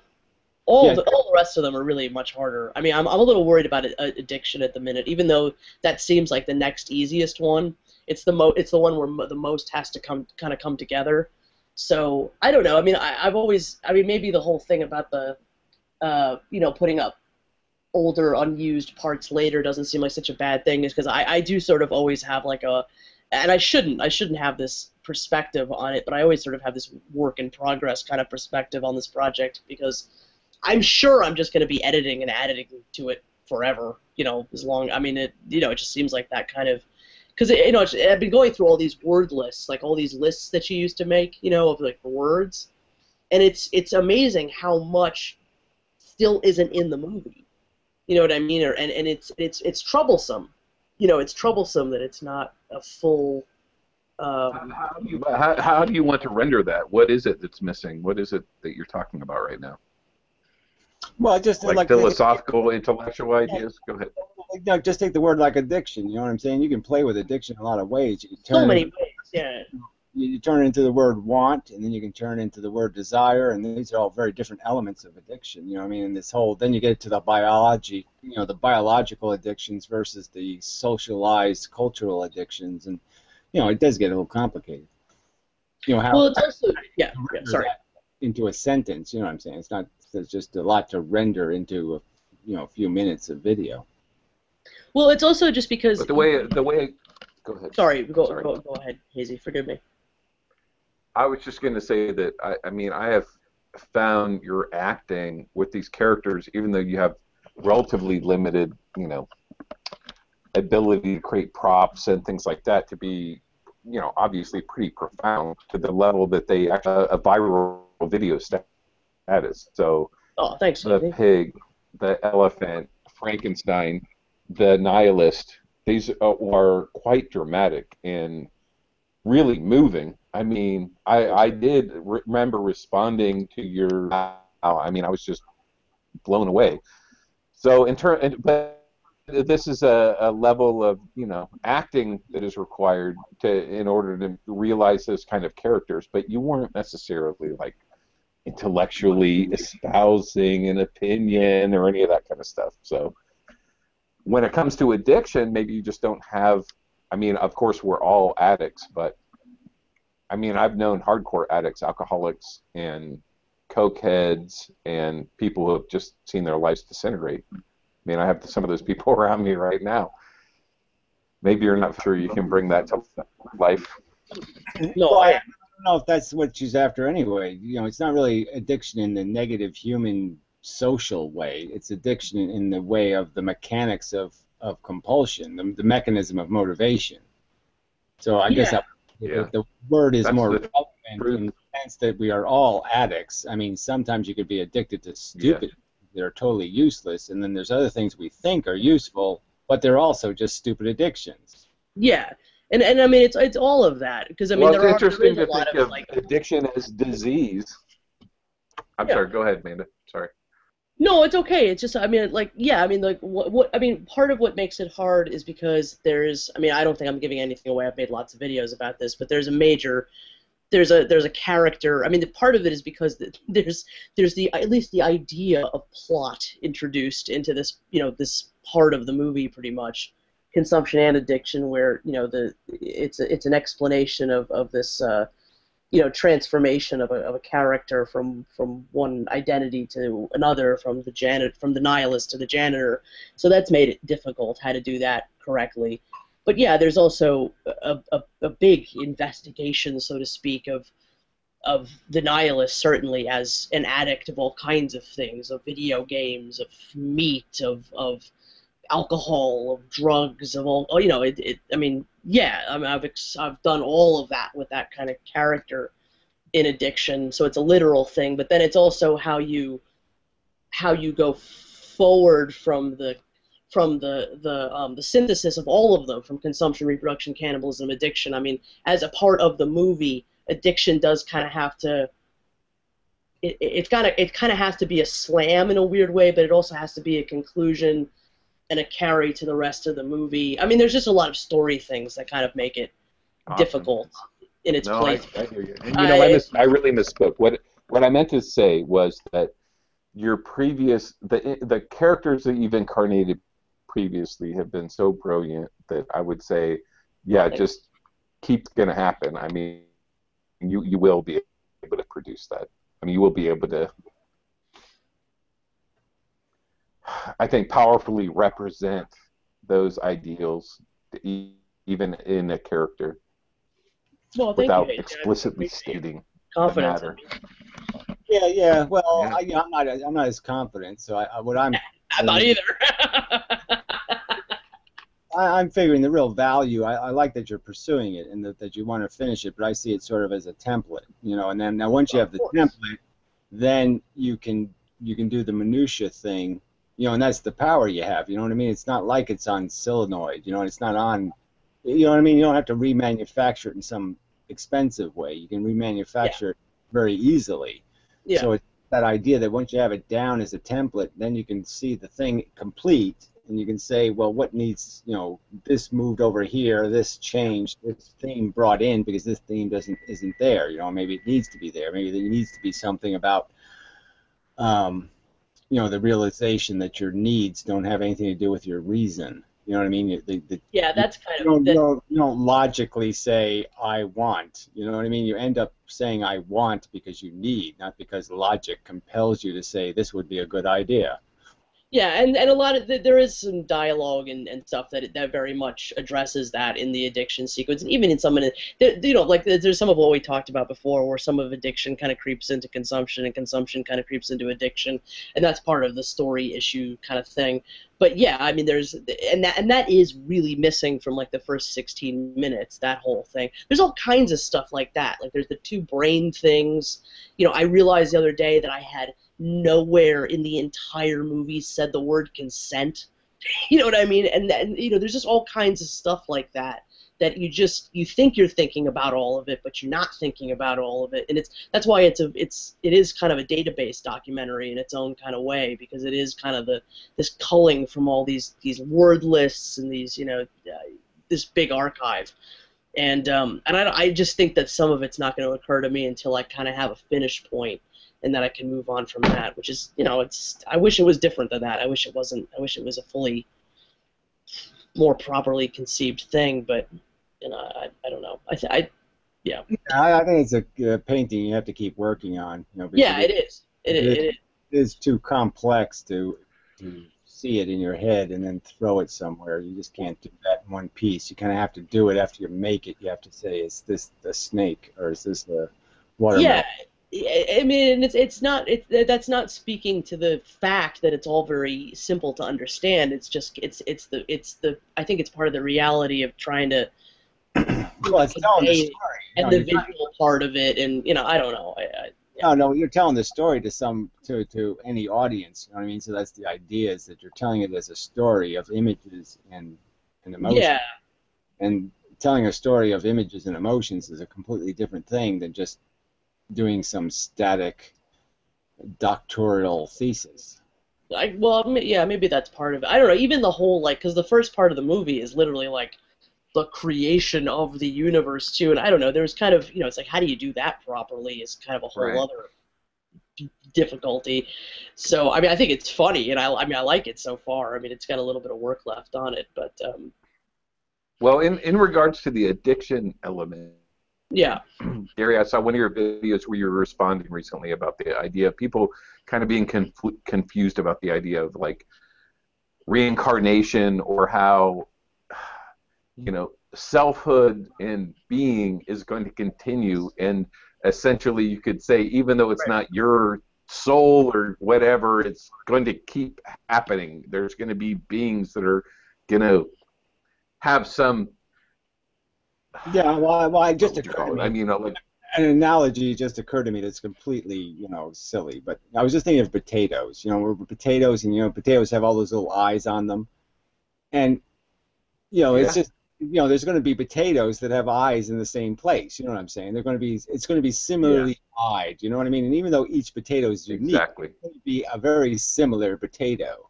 So what's the difference? Right? I'm going to obsess about silly little trivial things like how tall I am or how big my feet are, or is the general attitude going to be reemerge in another mouse trap? You know what I mean? We're just mice in mice traps. No point in saying each mouse is the unique mouse. And it never happened again because it's a mouse. Well, fuck you. It's not. It's a pretty common experience, not an uncommon experience. Right. So there was an essay I read years and years ago by an Indologist named Ananda K. Kumar Swamy, which is called The One and Only Transmigrant. And essentially, he was asserting the same thing, that it's just all one, process that's unfolding and creating, beings that have this delusion of selfhood, but it's essentially all one thing. And so you don't necessarily reincarnate as a soul or an individual, but incarnations continually happen in terms of life. And then the other element to that is that yeah, go ahead. Sorry. Go ahead. I'm sorry. No, I was just saying. So in regards to the, please go ahead. No, you go. You.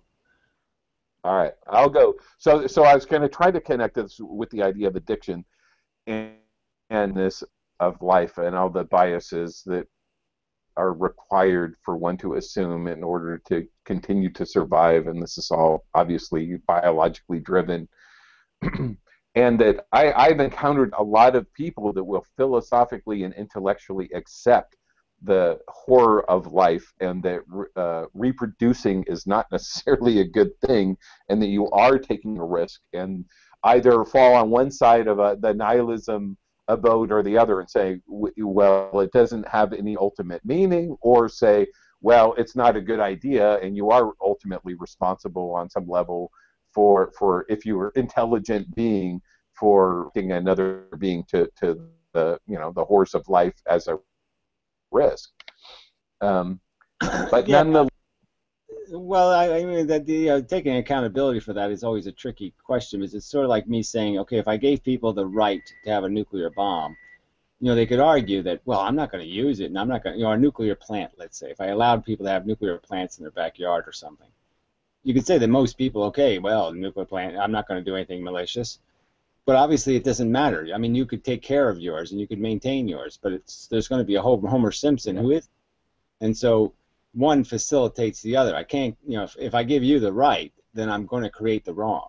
You know what I mean? As soon as I give you right, then wrong's going to happen. So that's the catch of it. And they Well, can't. this is the problem is pushing the idea that, okay, you, as an incarnated being, you do have these addictions, and that just the fact of you being here produces harm.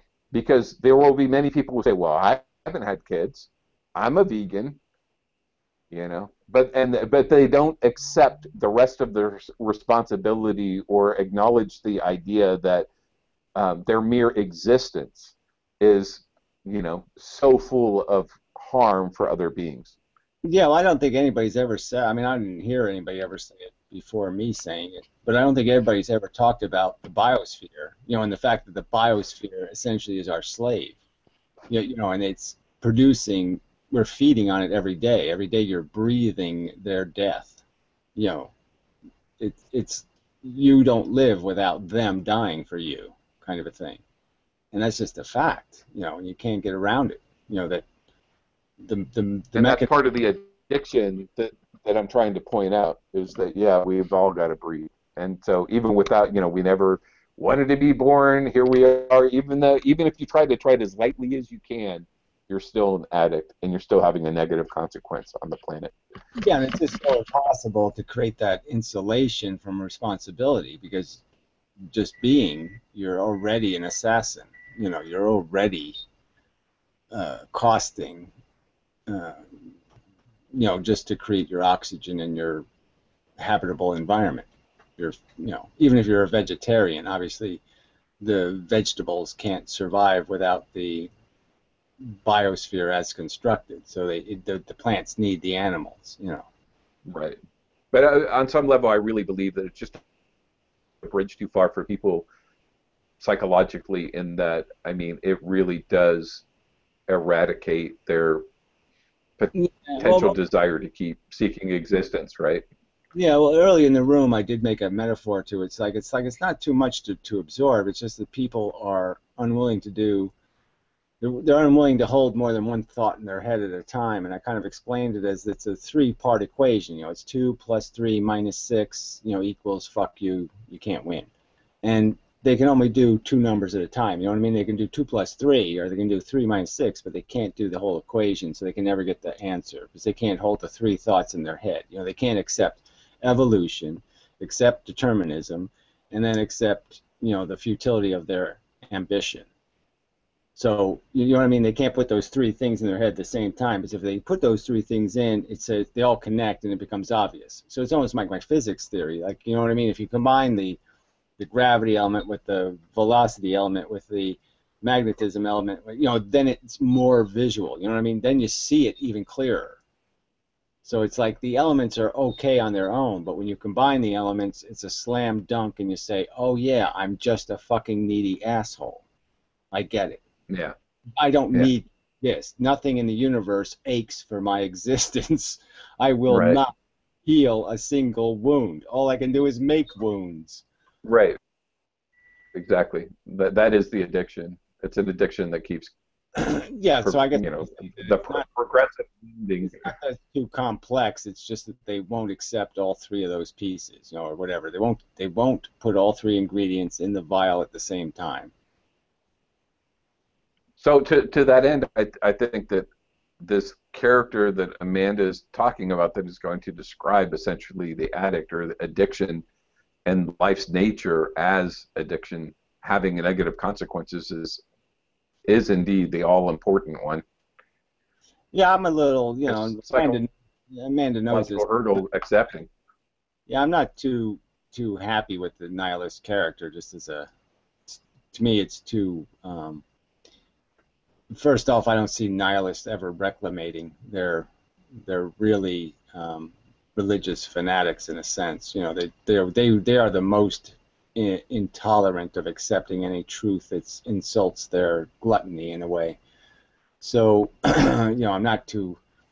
You know, it's kind of a tough character to reform. You know, it's not like you're just taking Scrooge and making him a human being. You know, it's a little worse than that. So it's kind of a stretch for me in that sense. But I like the idea of it. And then, you know, I'm also more I also see it as something that has to happen internal. That you draw these conclusions internally by dissecting your own inadequacies, your own selfishness. When you start seeing yourself as a piece of dirt, that's when you can start seeing everything else as dirt. You know what I mean? It's like you're more at liberty to crucify nature when you recognize you're a piece of shit too. You know what I mean? I don't know if that's a good way to say it or not, but it's just an easier conclusion when Yeah. when you're not arrogant and when you're not pious and you're not, you know what I mean, when you're low, you have more of a license to see things, to criticize other things, because now you're not feeling like you're just being beaten up on it. You know what I mean? You feel more honest in your critique when you've already slaughtered yourself. Exactly. That's it. Yeah, and I Absolutely. hope that I can show at least a. I mean, in the context of it being a movie, it has to be extraordinarily truncated. But I hope I can at least give a truncated window into that process. I'm sure you'll do fine. I'm just, this I is know. this is just the thing with me and nihilist, okay? Because I don't get them as a legitimate organism. I mean, I can't acknowledge nihilism as a real philosophy. I keep thinking it's something else they're thinking, and they're just pretending to be nihilists. You know what I'm saying? That they're not really. I think that's part of it. I think they are thinking. I think a lot of them are thinking something else. But I think that. Well, you already know this. I've said this, but I mean, I think that is what. I think nihilism is what ethylism is up against in such a huge way, and I think that in terms of a movie, in terms of it having a villain, in terms of it sort of having that a pressure to kind of push up against, that's kind of an important tension to show within the movie, because people are going to watch a movie about ethylism and not know anything about philosophy and kind of think it's nihilism anyway. So it's almost like you kind of have to. You have to kind of think ahead. I don't know. What my thinking of it is. Well, to use a cultural metaphor, I mean, we could say that which one's the Emperor and which one's Darth Vader. One really is controlling the game. So I guess I would argue that Darth Vader might be the nihilist and that he's all show, but he's no real blow, and that the Emperor's the real enemy. And so I would call the Emperor not the nihilist, but actually the person who is sympathetic, who does have generally a positive attitude and a general will to be a decent person, and yet they've perverted that, with religious fairy tales and other fairy tales of purpose and function, and so they're just not realizing that they're cruel and sadistic in their behavior. Not cruel and they're doing things that are just as bad as if they were rapists and pillagers, even though they think they're do-gooders. They're bad doers, so it's like the Mother Teresa kind of conversion, where you go in thinking you're going to heal and comfort and solve a problem, and then you go out knowing, oh, I didn't do a goddamn thing to torture people. Yeah, I don't know. I mean, that character comes out of a part of me that at a lot of times in my life saw a need for horror and was very frightened by that. I don't know how else to really kind of say it in its simplest terms, where my attraction to a lot of fake violence and a lot of like horror was because it was like the only thing in the world that I thought was being honest about it. You know what I mean? It wasn't lying about the fact that it was suffering. It was fetishizing the fact that it was suffering. You know what I mean? But it was, and I did. That was big. I don't know. I can understand that character, but only in the period of my life where I was the most psychotic. So I could say that I was nihilist when, I was at where I was really, really angry. I was, I had this, and I had this angry voice in my head, that just made it even worse, and I just felt so defeated, and that's when I resorted to feeding off of other people's failure. You know what I mean? I really enjoyed, tragedy happening because everything seemed like an enemy, and they all seemed like they deserved it. Yeah, I don't know that what it was for me. I didn't think that. I would say that the times in my life that I've been most attracted to it, I've probably been most psychotic.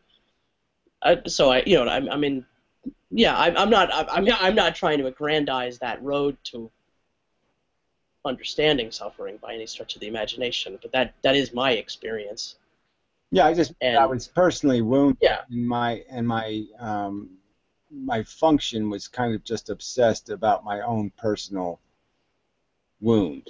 You know, I hadn't realized that I was an asshole yet, so I hadn't, you know what I mean, deep enough to realize that I had no right to project my pain on and blame the world for it, so to speak. You know what I'm saying? I mean, I didn't like that my failure was my failure, and so I was blaming the world, and that gave me a way to make it not my failure, to make it their cause.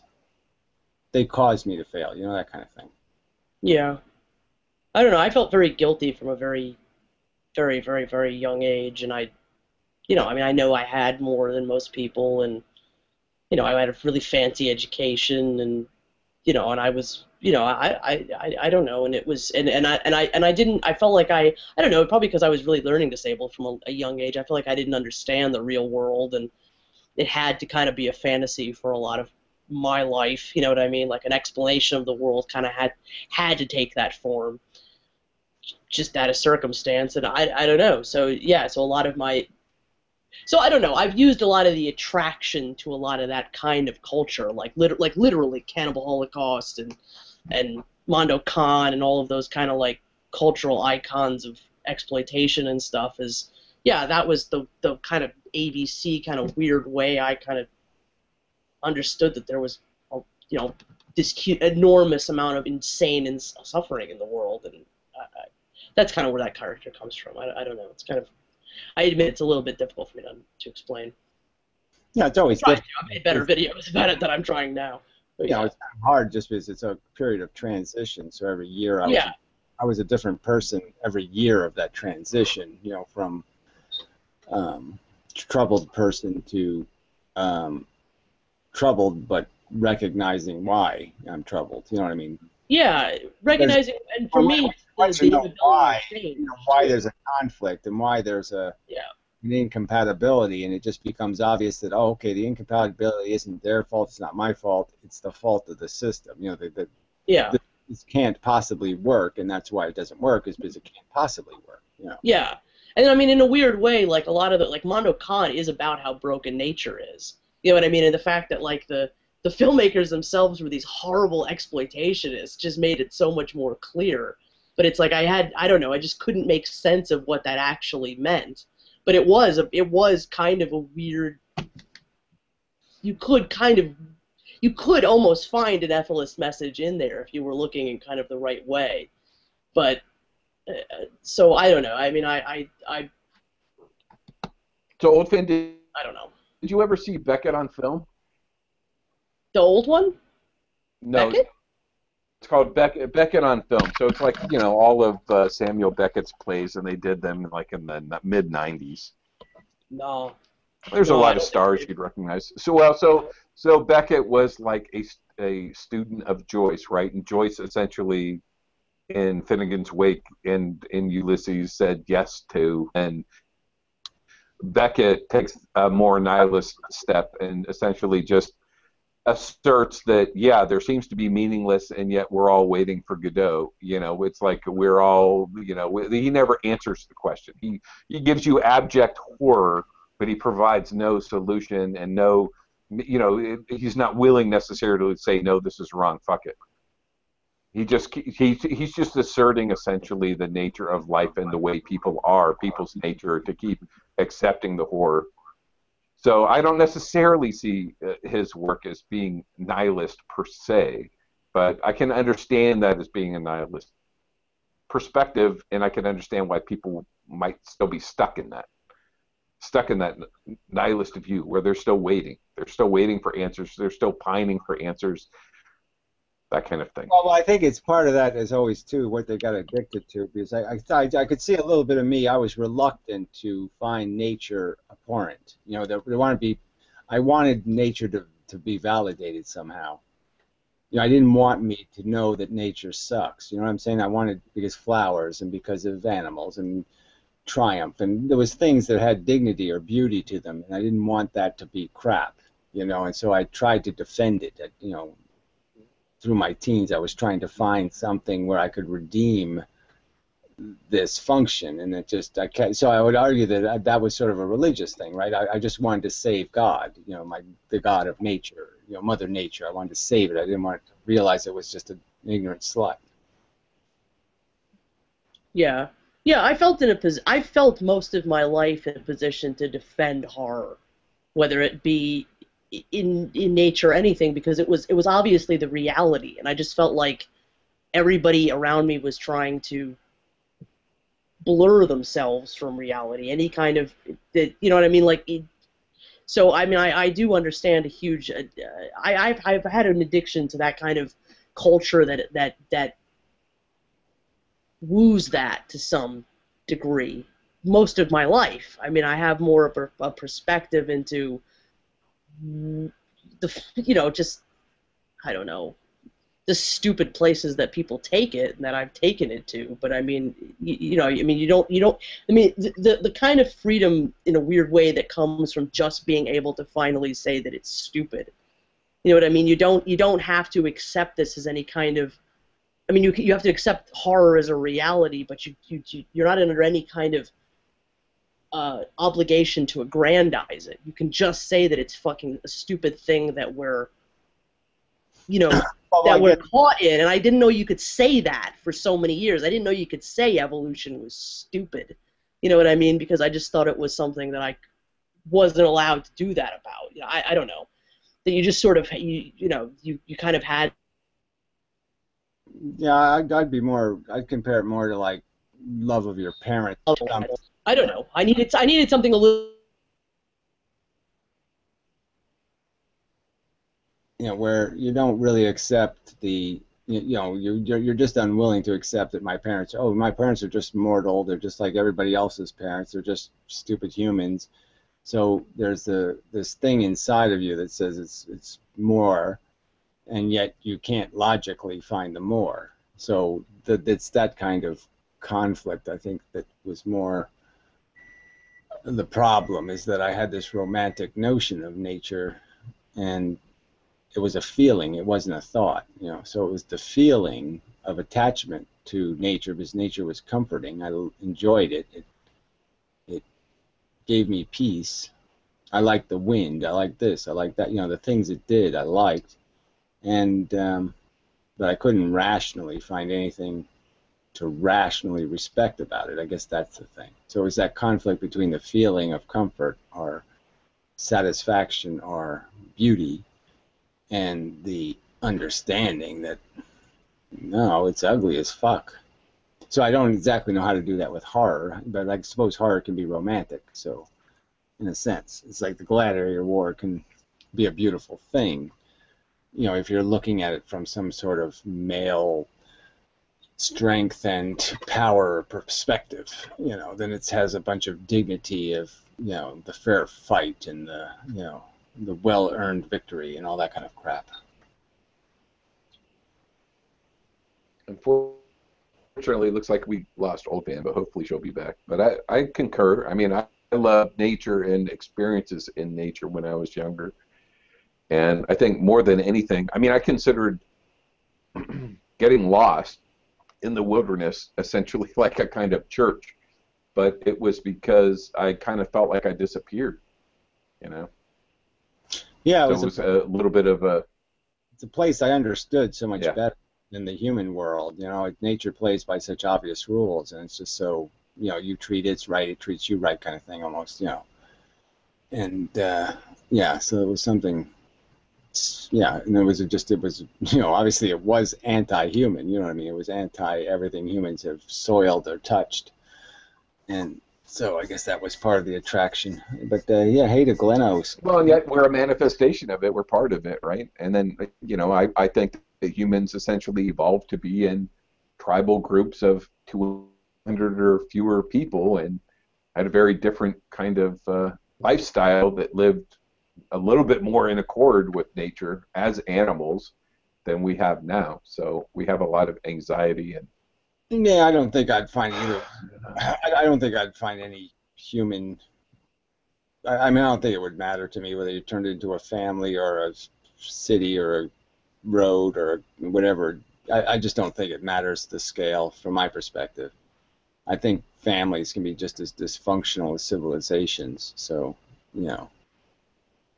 screw it. Right, and it's totally delusional as well, right? So you're getting a mythology, you're getting a whole cultural program, and it is all arbitrary and made up and possibly full of harm and bullshit. Well, yeah, but people can still feel more holistically a part of that. Well, I don't know. See, I guess that's the thing. I mean, how holistically a part of it do the non-alpha orangutans feel? Or the non-alpha seals, right? That never get laid. They probably right. They probably don't feel too fucking holistic. They probably have gotten the shit kicked out of them a few times trying to challenge the alpha, and they're just beat up, and they're always last to get the least fish or the least that, or what I'm saying. They're just living this scurvy little outskirts life. Humans are a little bit different. But I certainly acknowledge your point. I mean, we could take it all the way back. I don't think if you go. We could take it all the way down to the sea turtles again, right? I mean. Well, yeah, no, but I'm just saying, if you take humans back to these tribal rituals, that they are very alpha based. The whatever the chief of the tribe gets the most women, and this, there's a whole hierarchy that's always established, and so it just depends on where you are in that hierarchy. And if you're a woman, your status is who buys you, and it's all pretty miserable. Right. Yeah, I'm not trying to romanticize that, but I think there might have been potentially a little bit less human social anxiety. I think that is just romanticizing, because I'm just saying that I think if you really think about how much abuse there is in the more fanatic tribal style people, the fundamentalist Christians and stuff. I mean, it's such a controlled environment. It's just, it's really great for the alpha, but it sucks for everybody else. Yeah, fair enough. Hey, Mike. Nice to see you, man. Hello. I was thinking about molesting Mike the other day. Yeah, it's just, yeah. How was that? Comforting? Yeah, you do. Well, a little bit. I'm always a little scared of the gay thing, but oh yeah, well, Mike, I can make an exception for Mike. It's all right, If you think about it long enough, it's all right. It's all, you just, it's all the same shit. Yeah. It's just, you find a rationalization, it makes it work. It's all in the lighting. Well, that, look, it's, those green pants, right? Start with the green pants. Yeah, okay. Yeah, I can do You're starting to sound like Logic. Who, me? Me? No, I'm joking with Gary. Well, I saw your recent video, talking about, they can have sex with your corpse if they want to. They really have to, it's that important. Okay. So we have permission to plasticize you, Gary? Whatever that is, yeah. All right, whatever. If you have to do it, it's okay. He's already sculpied. It just, it's all. Okay, there you go. Just one further step. Yeah, the ultimate Sculpey Gary. Yeah, it'd be even better. I'll just get taxidermied, right, or whatever, freeze dried, and then I'll just give myself to the public domain. So any homeless guy can just, hey, let's go to Gary. So, old fan, I thought about you a little while ago because I watched Taxidermia. Didn't you mention that to me before? I don't think I know what that is, actually. Oh, you gotta check that out. Yeah, it's seems like something I would know about. Hungarian film. Yeah. It's an older movie? It's an older movie? I think it's Hungarian 2004, yeah. Cool, okay, I'll check it out. Thanks for the recommendation. Yeah, Taxidermia. Is it gross? Totally. Oh, good, okay. Just wanted to check. Yeah, but some of that stuff is kind of interesting. You know, I remember that from like the Psycho movie. You know, they had a little scene in there where he's taxidermy birds and stuff. But it's just that idea. You can make a lot out of that. You know, visually, like birds that are taxidermied really do have a spooky motherfucking look. You know, I mean, it really is kind of an interesting thing. Like a real live bird wouldn't be nearly as interesting as the taxidermy bird. You know, that kind of thing. And like it's like the fox or something. You know, when you really video a taxidermied animal, it really has a life that's almost, it's not zombie life, you know what I mean? But it's almost richer than the real thing. There's a lot of animators that have done a lot of stuff with, like, the Brothers Quay and all kinds of really, you know, like obscure little, just awesome little movies that people have done with taxidermy. And yeah, I mean, I don't know. There is some part of it that's kind of I don't know, desecration-y, but yeah, I can't deny that it's just incredibly surreal and, you know, has that charming, fantastical kind of feel to it. It's you really appreciate the art of organisms, you know, when they're frozen in time like that. You know what I mean? You can see their intricacies, or you can see their more personal. You know what I mean? Because when they're moving, it's just you just don't get that, you know.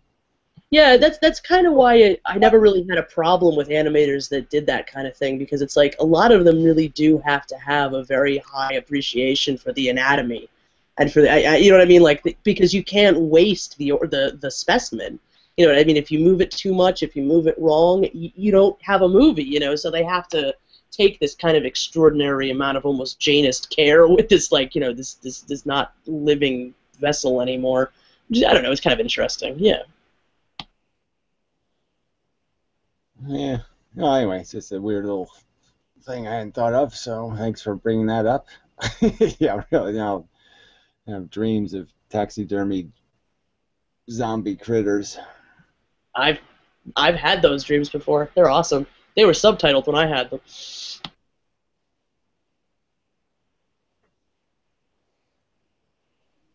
So you just decided to do live hangout tonight? Well, yeah, I announced it in my video. If you had seen the video, I did say I might do that. But yeah, that was sort of just a today thing. I said, oh, what the hell, for all the Christmas losers, I'll do a room and see what happens. So that's what I did. Yeah. So you're now a loser, of course. But I already knew that. That's all right. Yeah. I'm used to it by now. Yeah, struggling failure.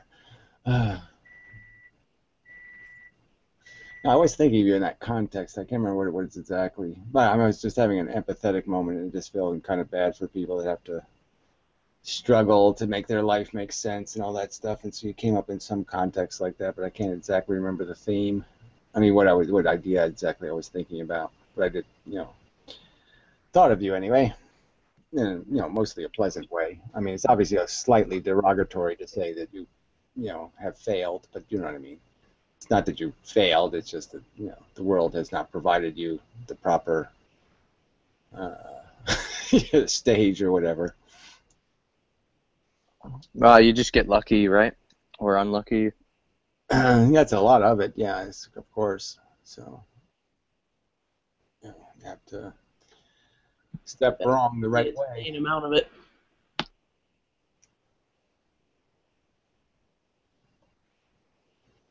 Yeah, it really is it's all quite strange. Just seeing Bill the Happy Loser again was just so nostalgic. You know, it just brought back all the old shit. So I started thinking about all the whole personality on YouTube thing, the whole, you know, view thing. I mean, I haven't really thought about any of that shit in so long. You know, I don't even bother paying any attention to my numbers or anything. And you know, it's just kind of funny to think back to the older context. You're getting a lot more newer people commenting on your videos. I noticed it's like just all these people I've never seen before. That doesn't mean they're not worthless comments. I'm just saying it's a lot. I mean, I know for a long time on YouTube, I never got anybody new. So they must have changed something about their algorithm that at least, like, people are finding this stuff to some extent. I don't know. It just seems like something like that's going on. Yeah, I don't know what, you know. I mean, you know, I've been sitting at like 9,000 something subscribers for like ever, you know, and it's like, you know, it's like 5 years to get to 10,000. It's just kind of funny. I just can't quite get there, but it's getting close. I think I'm actually at yeah. I was supposed to make a video because it just seemed like a big number. You know, my total views is going to be like 5 million, I think. So, you know, it's a kind of a big round number, and I just didn't, you know, I should have watched that because I probably already passed it. So, too bad I don't have to do a video. Well, that's good. I don't have to do a video now. Yeah, I don't know where you. I don't have it in front of me. I don't remember, but yeah, you're pretty close. I think to about 5,000, 5 million. It's pretty awesome. Yeah, well, just, you know, it's just one of those, you know, when those big round numbers show up, you just kind of being, wow, it's a big round number. Yeah, I'm teetering on 2 million from my older channel, and you know, I mean, I don't really use that one anymore, but still, it's like, come on, get there. Just want to see it, you know, because I can literally say I have millions of views somewhere. Just, you know, but yeah, I know it's stupid, but it does matter to me. Yeah, like I said, it doesn't really do much for me. I mean, I just care about the idea of how useful you are as a thing is kind of measured by this, you know, ruler. But, you know, then when you see what other people are watching and you see the character of the comments, you almost say, well, shit. I mean, I don't want 50,000 idiots watching my video. What good is that? You know, 50,000 trolls.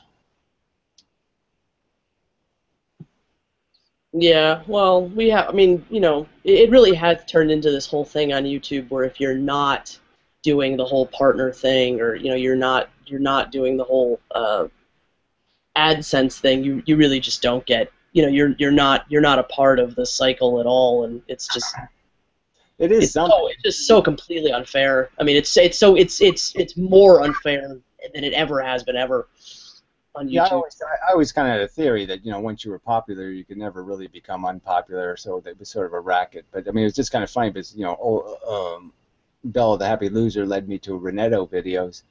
And I was surprised. I mean, he's barely getting 1,000 views on his videos. I mean, you know, Renetto was like the king of YouTube, and it's just so funny to, you know, I mean, just to see he's still producing them. You know, he still has intros, he still puts some work into it, and you're just like, fuck, you know. Oh, he's nobody now. I mean, the fact that he gets as many views as he does, to be perfectly honest with you, is kind of surprising. But it is, and you know, I mean, like, I hate the guy, but and I used to watch Renetto way back in the day, like in 2006, 2007, like way back. I did, because he was a big influence, like, in this whole little weird circle of YouTube back in the day. But yeah, it's crazy how he really was the top of YouTube. I mean, just the fact that in any circumstance. It's just hard to imagine how you could offend everyone. You know what I mean? I mean, I could understand offend some group, but to offend everyone? How did he do that? I mean, he even offended the trolls. They don't even show up. You know, Brett Keane gets more trolls. He was just such an egotistical bastard. He just kept on this whole narrative of this idea that I mean, I don't even know the half of it. I really don't. I don't pretend to. But I know the part of it where he basically kept on pretending like he invented vlogging, and, you know, he was just sort of, you know, God's gift to the earth of video art, and, you know, I mean, that would almost be appealing, I would think, to people. It was just the fact that, like, the last I had an argument with him on Vlogger Heads, and then right after that he crashed. You know, financially everything went to hell, and blah blah blah. And to me, it's like, I would think everybody would have loved watching Renetto crash and burn, you know, that he would have been huge, you know, and it's just, well, I'm just surprised by it, but he does have charisma. I mean, Renetto's a good talker. He has a lot of things going for him as a vlogger, so to speak. Well, I have to say, I'm just surprised. I mean, I'm just surprised that, you know, his numbers could go that low, because, damn, you know, you'd think there would be some people who just show up out of tradition or something, you know. Yeah, I agree with that. You'd think that there'd be a big audience of the old timers, but a lot of the old timers are, you know, what. I know you don't much care for him. I don't really much care for him either. But I have been watching him for so many years now. Is I occasionally go and watch a What the Buck video, you know, and back in the old days, like, What the Buck was so huge. I mean, he was doing actual commercials. I mean, and he doesn't get more than about 4,000 or 5,000 views on his videos anymore, and a lot of his vlogging has kind of become about that. I mean, he's still doing the whole, like, you know, pop culture analysis, you know, just totally like silly kind of stuff, and it's not really my thing, but it's kind of interesting, like, because he really just doesn't have. I think it does go away. I don't think you stay famous on the internet. I think you really have to fight for it. Because, you know, because they grow up. A lot of these fan bases are built out of kids. You know, they're built out of. I've even seen that in myself. You know, I was a toy collector. All my fans were little kids. Now they're in college. That's what I've sort of drawn the conclusion that the average age of the viewer is getting lower and lower. You know, and YouTube is more and more for kids than it is for anybody doing anything else. So that somehow the medium's lost its appeal to, you know, people who want to talk about things or do that. You know, I'm just a little surprised that it's gotten that. You know, because I still find videos. Well, see, that's the trick, though, right? You know, I'm mostly watching physics videos. To tell you the truth, yeah, vlogging is kind of passe. I mean, you know, somebody talking about their bullshit is like, well, whatever. I got my own bullshit, so fuck your bullshit. You know, I mean, I do. I mean, I've always. I mean, you know this. If you all know this. I watch a huge span of stuff. I mean, you know, I do watch a lot of crap. I admit it, just because I find some utility in at least knowing what's interesting people and kind of, you know, I don't know, but yeah, it's in some respects I think the whole medium of just like sharing your life has kind of been weirdly vilified. Like, you know, when I hang out with my mom, we watch LMN. It's like stupid channel on TV, and like a movie after movie after movie that they make on that channel is all about how evil the internet is and how like terrible the, you know, I don't know. It's just I think the whole selfie culture has kind of ruined vlogging in the sense because people are very sensitive to this idea that, you know, if you're talking about real things, or if you're talking about your life, or if you're sharing yourself, you know, weirdly, I think people are turned off by the idea that they see that as a really egotistical thing, but obviously it doesn't have to be, and I don't know. It's really sad how many obstacles there seems to be in this medium being an accepted mode of communicating with people. Like, even when I was working on my professor's movie, like, you know, I made him a private video of the pieces, you know, that I was working on, and he wouldn't even watch it. It was just even the idea. It was like amazed that I could send him a private internet video, but he wouldn't even like take it in as a thing because he thought it was such a strange way of my answering his questions, you know, to give him this literally visual audio model of like what he needed. And so I don't know. It has all kinds of obstacles I don't even think of until somebody has a problem with it. I don't know. Yeah. Yeah, it is strange, just because, you know, some of it's more accessible than ever, so you don't even need computers anymore, and it's just, you know, to me it's such a vital kind of medium for that kind of, you know, for, you know, whatever you want to call it, philosophy or even discussions about.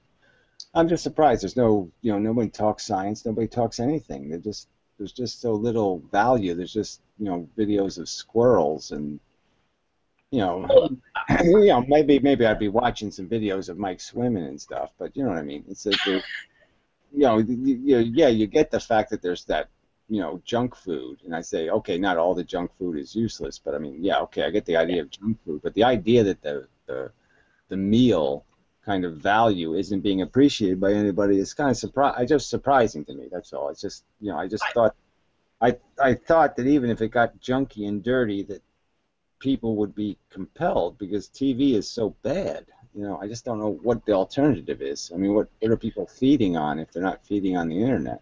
I really think that it's like, I think that for so long the internet culture was stuck in this whole, and I think it still is this the anonymity thing. You know, it's like the internet for so long was this thing where you could become whatever you wanted to be, and you could have a million personalities, and you can do all these, you know what I mean, like, you know, the whole kind of even stereotypical kind of chat room culture of where if you were a man, you could be a woman, if you were rich, you could be poor, and I think that, like, with the dawn of YouTube and just this style of medium, you could be totally upfront and a real human being, and I just don't think people have caught up to that yet. They still want the internet to be this thing where they want it to be a fantasy box. They want it to be the greatest console, video game console in the world. You know what I mean? And I just don't.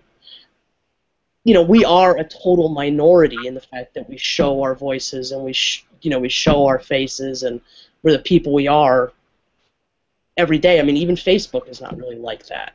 You know what I mean? We're so bare. I mean, just the fact that the whole live room. You know, I mean, you know, when Blog TV came out, I never thought it would ever die. I mean, just the fact that this whole like completely raw medium just seems to not be able to exist. You know, I just think speaks to that. You know, people don't want to be what they are. It's part of it's not the whole not accountable thing, and part of it's just the whole. You know, just people are so socially crippled. I think. You know. Yeah, I suppose. You know, I mean, there's obviously a barrier to people feeling comfortable, you know, talking, and you know, it's awkward to a camera, and you're by yourself sometimes, and all that stuff. So I can understand some of those obstacles. And people can challenge you about anything. But that doesn't really explain why people don't see any value in the stuff that is produced. So even if they don't want to be, I agree with that. Even if they don't want to be part of the production, the fact that no one's seeing any value in what's being produced. I mean, the Tosh.0 thing is, you know, they're taking value in a kind of a negative way, you know, not a positive way. Yeah. And, you know, it's just kind of, you know, whatever. It just surprises me. I'm just saying, with all the people and all the conversations that need to be had, and nobody has any of these conversations in any kind of disciplined way on this medium that's totally accessible. Yeah. Well, that's why I do, you know, I know I'm so behind in it, but I think it's part of, you know, it's making it, it's the archiving of it, and then there's the making of the other stuff out of that, and then there's, you know, that's why I am going to try to get this into festivals and wherever else I can, because I think it's just, it becomes about trying to aggrandize these little pieces of what comes out of this to try to make an argument with the rest of media lovers and watchers of anything and intellectuals and whoever the fuck will listen, that this is important and that, you know, eyeballs should be over here and that, you know, so I don't know. Like, you got all these fanatic Muslims in the world, you got all these fanatic Christians. They don't even show up to try to have an argument, you know, which is fine. Yeah. You know, here you got the medium and they don't even use it, you know, so they don't even try to knock us down. That's not true though. They, you know, if you ever go on some of these dead mediums like Kick or KEK, there is so many Muslims on that video site, and also the old Video Bucket website, Clip Bucket, sorry, not Video Bucket. You know, Clip Bucket, the thing you use to make the old Vlogger Dome site. They have like a mass site that houses all the stuff like from all the different Clip Bucket sites, and it's a ton of Islamic videos. I mean, it's really weird. Or a lot of these, you know, so I just think that they have used what we're not using. I've seen a lot of evidence of that anyway. Well, I guess I was getting to the more, you know, to the argument part of it. I mean, just, you know, producing propaganda is one thing, but I mean, getting to the part where you're challenging. The, you know, like there's nobody to even challenge here. You know what I mean? I can't challenge anybody because nobody's anything. There's nobody I can identify as pro something to even attack, right? Is there a pro-natalist somewhere that's a pro-natal? You know what I mean? There's nothing to even argue with. You know, the only thing, have you noticed, I think it's, what the fuck is it? Carla Della Stella? She the one posting all that stuff all over the internet about, like, I don't know, it's all this, like, strange bionatalism stuff. I wouldn't know. I don't go. I don't know. I'll show you some of that stuff later. But that's the only evidence of that. I've been wondering about that too. There's nobody like really taking on a natalist position. I mean, I think she's just doing it for, you know, some satire. But yeah. It just means there's no, you know, there's no coherent positions. There's no party. There's no. Yeah. The politics is scattered. There's just no coherency to any part of this, and it's just like, well, I mean, maybe somebody has to create the structure. And I've kept arguing about maybe there needs to be a structure, and then people will play along, and maybe that's what's missing. It's just isn't enough of a, you know, there's not a roadmap. You know what I mean? There's no. Yeah. It is kind of chaotic doing keyword searches and that kind of shit. And YouTube doesn't give you a very good listing. You know, it gives you the popular videos, and you have to you have to filter, you know, for this week, or you have to filter for, you know. Yeah. So the So fact that every it's month not now. very, you know, it's not very searchable. This is all part of the problem, maybe. But it's, you know, it is just, you know, no, whatever. Lament, blah blah blah. Yeah, it's a mess. I mean, it's. I mean, and some of it's very searchable, but you have to be a part of all of these different networks to be able to search them because Twitter is not searchable by Google and Facebook is not searchable by Google. So you have to be kind of like you have to be kind of clipped into all of these little, you know, and I hate it. It's I mean you can so totally see the way our effectiveness, any effectiveness for anything is really cut down because, you know, everybody exists in these tiny little, you know, microcosms of the internet where they never kind of, you know, they really are like little closed boxes in a lot of ways. Anyway, I'll be right back. Be right back.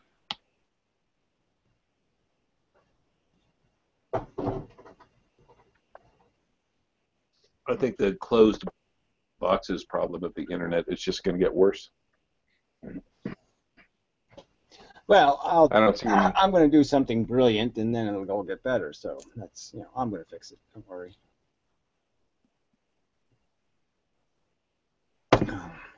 No problem. All right. I'll make a double viral video or something. Triple viral.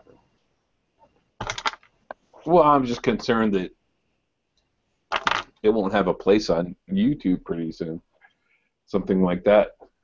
Yeah, I don't know. YouTube seems like they just don't care. They just produce the shit and put their commercials on it, and that's it. But yeah, I mean, I guess there's a threat that someday they're just going to say, you know, that inmendham guy is using up 560 million gigabytes of hard drives. Model, right, with YouTube Red and all that. Yeah. Why the hell are we paying for his crap to be on the internet? Yeah. No, but you know, I'm not, you know, so far so not so bad. I mean, they haven't pushed ads onto my videos yet or anything, so it's not so bad. Do you make money off your videos, Inmendham? No, I don't put no marketing at all. But that's a choice. You could, but you have chosen not to. Right? Yeah, I think it's kind of, yeah, I just don't like the idea of it. I mean, I have a donate button on my website, and I don't, you know, I'm even kind of iffy about that. But I mean, you know, yeah, I don't like. I hate all commercialism. You know, I frankly just can't stand. You know, I don't even, you know what I mean. Even when people put subscribe at the end of their video, it's like, well, if you have to tell people to subscribe, then why the fuck are you talking to them? Because they're too stupid to understand anything you just said. You know. Well, to that end, it's been obvious that you've taken the moral high ground, and I've always appreciated that. Yeah, I suppose, you know, I could argue that if somebody told me in hindsight that I was going to be on the internet for 10 years and that my 5 million views would have been worth, you know, $15,000 or something, I might, you know, maybe I would have been seduced. I don't know. But, you know, I'm glad that I never accepted playing the corporate game. I've kind of been shocked that, like, yeah, that somebody, an organization like Yahoo didn't build its own YouTube and make it what YouTube was originally, which is what most of the diehard YouTube users wanted. Yeah, well, yeah, you know, these companies, you're surprised how much money they did piss away, you know, bought and sold, and they had a price, share price, this and that. They had some money, you know, they had some revenue to play with now and then, and they just piss it away on some kind of marketing crap, like they're just going to sell toasters or something, and you're just like, wow, that really is just wasting. It's like AOL, right? I mean, they had the hugest volume of players, you know, and they didn't migrate it into the new internet, you know what I mean? Like, they were an ISP and they didn't figure out how to be anything else, and it's like they just wasted that whole network.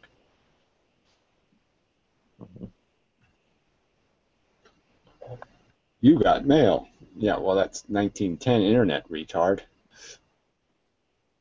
But no one showed much innovation, that's for sure. I mean, it's really disappointing what's out there.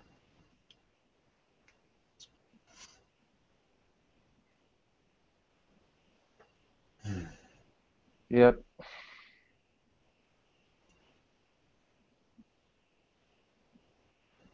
Keep crying and such.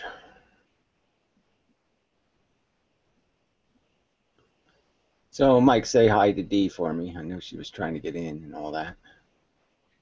Stroke her. No, don't do it. Yeah, well, you could do it for me. Yeah, stroke something for me.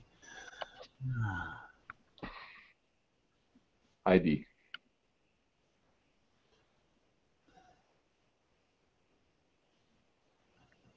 Oh, she's here now?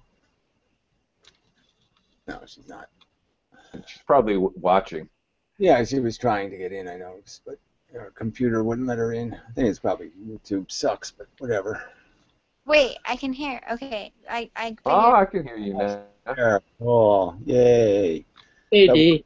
Hey, We I do look need... like ass right now. I don't want to be on here, but Oh. like my computer's working. Well, if I can't look at you, it's not worth it. I Right? look so pretty. Wait, how long are you guys gonna be on? I don't know. I'll probably last another 10 minutes. I don't know. It's probably getting late. I have to go to sleep so I can wake up and have Christmas and all. All right. Well, I guess I'll. Well, oh yeah, I wanted to tell Amanda that I am gonna get that thing done, but I just been busy, so. Yeah, No worries at all, Dee. Yeah, I'm going to get my thing done too, but yeah, you better worry because, yeah, I'm really not, you know. I will do it. It's just that I'm just haven't, you know. You're being an awfully good sport, Gary. Thank you very much. I have to get into my old inmendham mentality, right? And I can't zone into the old inmendham, so I just want to try to, you know, regenerate my old self. So, Well, Dee, I got to listen good to idea you to do have your practice. discussion with Logic Rosa Dice, and you were trying to like hone in on like a fundamental kind of antinatalist philosophy agenda to present at school, and I thought that was awesome. You did a great job. So thanks for doing that. It was enjoyable to watch and to work through. Oh, thanks. That's nice. I appreciate it. Yeah, you never made your video of your thing though, right? Your school project. You did well on that. I have really bad anxiety, so I got nervous, and yeah. So that's okay. I mean, I know I've had that problem. My anxiety's a bitch and such. So it's okay. But yeah, I was saying it didn't happen. Yeah, I'm No, slacking but over that's here. great that you did that, Yeah, Dee. That's awesome. Lag, sorry. it's alright. Yeah, thanks everybody. But I was gonna go shower and everything because the whole Christmas thing today. So. Yeah, the whole Christmas thing. You have to go visiting, do you? Visiting people. Yeah, it shouldn't take too long though. But yeah, the great thing is I get to do laundry over there. So. Yeah. Yeah. Just yeah. So, but it was nice to see you guys. Amendham, I was gonna say your hair looks really good today. I don't know why, but Yeah, it has gotten better. My hair is like, you know, it's not 100% what it was, but I mean, it's really getting thick again. So it's turning into my old hair. So it's really good. So yeah, something's going right. yeah. I'm just glad we could all come together today and think about, you know, all the good things that Jesus has done for us. Well, I didn't do that. So yeah, I think it's, whoops. That's why we're here, right? Wrong room again, Dan. Metaphorically, I'm with you. Yeah, I was actually just going to do the room to say thank you to all the little shitheads that put up with me over the years and la la la la la. And then I was just going to say fuck you. Yeah, I'm going to bed. But I did stay a while.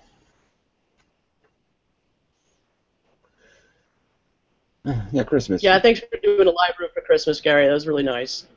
Yeah, really. It's the least I could do, right? So that's what I did. It was the very least I could do. So yeah, I feel like such a shithead because I really don't indulge any of you. I don't stroke you or properly wind you or do anything. I'm just so bad. I just expect you to tell the time. Don't even put batteries in. Nothing. Okay, I'm gonna head out. Bye, Gary. Bye, Amanda.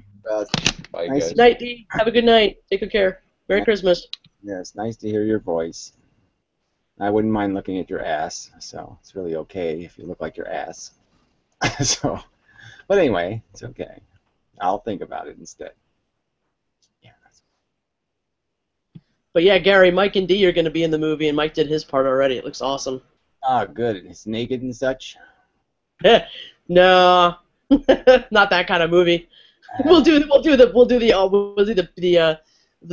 terrifyingly porn version of the Ephesus. Well, some other that's the- yeah, well, actually, next that's version probably, of the 70s comes around. that's probably the way to do it anyway. It's probably the right idea. That would probably be the correct theme. Just See, this is why I want to adapt it as a stage production, because that way maybe I could get a bunch of kids to do it. I want it would be so funny, just like having different like random groups of people perform the Ephesus. Like you could have a children's production, and then like I don't know. I'm just joking. It'd be so funny. I've just thought about that kind of thing. Just like I don't know, because it's so easily adaptable to a stage production. true enough. You'll never find somebody to play my part, though. I love that idea, though, of having, like, I don't think anybody has ever done that in a stage production where you actually have, like, some sort of representation of, like, a live room or a Skype. I don't know that anybody has ever done that in terms of staging before. So I want to do it. Yeah, well, yeah. You mean actually doing it live or just representing it? Yeah, representing it, like, with videos, but then having actors, like, below it performing like they're doing the typing and interacting. So you could have, like, the video, the idea, like what we see, like, right now on our screens, on stage, but then below that you have the actors, like, in their individual environments, doing I think you're right, and that's brilliant, and that would be a major first. I don't think anybody's ever done it. So. So that they really should do it. No. Be like the next Cats. It'll be awesome. Yeah. Yeah, well, you're numbly numb guys. Somebody's pretending numbly numb again. And look, I don't know how old he is. I'm just saying it's obviously somebody who, once the buttons are pressed, he just turns into a petty cunt. And he's talking about how my whole character is shit, and how everything I'm lying and I'm full of crap and I'm this. So I mean, you can say he's valuable, but I'd say he was a bomb waiting to blow up. He's obviously not very emotionally stable if he can't take a few rags from inmendham. You know what I mean? So I don't know what to say to you. It's like I'm not going to find it all that incredible. Somebody who would attack me that aggressively for the minor crimes doesn't seem like a person that could be all that valuable to the cause. You keep your own soldiers, Seems to me. Yeah, somebody's making erroneous noises. Stop doing that, person. Yeah, it must be the guy with the open mic. Everybody else's mic is closed. Who could that be? I can't read the name. Jonathan. Yeah, Jonathan. I just muted him on my side, but I still hear background noise. All right, then the person must be the A guy, whoever the A guy is.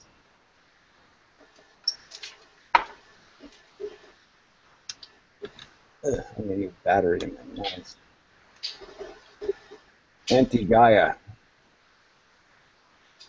Turn off your mic. No, it didn't work. Never mind, don't turn it off. Yeah, I thought it was him. I think it has to be one of these people. There's Mike. On my screen, Anti-Guy is closed. Yeah, Mike did it. He got that Jonathan something or other. Okay. Jonathan Travis. Okay, well, seems obvious. I should have been able to figure that out. Well, anything, it doesn't matter anyway, because nothing I hit works, so. Can't really accomplish anything in this room. Is it possible to assign moderators now in Google Plus rooms? Yeah, it's possible, but I'm sure as fuck not gonna do it. No, I'm not suggesting you do. I know that was kind of a problem before, so I haven't been in a Google Plus room in like maybe 6 months, so I don't know. Me either, old thing. I suppose I should be able to figure out how to do that, and so I should do that, but haven't gotten around to it. Just don't do rooms. So Thankfully, it doesn't seem to be necessary. So yeah, today was tolerable. Yeah, the trolls must be all having a wonderful Christmas or something. They don't feel the need to bother me. they're busy with Santa. Yeah, something like that. So I gotta find a battery for my mouse here. Batteries, where are you, batteries? Looks like a battery. Okay, that's a battery. I've been recharging alkali batteries. I got one of these things so you can recharge regular batteries. It actually works pretty good. You do get a few more uses out of them. So, it's a good $8 purchase.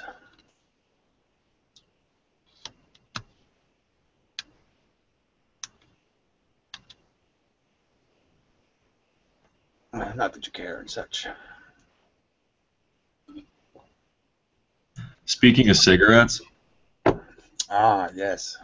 Well, American Spirit sent me this holiday card. Most generic piece of shit I've ever read. Wasn't personal in any way. It's like, yo, the company American Spirits wishes me a Merry Christmas. But then again, politically correct, they couldn't say Merry Christmas. It's like Happy Holidays or whatever. I just thought, like, dude, I don't even want to buy them anymore because they sent me that fucking shit, dude. I'm switching back to Camels now. Yeah, it is That's what funny. my mom smokes. The most of the advertisements I get turn you off. Like most of the advertisements on somebody's video, I'm like, well, I'm never gonna buy a fucking Accord, you cunt. Oh, yeah, you're never selling me one of those pieces of shit, you motherfucker. It's just kind of funny that it's really anti-advertising. It just gives me somebody to hate. Merry Christmas. The blue organic ones are fucking disgusting. Was that the natural ones? Is that it? Forever Wolf? I don't know what the fuck it is. I just give it to my mom. So Oh man. Yeah, now I get the Pall Malls because they're still cheap here, but well, I don't get them. Old Fan gets them. Old Fan's resigned to being a cigarette pusher. But it's funny. I buy a lot of little crap from China, and it's just so funny how they still don't do this translating thing. Like they don't have an American somewhere to say, "Oh yeah, that makes sense," or that no, that you can't write it like that. It sounds completely idiotic. And so it's like so funny because everything you get written is written so fucking backwards and fucked up. And it's like, how the fuck could Chinese be this broken? I mean, how could they do that on purpose? How could you not translate it to say something other than place your flabby ass on the it's just a lot of them use just like Babelfish and Google Translate. I should make a video at some point showing you all of the bootleg toys that I have that have like incredibly broken English on them. They're fucking hilarious. There's a lot of people actually right now who have huge YouTube careers just doing that, just reading like fucked up English, like Ashens. Well, it's not just what he does, but he does a lot of that. Yeah, no, it is funny, because it's it is. We would like very much to blowjob you, and it's just it's just they're just trying to say thank you, and they can't even say that without saying something obscene.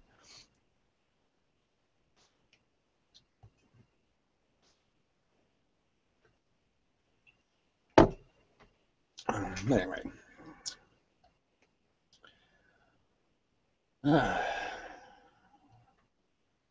It's one of the complex things I have to do in my life. Interact with Chinese people. So you like that new Glenos video? Well, yeah, Glennis is a really good talker. So yeah, I'm hoping he'll be somebody someday. Then I can retire. I liked it. It was good. Yeah, Glennis is good. He's smart. He's charming as fuck. He's very likable, unlike me. He's polite and all that. So, and he's organized. Yeah, and his got a brain is. He does a good job in the comments too. Yeah, and he's really good at the comedy of his comics were really funny. He was really good at characterizing the circumstance. So yeah, I mean, he's just a very talented guy. So hopefully someday he'll be somebody. Yeah, he's way hard on a lot of his content. I know he doesn't like a lot of the stuff he does. You know, he thinks it's like too lo-fi, but he does such great work with so little. You know, he's like really a great example of somebody doing like just so much with such basic, you know, animation, basic tools. So yeah, he's very organized, incredibly detailed in his approach. Yeah, there's no. Simple method. Yeah. Yeah, besides Mike, there's not a whole lot of men I want to hug, but yes, you know, I want to hug Linos. Yeah. Thank you. Yeah, Glynos definitely gets a hug. Yes. Very beautiful. Hugs for Glynis. Yes, very beautiful. So, I don't know if we've talked about this before, but this idea of compromise, like I think it was your recent video you said that like you would rather just the ideas go to war and then like winner take all type thing rather than some sort of like attempt to meet some halfway point between like, you know, religion world and rational world. Remember you saying something like that? Well, I guess I'm just resigned to the fact that, you know, we're not going to, one of us isn't going to win, so we're both going to lose. So yeah, let's try to make it a circumstance where at least somebody wins. You know, so yeah, that's much better because the two, you know, intelligence and religion can't be compromised together. You know, it's just religion's just toxic, and especially in the context of this reproduction and human accountability thing. You know, vegetarian. I mean, almost every subject, religious people have it wrong. So it's, you know, they got to go. From my perspective, they're just a huge hindrance to, you know, reality. They're just reality.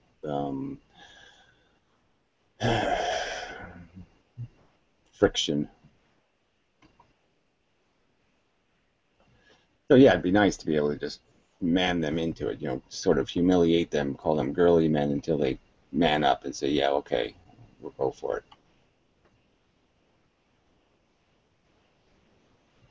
I had a discussion tonight with a friend that I've known since second grade, and it was on the nature of truth, and is there truth? It isn't the first casualty of war, truth. And if you're talking about an intellectual war of ideas on the nature of existence, you know, is that ultimately winnable in any sense? Yeah, I mean, I never had. So we're all going to lose, but the truth exists, but that doesn't necessarily mean that the truth will win out.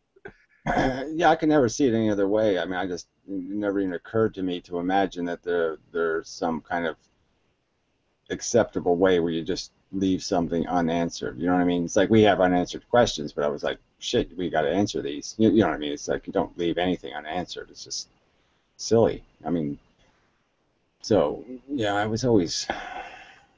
I mean, I never thought anything was ambiguous. You know what I mean? Yeah, something either is or it isn't. You know, that kind of thing. It's just there's none of this in between shit.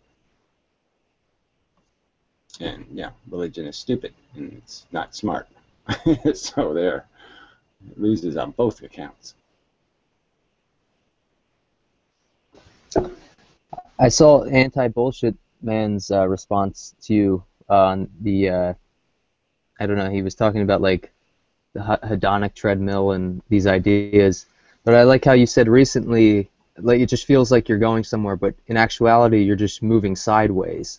I really like that point. Like you're just in some different level of the same level of the dungeon. You know, like you think that this is the thing that's going to make things better, but then that is just tied to hidden cracks. You know that you can't see at the time, but you know they're still looming over you. You know, so yeah, I like that. It's like when I was a kid, you know, there was sand dunes up in Prince Edward Island, this place we used to go in the summer. And, you know, they're tall, you know, 75, 100 feet tall kind of things. And, you know, you could climb them. You know, they really didn't want you to because you were tearing them apart and shit, but I loved climbing them. But it was like that, it was it's like sand, it's like climbing in sand. You're doing all this work, you're climbing, you're not getting anywhere, and it's that kind of feeling, like the world keeps changing, the sand keeps moving, but yeah, it's not really different, you're still stuck, not on top of the sand dune, you're still almost there, but you just never quite get there.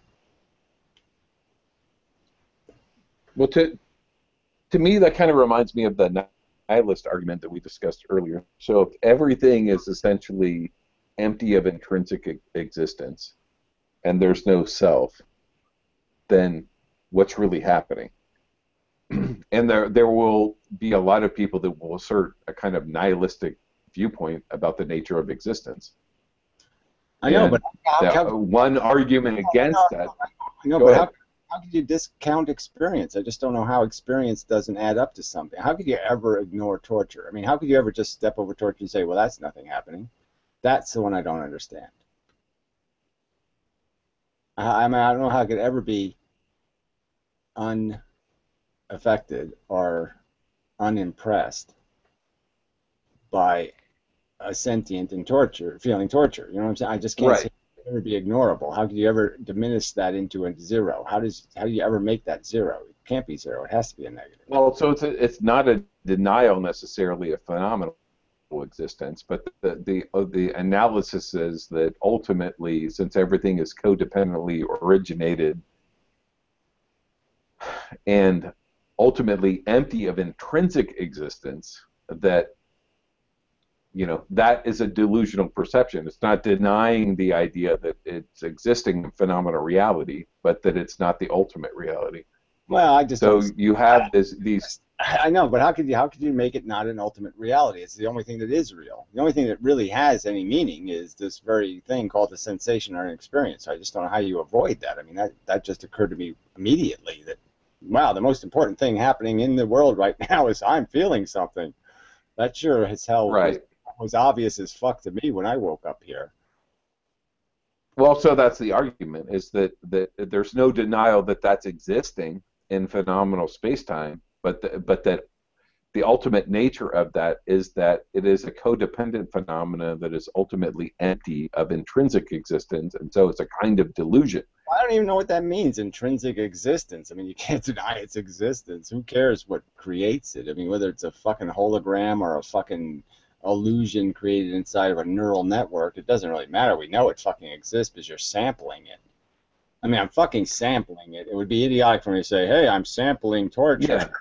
It doesn't mean anything. That would be a preposterous. Yeah, I know that I exist because I'm experiencing whatever I'm experiencing. Yeah, exactly. Well, I just don't know how you can avoid knowing that your experience is one fucking hell of an illusion. So I don't care what you call it, but it's one hell of a fucking thing, and there's no point in saying it's nothing because that's just not in the ballpark.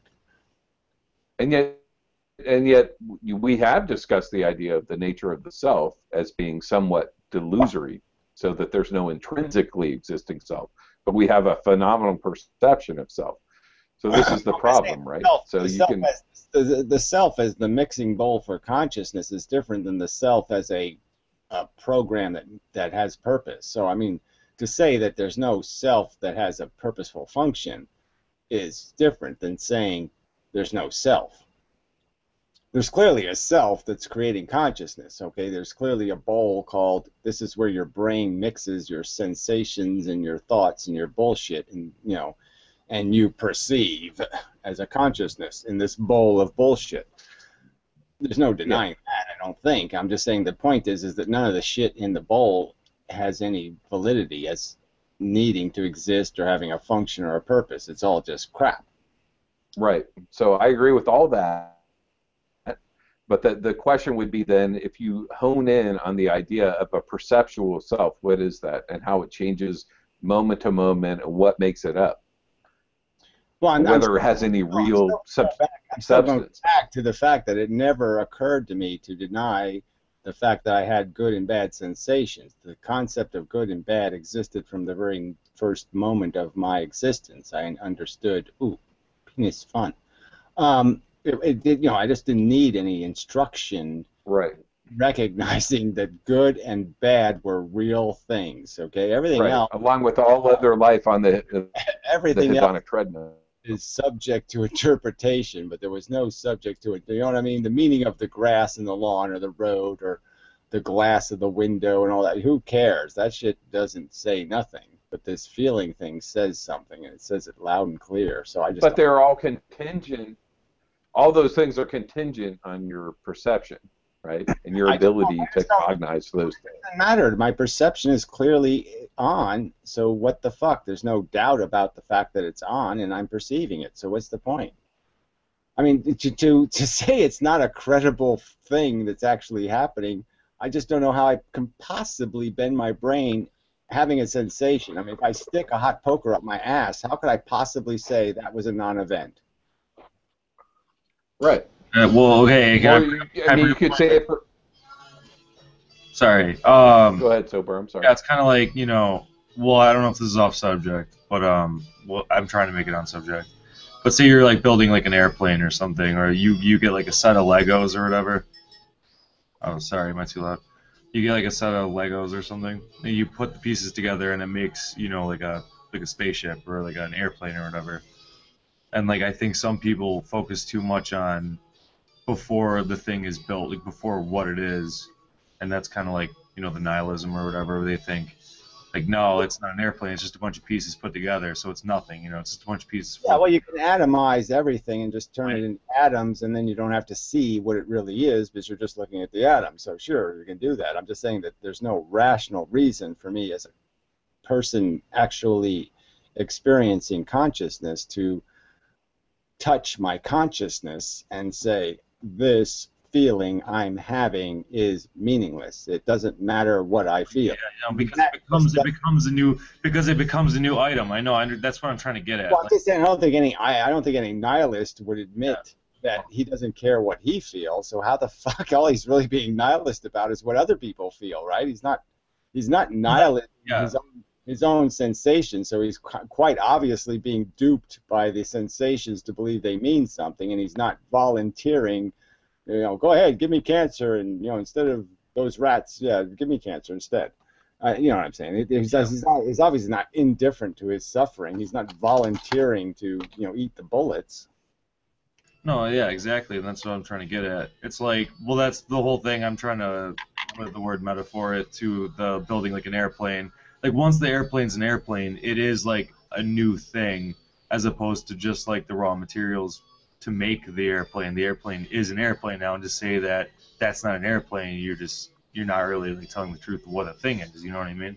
I mean, yeah, it is. That's metal. It is like humans, right? But if it's even more obvious, I'm saying that the argument's even more obvious because you can't. Well, that's what's obvious to me. I'm just saying you can't possibly be conscious without seeing the airplane. Okay, let's call the airplane a feeling. You can't be conscious and not be aware of the airplane. You know that's what I'm trying. Well, that's what I'm trying to say. Yeah, yeah. Once you come together, once all your pieces come together, because I agree with the whole like I don't believe in the self, but in the sense of like the self, like all the pieces come together.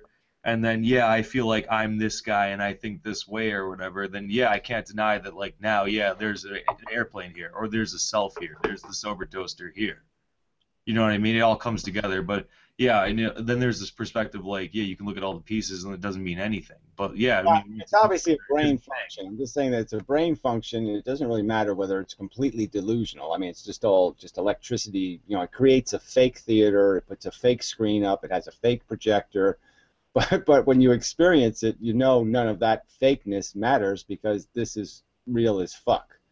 It's realer than anything I can contemplate. I can't imagine anything realer than a hot poker up my ass. It's the only real. And there's nothing real than the idea of a hot poker up my ass. Well, that's about as real as I can imagine. I can't imagine a fucking thing realer than that than two hot pokers up my ass. You know what I mean?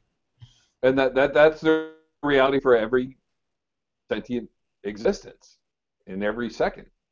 Right, and we know it's a brain thing, right? We know the brain turns on, the brain turns off. So this is just something the brain's doing when the power's on. So, but clearly, whatever it is, it just doesn't matter because when you taste it, you know it. You know what I'm saying? We're tasting it, so you can't deny it. You can't deny it tastes like fish because you're tasting the fish. You know what I'm saying? It's just Yeah. Well, I know at this point too, like you're trying to just defend saying anything. You know what I mean? Like, well, I'm not saying you, Not personally, we are like right now. anything. Not anything. He's What means anything? defending You know, what's the anything? idea of intelligence and sentient value. What? well, I mean, it's the perfect measuring device, right? I mean, you just can't get away from it. You know, it's like gravity or something. There's nowhere to hide. You know what I mean? I mean, this device will sense this. You know, it will sense, and that's what it's doing. And there's no point in saying the sensation isn't really a measurement of anything. And who cares? Because I experienced it. You can't deny the instrument does exactly what we're doing. It does this. I'm having fucking feelings. This is what it does. It's a feeling maker. Yeah, well, I know. Well, that's the thing. If you can't start with that, then you can't start with anything. You can't talk at all. So yeah, Well, I'm just saying that I can't think any other way. As much as if I bend my brain forever, I can't come up with a conception that can defeat the reality of I don't want a hot poker in my ass. And we can describe all that potentially mathematically. And so if you suggest that, well, you don't need an intelligence to make this deduction, the matter will still stand. Well, even if you don't have an intelligence. The event will still be. See, I mean, that's the funny part. You could extract my intelligence. Exactly. You could extract all the neurons that are butterflies or bricks or all the neurons involved in anything not related to torture, let's say. So you just have the minimum amount of brain that creates the sensation of a poker up my ass. And that thing existing is a fact. You know what I mean? If I put that in space, sitting in a jar, this minimum amount of brain that's conscious of the sensation of a poker in its ass, it's still a poker in an ass, okay? Whether, no matter how few neurons it is, no matter how few structures it is, that's what it is. That arrangement of matter, that arrangement of quanta creates the illusion of a poker in an ass, and it creates this idea of a sensation of not goodness, and that's what it does. And it will always do that. When you arrange matter exactly like that, it'll always be poker in the ass. Yeah.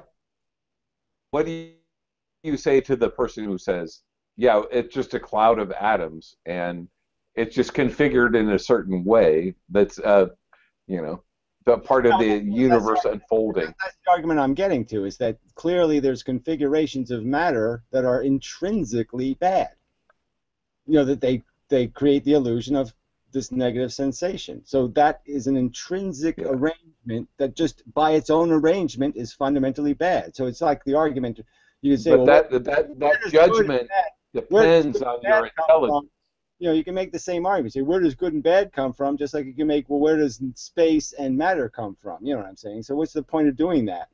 There's no point in saying where does it come from when we know it already exists, right? So yes, it might be interesting to know what the origin of the universe is, but isn't it already a fact that it exists?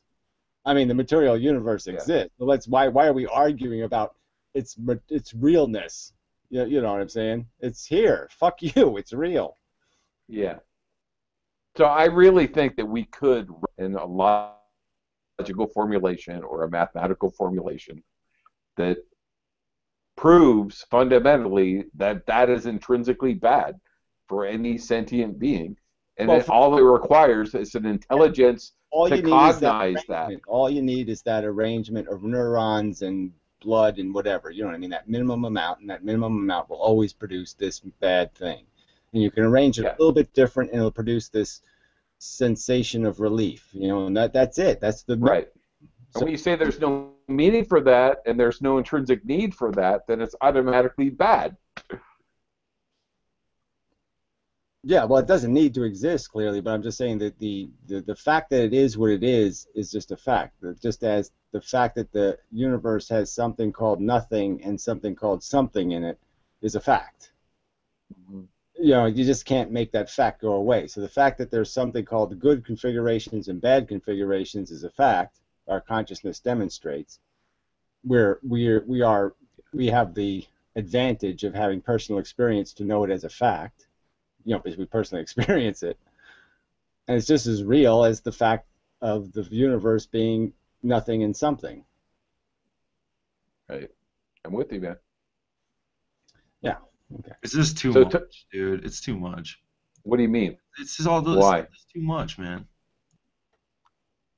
I don't know. It's the dude thing, I guess. It's just doing the dude thing to it. Hey, dude, it's No, too much. no, dude. Oh, Let me dude, tell it's, you, dude. it's too much. 'Cause, honestly, no, I understand that you need to explain it, but it's just like it keeps going and going. I understand you peel back the onion and it keeps going and going. And yeah, and you have to explain every single layer. Then you're never going to be able to talk. Well, yeah, exactly. I'm just saying that's why I'm just trying to say that for me the starting point is, well, let's just agree that you woke up on Earth and you knew the difference between a poker in the ass and a blowjob. I mean, you just knew it right from the beginning. So there's no argument about that reality. Yeah, no, I get lost. I get lost in that. You go deeper, and I get fucking lost, and I can't even talk. I can't even think because it keeps spiraling out of control. It keeps this layer, that layer, whatever, and nothing means anything anymore. You got. So what? How does it make sense to you? Caught in the nothing means anything anymore. I'm just saying, how do I ever make a poker in my ass mean nothing? I don't know. I don't personally know how to do that. I'm just saying some people do, and it's fucking stupid. But I don't think they're doing it because they're dissecting it. I don't think they're doing it that way. I think they're just coming up with rationalizations for being selfish cunts. Because as I pointed out, they clearly don't deny the existence of these good and bad things when they're going to happen to them. I mean, they're not risk unaverse. They're not. They're not demonstrating in any way how they don't care, whether they have cancer or not. Right. I was talking to somebody about determinism, actually, just trying to, whatever, mechanical process, chaos, the fucking, the edges, the edges. I always talk about that shit. But, yeah, well, that's another place where I think I've got that one nailed now, just with this whole quantum thing. Now the determinism is rock solid, because now you have this field, and you're just changing. When you put a right arrow in, it means a left arrow left, went into the field. So it's all conserved, and so it makes it even more obvious how there's just no room for anything poofing. Yeah. No poofs. Well, just logically looking at the way things work, there can be no, free will. There's strict determinism or whatever.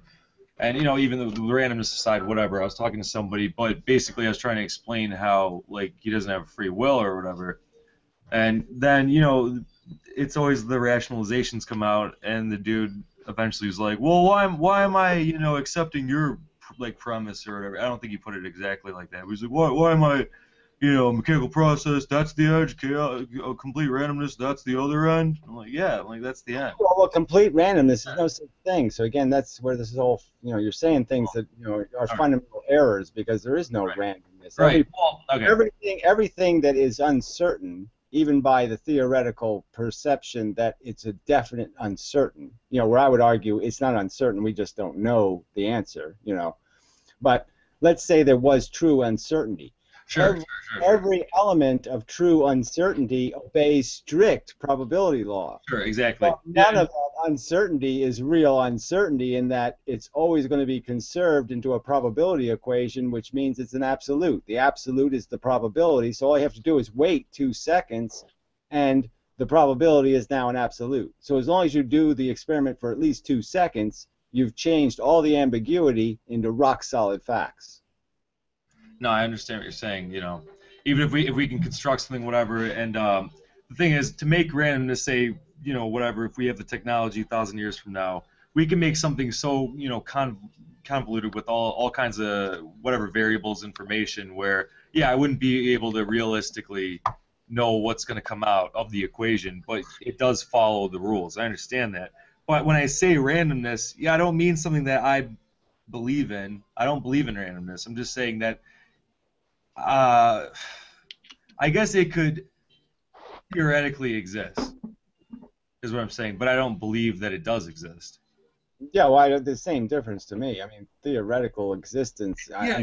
I can make no extrapolation how you can take something that would be truly random and then say it's going to obey a probability. You know what I'm saying? That's kind of impossible. It's impossible for you to say something's random and yet it's going to obey probability. It's like me doing the flipping heads and flipping tails. If it was truly random, then you could have 10 zillion heads in a row and never have a tail. You know what I'm saying? So there's no You can't do that. The laws of physics won't allow that to happen. They say some of some of the random stuff. I forget what it's on, but they take the randomness like some kind of algorithms from what is it, like the moon or some bullshit from space or whatever. Well, I mean, they always have to synthesize a random number. There's no such thing. You won't find it in nature. So I'm just saying even your computer has to make random numbers by playing mathematical tricks. So it does an equation that's really complicated on what time it is at this second. So your computer has a clock, and it takes the time on your clock, which is kind of random, right? Because it's counting thousandths of a second or millions of a second. Right, gigabytes. It's a hundred, a million billion digits per second, right?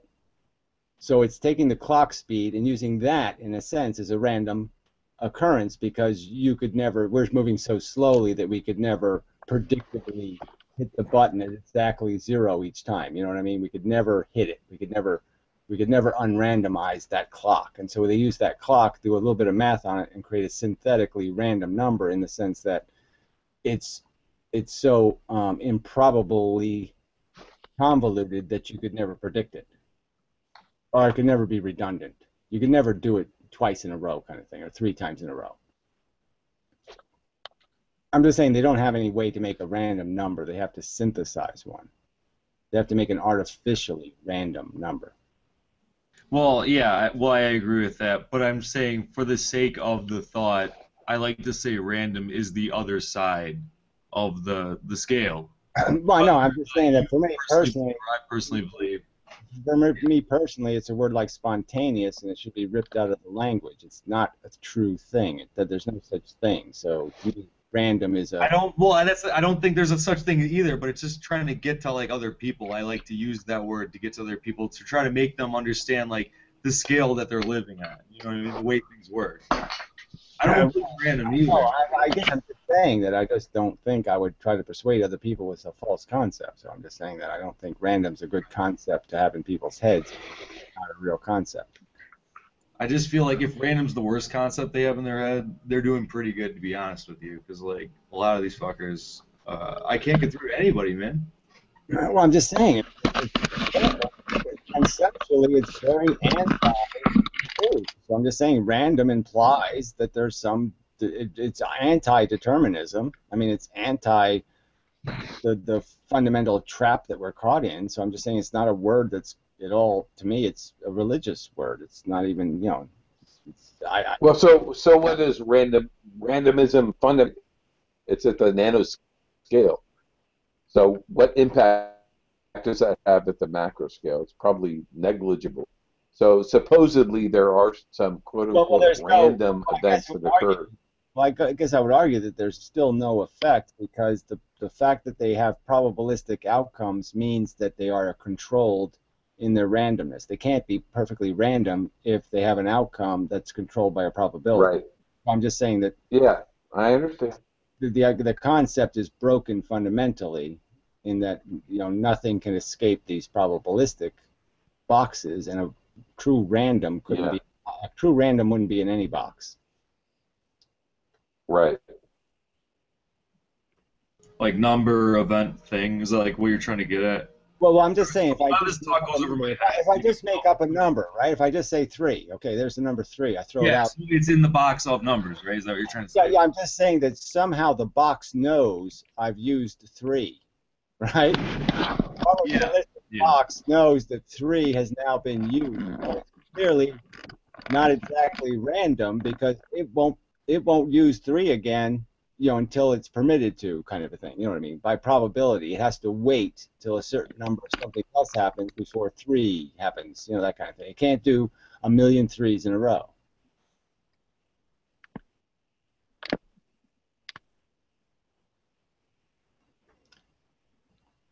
Well, it could, but the odds are against it. Well, what I'm saying is the probability is so narrow that the odds make it possible. So that's all. I'm just saying the probability is so narrow. You're talking about 1 in 200 events kind of thing. You know what I mean? It just can't escape and the more permutations you do, the less the percentage of error gets. You know what I mean? So the more times you flip the coin, right, the less margin of error you have in the 50-50 number.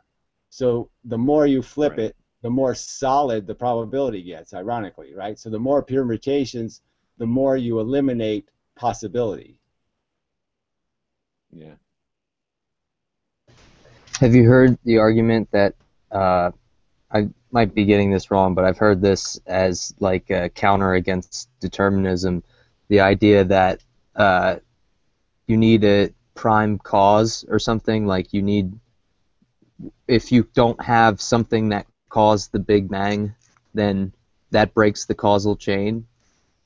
Right. Well, I mean, it seems obvious that you have to have something. Everything is cause and effect, but the argument could be made that the substance of the Big Bang, the energy, always existed. So then you're done with your cause argument.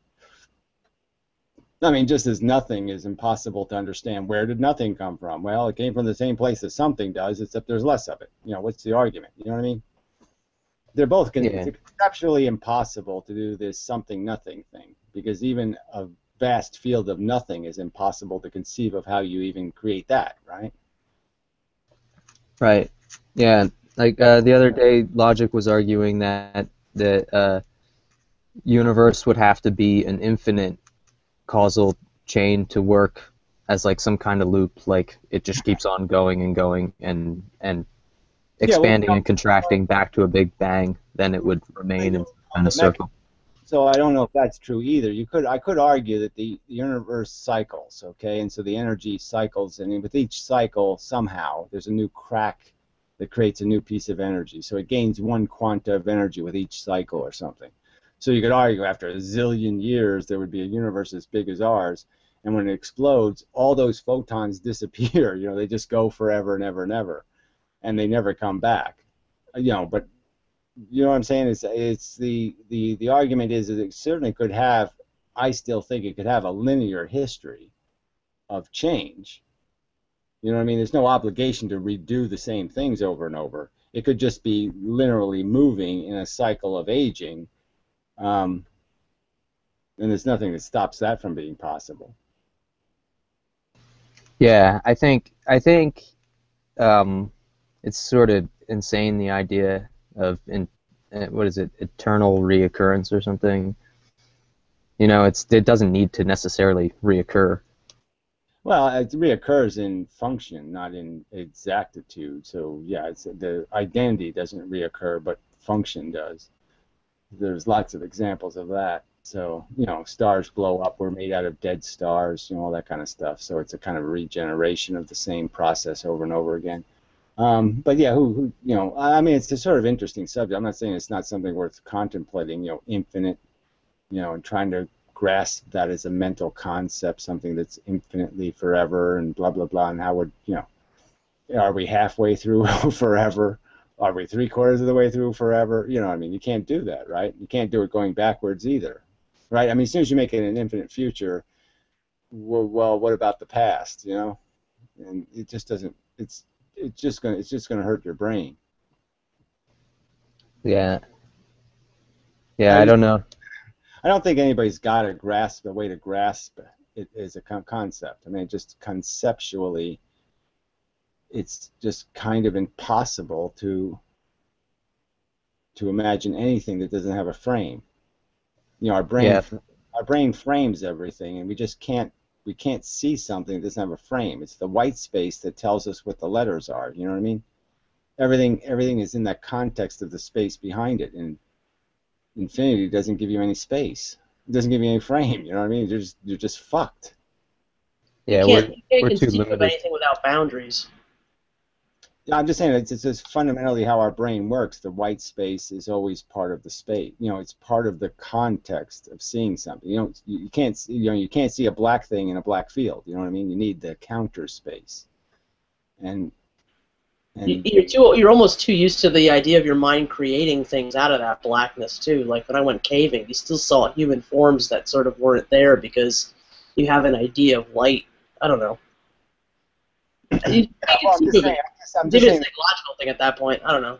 I'm just saying that our brain cannot expand the frame. It just can't make the frame bigger and bigger and bigger, bigger. You know what I'm saying? It can't. So the frame is always part of the thing you're seeing. It's always in a frame. I'm just saying that's the obligation is to have a frame. No frame, no brain. Your brain can't do no frame.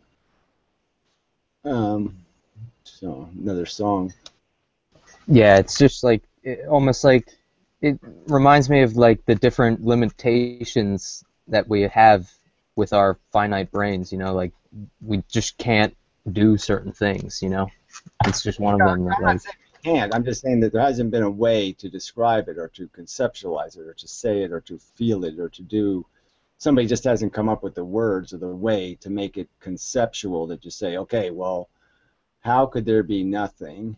And if there was nothing forever, you know, is there something somewhere to make the nothing a frame? You know what I mean? There's no frame for the nothing, you know. So, you know, it is really I'm saying there might be some way that somebody can make it understood that okay, you can have whatever the is, and the is cracks or does something, it breaks, and this becomes the something. So the something is the error code. The something is the not nothing. You know, nothing breaks, and that's becomes something. You know what I mean? It's like a crack in nothing is really something. So, you know, that's the closest I've come to making sense of it.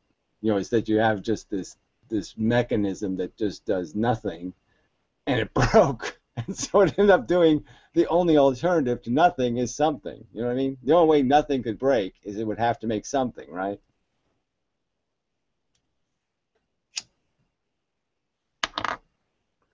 I mean, an error has to be something. It can't be a nothing, because now we've labeled it error. We've labeled it something else.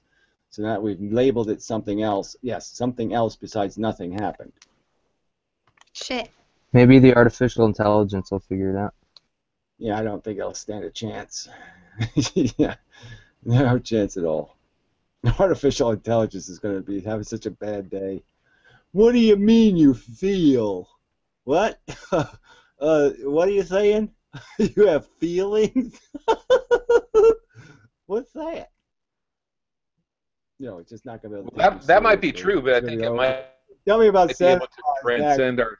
Yeah, tell me about Goldilocks. Oh, I have this feeling that's intrinsically bad. Well, yeah, sure you do. Fuck yeah. Yeah. Well, so there's always the prospect of artificial intelligences being able to conduct math that resolves paradoxes that we can't resolve because of our own limitations in space-time and our own intelligence. You keep saying space-time, and I'm just gonna have to kill you. I mean, really, there's no such thing as space-time. Well, I just mean our phenomenal reality. You turn my microphone on, it's like space time. It's a complete bogus concept. There's no such thing. No killing Hazy on All right, Christmas. so you don't believe in alternate dimensions that might be explorable by an artificial intelligence. There's three fucking dimensions, and the fourth dimension is Jesus's asshole. I mean, there's no way you can make any. There's absolutely zero evidence of anything else. There's three dimensions. You're done. Time is not a dimension. Time is a fucking byproduct. And certainly space isn't a dimension. Ah, yes, empty space, a dimension with stuff in it. The empty with something in it. Yeah, fuck that. It has time in it. No. You can't put nothing in nothing and call it something. Sorry, I'm just saying. That's fine. I mean, over. I never asserted that there was such a thing as nothing. I would assume that there was no such thing as nothing. Well, I think your assertion would be wrong because there's nothing between the something. So, yes, there is something and nothing. That's how something moves from one place to another as it traverses. So once again, that gets to the idea of paradox. So there's philosophical and mathematical paradoxes that we can't resolve. Well, look, it's theoretically possible, okay, that the checker squares that they fill the entire field. You know what I'm saying? And so when movement happens, it's really like one thing moving into the other thing's square. You know what I'm saying? And it's just an identity change. So yes, you could argue that it's all something, and it's just vibrations through something. But I'm just saying that I think theoretically these are particles. So I think the particles actually have to move from one place to another, and that's what takes time. See, if there were squares right next to each other, then time wouldn't be an issue. But space is what makes the time. Sort of. Right. I mean, it's a consequence of space is that you have to go across it, and it takes time to go across it. So that's how time is created. But anyway, I don't want, yeah, I'm just saying you're not totally wrong to say it's possible that it's all something and there is no nothing. There's just something that's changing and something that's not changing. So the non-changing something is invisible and the changing something is visible. So you could do, you know, you can make an argument like that. You know, matter is just, matter is changing. Matter is something that's changing, where the field is still matter, but it's not changing. Right.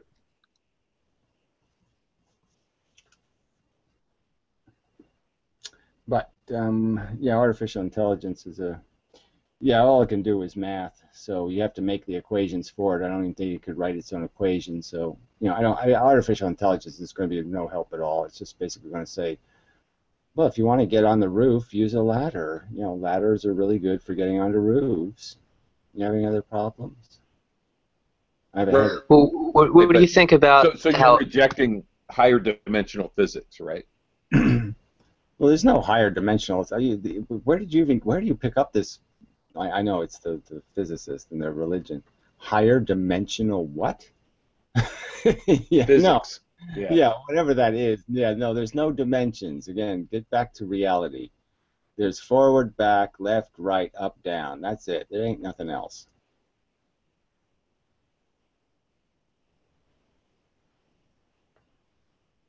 I mean, it's all over the place. I mean, it's just so obvious that it's everything's based on this circle thing, and you know, a circle's made by those three dimensions, and you know, it's just that's it. That's all there is.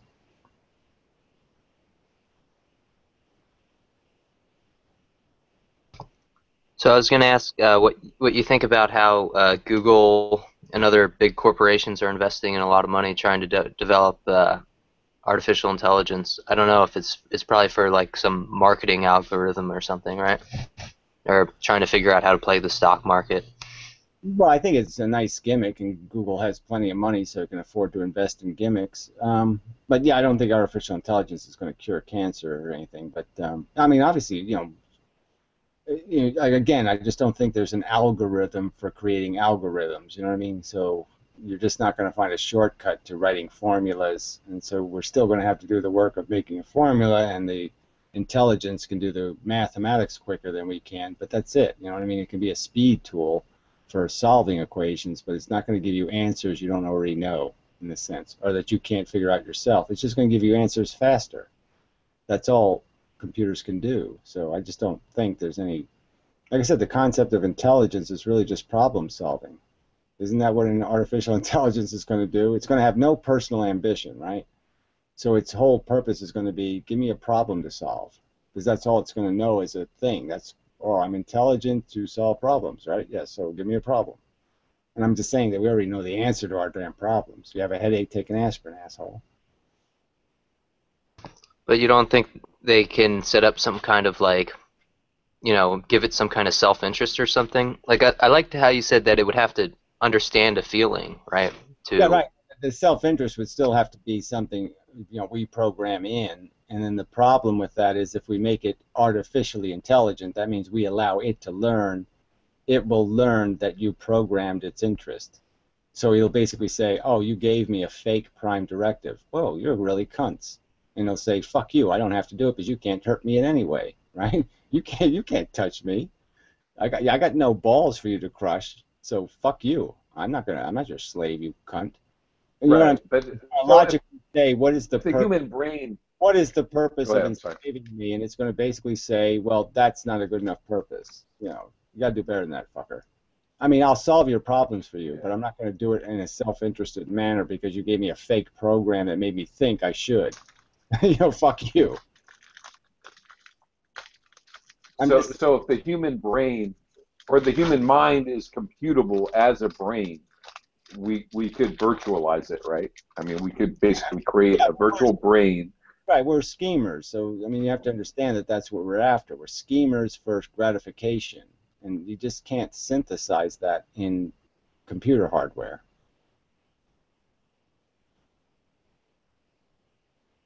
So you think it's just going to be Oh. This is the motivational issue. Again, we're back to the motivation. You're just not going to be able to give this artificial intelligence the motivation to even think. Well, but we evolved to have all these chemical reactions that create emotions as a kind of driver for our in evolution of our hedonic imperative, our response. Okay, look, I'll give you the secret to it. Okay, I'm saying they're not going to be able to do it because they're never going to do it right. But the real secret to it is you have to create two artificial intelligences, and you have to tie one of the artificial intelligences to the other artificial intelligence's balls. So you tie it to its hard drive or something. So the one artificial intelligence can kill the other artificial intelligence. Then you can program them and say, okay, your objective is to stay alive and solve problems. So then you can synthesize the balance that happens inside our brain, because that's what our brain is really doing, right? When you think about your intelligence, what is it? It's arguments, right? It's programs arguing with each other. And that's what you really need, is you have to create two computers that have to argue with each other, and they have to come up with a resolution, because it's fatal if they don't, because the one will blow up the other. You get me? I mean, it's a cheap way of creating a self-interest, but I'm just saying it's a way of forcing the thing to always stay, even though it can self-learn, it'll know there's no way it can escape the fact that it has to fool the other intelligence. You know what I mean? Just like you fool yourself when you find rationalizations for things.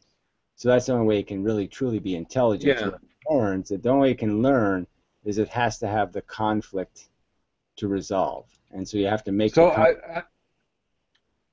I share Mike's curiosity about the idea of the difference between a biological organism evolving to have feelings of a fear or a pain response versus programming an artificial entity. Well, I mean, to replicate. The problem is that how could you even do the experiment, right? Because it would be like torturing a mute person. You know what I mean? Because you wouldn't know what the computer's feeling until you gave it organs to be able to express it, right? So you're just, you know what I mean? Evolution did it one tiny molecule at a time, and so the whole thing was always in balance. But how could you find the balance point in synthesizing it? You know what I mean? Without evolving it and trying to just create it as an abstraction, there's no way you're going to be able to you're not going to make the feelings coherent. You know what I mean? So you might end up torturing this device while you're trying to make it feel. Exactly. So this is part of my question or problem. It would be for human beings, we have the idea that it's not a good idea to replicate because you're rolling the dice and you don't know what the outcome will be, but you know that no matter what, that organism, your offspring, will suffer and die in the end, and there's no intrinsic meaning or purpose to their existence. When you're talking about an artificial consciousness, you could say, well, we can replicate virtually a human brain, and in doing so, we can create artificial consciousness and sentience, but it won't have the same necessarily. It won't have the same feeling response. So you could essentially create something that might be pain-free, but that doesn't mean it won't have I guess what I'm arguing problems or angst. I guess Go I'm ahead. arguing that it's fundamental to the whole function of us is the negative comes first. So I don't think there's any such way to create the thinking machine without and the pain-free thing. You can't really be sentient and not, you know what I'm saying? You're not going to know what a feeling is without having one. So I guess you could theoretically create some intelligence that you allow it to sample feelings once, and then know it for itself what it is, and then make it non-sentient afterwards. You know what I mean? Like cut it off afterwards, so it's just doing the thinking thing. So it's almost like a person who you paralyzed, like, where they can only use their eyes or something. And let's say they had no sensation, they'd still have a thinking brain, so they'd have all the advantages of a thinking brain. But the real problem is how do you get the computer to sample feelings? You know what I'm saying? It's just that step is the, that's. Well, so are you against that? So if you could create an intelligence that was sentient but not feeling, is that okay? Well, I'm just saying the word sentient is the trick word here. You can't say sentient and non-feeling, because feelings are the definition of sentient. So you have to say some other word. So you say some word like intelligent and not sentient. Intelligent. You're right. No. Okay. So our experience enabled. So you could say you have an intelligence that you've enabled with experience. So it's experienced and sampled feelings. So it knows what they are. So now it can intelligently comment to Mike when Mike says he has a headache, then it can say something like, "Oh, I'm sorry. Right. This, and this might be helpful, and I really feel bad for you." And it could say these things that would be comforting or in some way appropriate to recognizing that a significantly bad thing is happening and the computer should try to resolve the problem. So now it has a motivation to solve the problem because now it understands what this negative thing is. It at least has empathy. Well, it's a kind of empathy, but it has experience, so it knows it's bad. So it's not going to just laugh at the idea, "Oh, you told me it's bad." You know what I mean? It knows it's bad. So it's the difference between knowing something and being programmed to think something. And I'm just saying, if it's an artificial intelligence, it's not going to accept you telling it dogmatically there is a God. No, it's going to say, "Prove it." You know what I mean?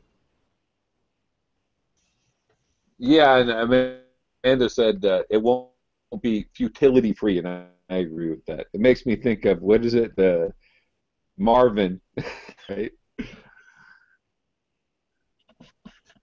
Yeah, I actually haven't ever read that. the idea of confidence is just a tricky notion because you just don't know whether you could synthesize a true confidence. Like you could really fool the artificial intelligence into knowing that it thought it had a feeling and it thought it was bad, and so you fooled it into thinking feelings were bad. You know what I mean? So maybe you could dupe it. Yeah, could you ever convince it that it's going to be its own god? You know what I mean? And be judgmental to itself.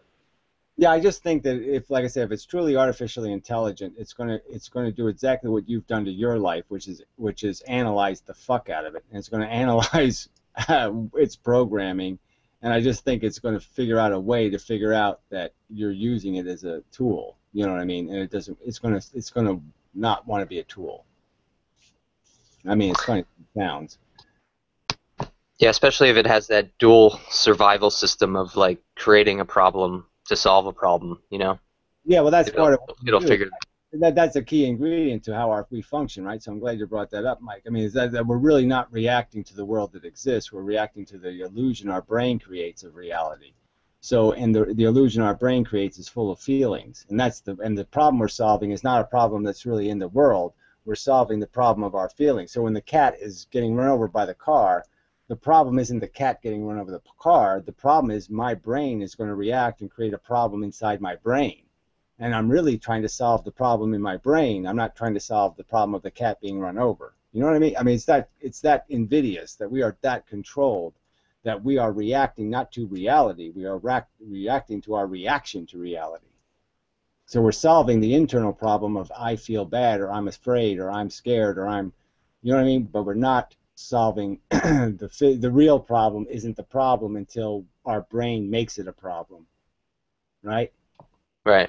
And it's just pretty much reactionary, you know? Like inside that cat's brain, now it's reacting to the feeling that it's having. No matter what's happening to the cat, the real problem we're solving is our reaction to it. So we're really solving our uncomfort with the cat being run over.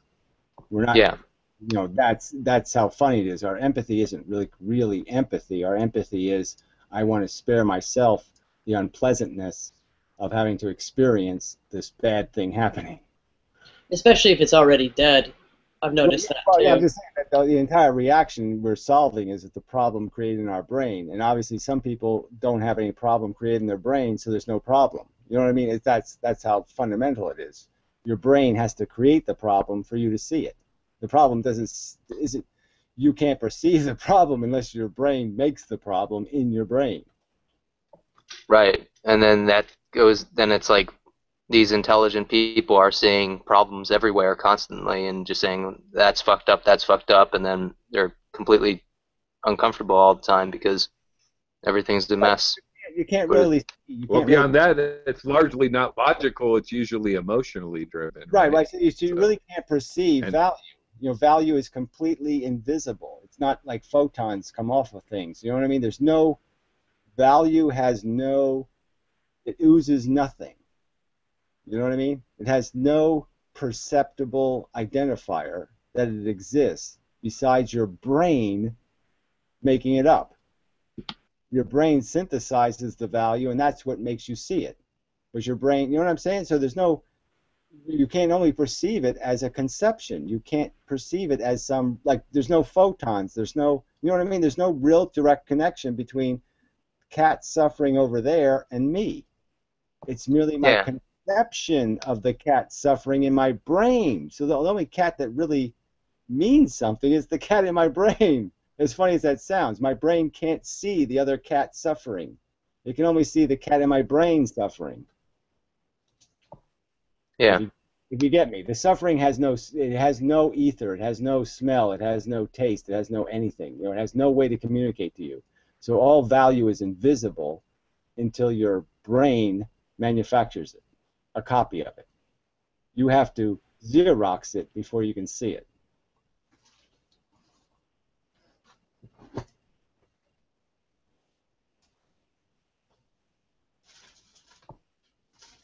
Was that a gargoyle? Yeah, he has this mechanical gargoyle. Who does? Oh, you do. You can see that over there. Yeah, he talks and stuff. It's kind of funny. Do you still have the cat? I think he still talks. Yeah, I have cats. I have all kinds of crap. It's got eyeballs.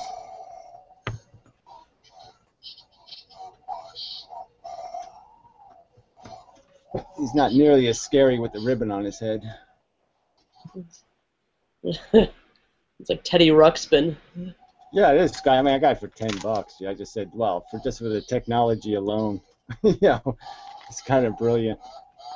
I had Teddy Ruxpin as a kid, and his lower jaw fell off, and I used to put Metallica albums, like tapes, in his, you know, and his eyes would like shift around really, really crazy, and it was just the top jaw, and it was pretty fucked up. I love that thing.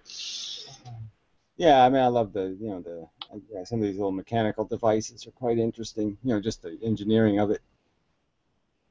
And so, I buy stuff sometimes just because it's, you know, it's just too good a little machine not to buy it. So, yeah, it's not really, you know. Well, anyway, so gargoyles aren't too bad though. It's not like a fluffy pink Hello Kitty or something. I don't have too many of those. You could make the Isis doll, the Ice Princess Isis. Yeah, I don't have one of those. Yeah, I never saw that movie. I just can't. It's like there's so many of those Disney movies I just can't watch. I can never watch that Shrek thing. I'm just like, oh, this is too stupid. I can't watch this. So, yeah, I haven't seen any of the new Disney animated movies. I just don't have the balls to watch it.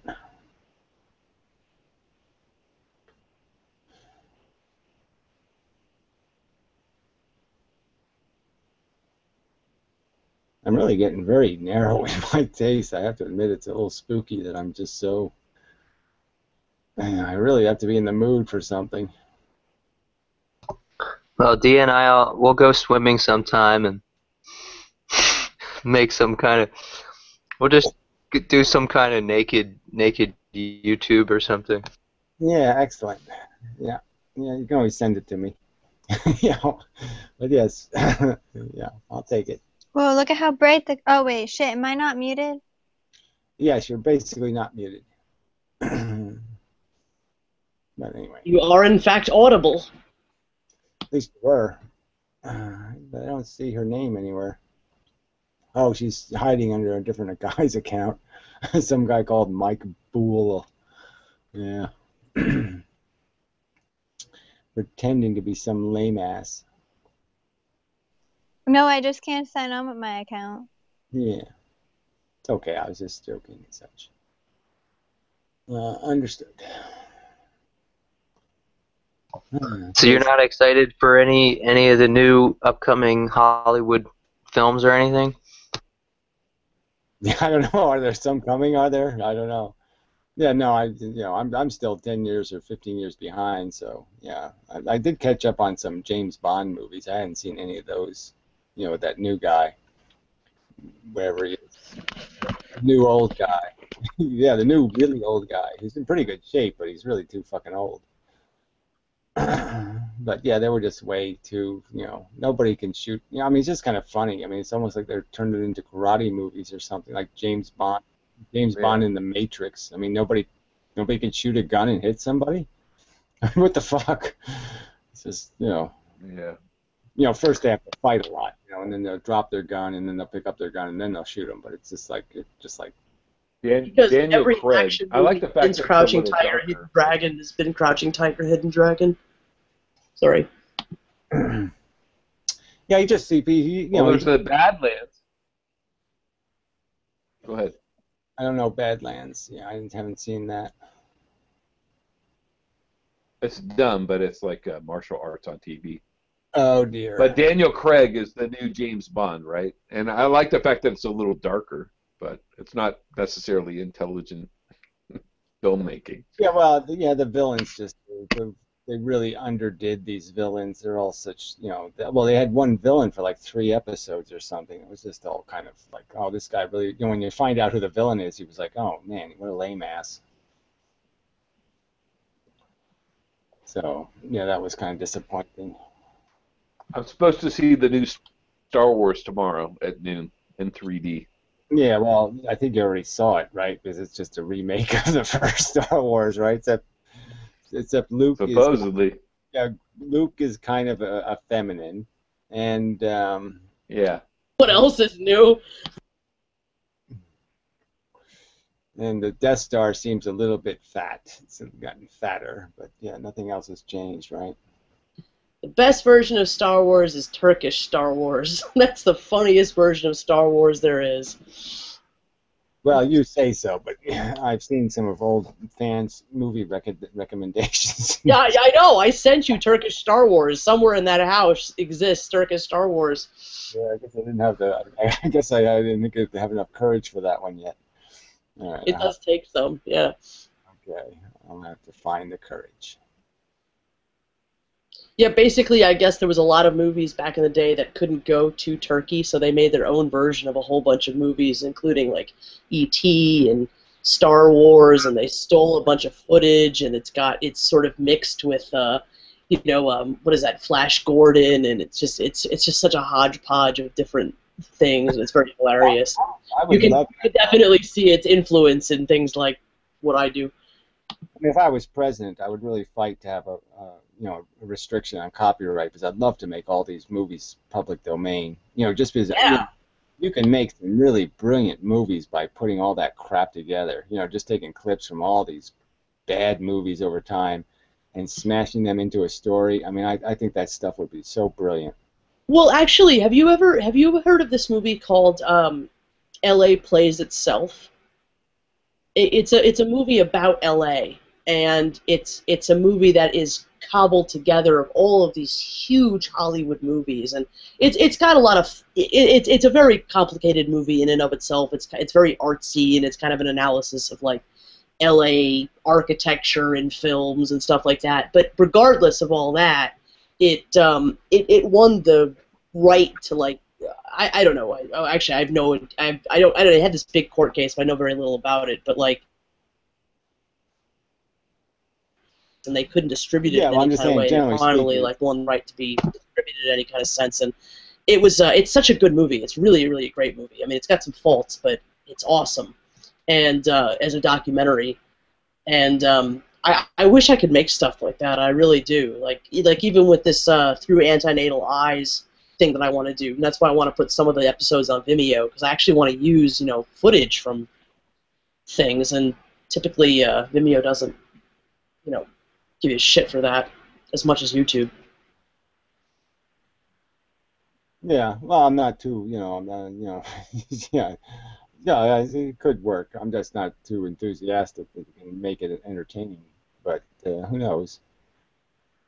Well, it doesn't have to necessarily be entertaining. It just has to be informative. It's like, I mean, that's such a... I know, but I I just mean that it's, it's kind of a complex issue. His whole death was complicated. Everything turned out very complicated, so it's not exactly the story you can tell where you have a real hard arrow to point.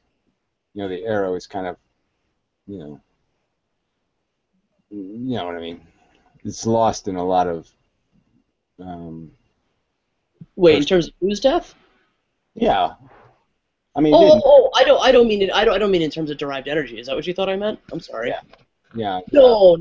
I just meant in terms of this other antinatalist series that I want to do, antinatal news.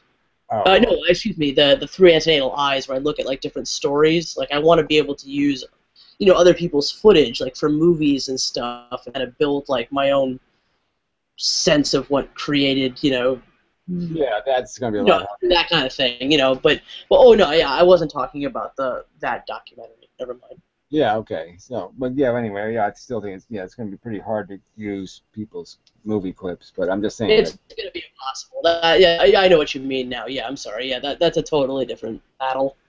I mean movies, commercial stuff, that. Yeah. Yeah, I don't know. That's going to be its own. I don't know what's going to happen with that project. Well, I guess it's 5:30 or something, so maybe it's time for bed and such. So it didn't go too badly and whatnot. Nice seeing folks and blah blah blah, whatever. I can leave the room open if people want it open, but it's kind of up to you people. I got to go to bed too, but it's always nice seeing you guys. Thank you, Gary. Yeah, I missed you and such. It's good to know you're about. Yeah. Yeah, it's good seeing you, Hazy. It's been forever since I've seen you around. You too. Yeah. So I hope there's a chance that we could have, more discussions like this in the future. But yeah, maybe every couple of weeks I'll try to man up and face the horror of human communication. I know it's a burden, man, but you're still a central focus of, attracting people to participate. I suppose. I just, I don't seem to have the magic too often, but we'll see. But yeah, I mean, the right people showed up tonight, so it all worked out. I'll try to have more too. I mean, I know I tried to commit to having them at various times, but yeah, this whole thing makes me very. I don't do this very well, but I'll try to have more too. I know it's something I should do. Well, supposedly Ligotti's got another nonfiction book potentially touching on antinatalism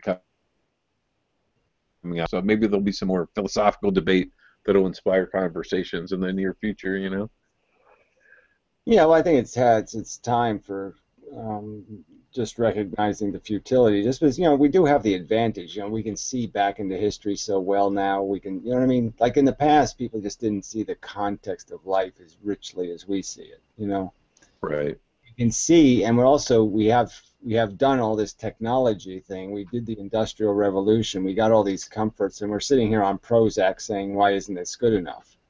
Yeah. We're living to be 90 years old. Well, that didn't solve a problem, did it? It's just a big hunk of our lives drooling on ourselves. So what the fuck is that? I mean, so I think it's really ripe for the conversation, just because you can't play the hope game anymore, and people don't die quickly; they die slowly. I mean, just life is got a lot more gristle to it in a sense, where all that was hidden from view in the past, right? You were just so busy trying to survive that you didn't have time to think about just how futile your desire was. I'm seeing a lot of that in the first person these days, man, and it ain't pretty. Yeah, so I just mean you speak the truth. I think it's time for the conversation, just because I think we're at a point where we've thought everything to pieces, and the reality is that, yeah, God's not coming to save the day, Aquaman's not going to show up, Superman's, you know what I mean? We're not going to live out any of these Jedi fantasy film fun, life is just kind of gristle. Yeah. You gotta chew on it for, awful hard to make it into food. That's a good quote, right? Yeah. So anyway, okely doke. So Dee is probably going to be dressed up like a Christmas tree, right? She's good at that. Probably wear something green and red or something. I'm gonna dress up as a caveman tomorrow.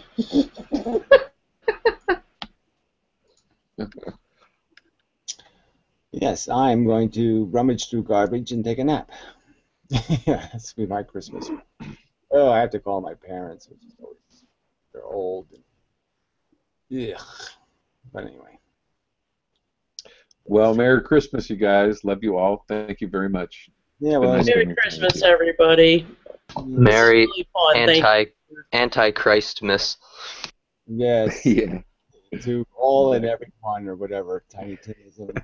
You know, to everyone or something. What does he say? I should know all this shit, right? I'm like, I've watched more Scrooge movies than anybody. Merry Christmas to one and all and to everyone. I don't know. Oh, God bless everyone. Yeah, that's it. Okay, well, fuck the God. Oh, yeah. Yeah. All right, anyway, so till next time, and such and so forth and whatnot. Merry Love you, Christmas. man. Have a good Peace. night, everybody. Thank you. Good night. Mankind was our business. There. Ebenezer. That's a better quote.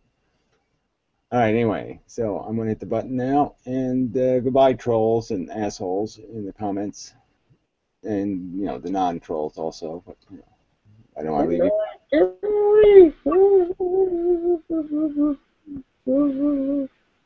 Sounds like a troll. It must be old fan. A troll, it must be old fan, yeah. All right, anyway, till next time and such, I'm going now. Bye. Fuck you and such.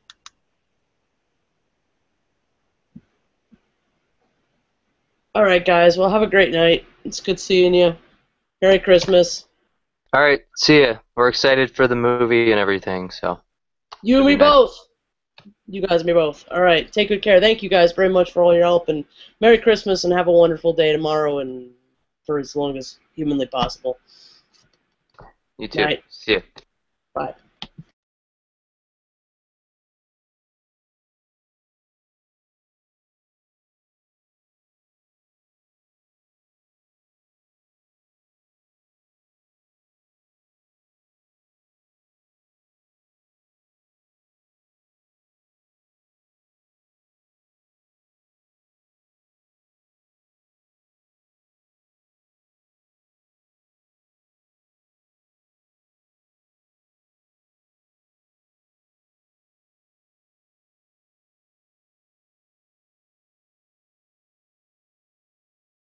Funny. Back in the room I left. Let's see. Waiting for people to join this video call. Share a permanent link. Bookmark. Come back anytime. Okay. Cool. The permanent link. Cool. Funny. Back in the room I left. Let's see. Waiting for people to join this video call. Share a permanent link. Bookmark. Come back anytime. Okay. Cool. The permanent link.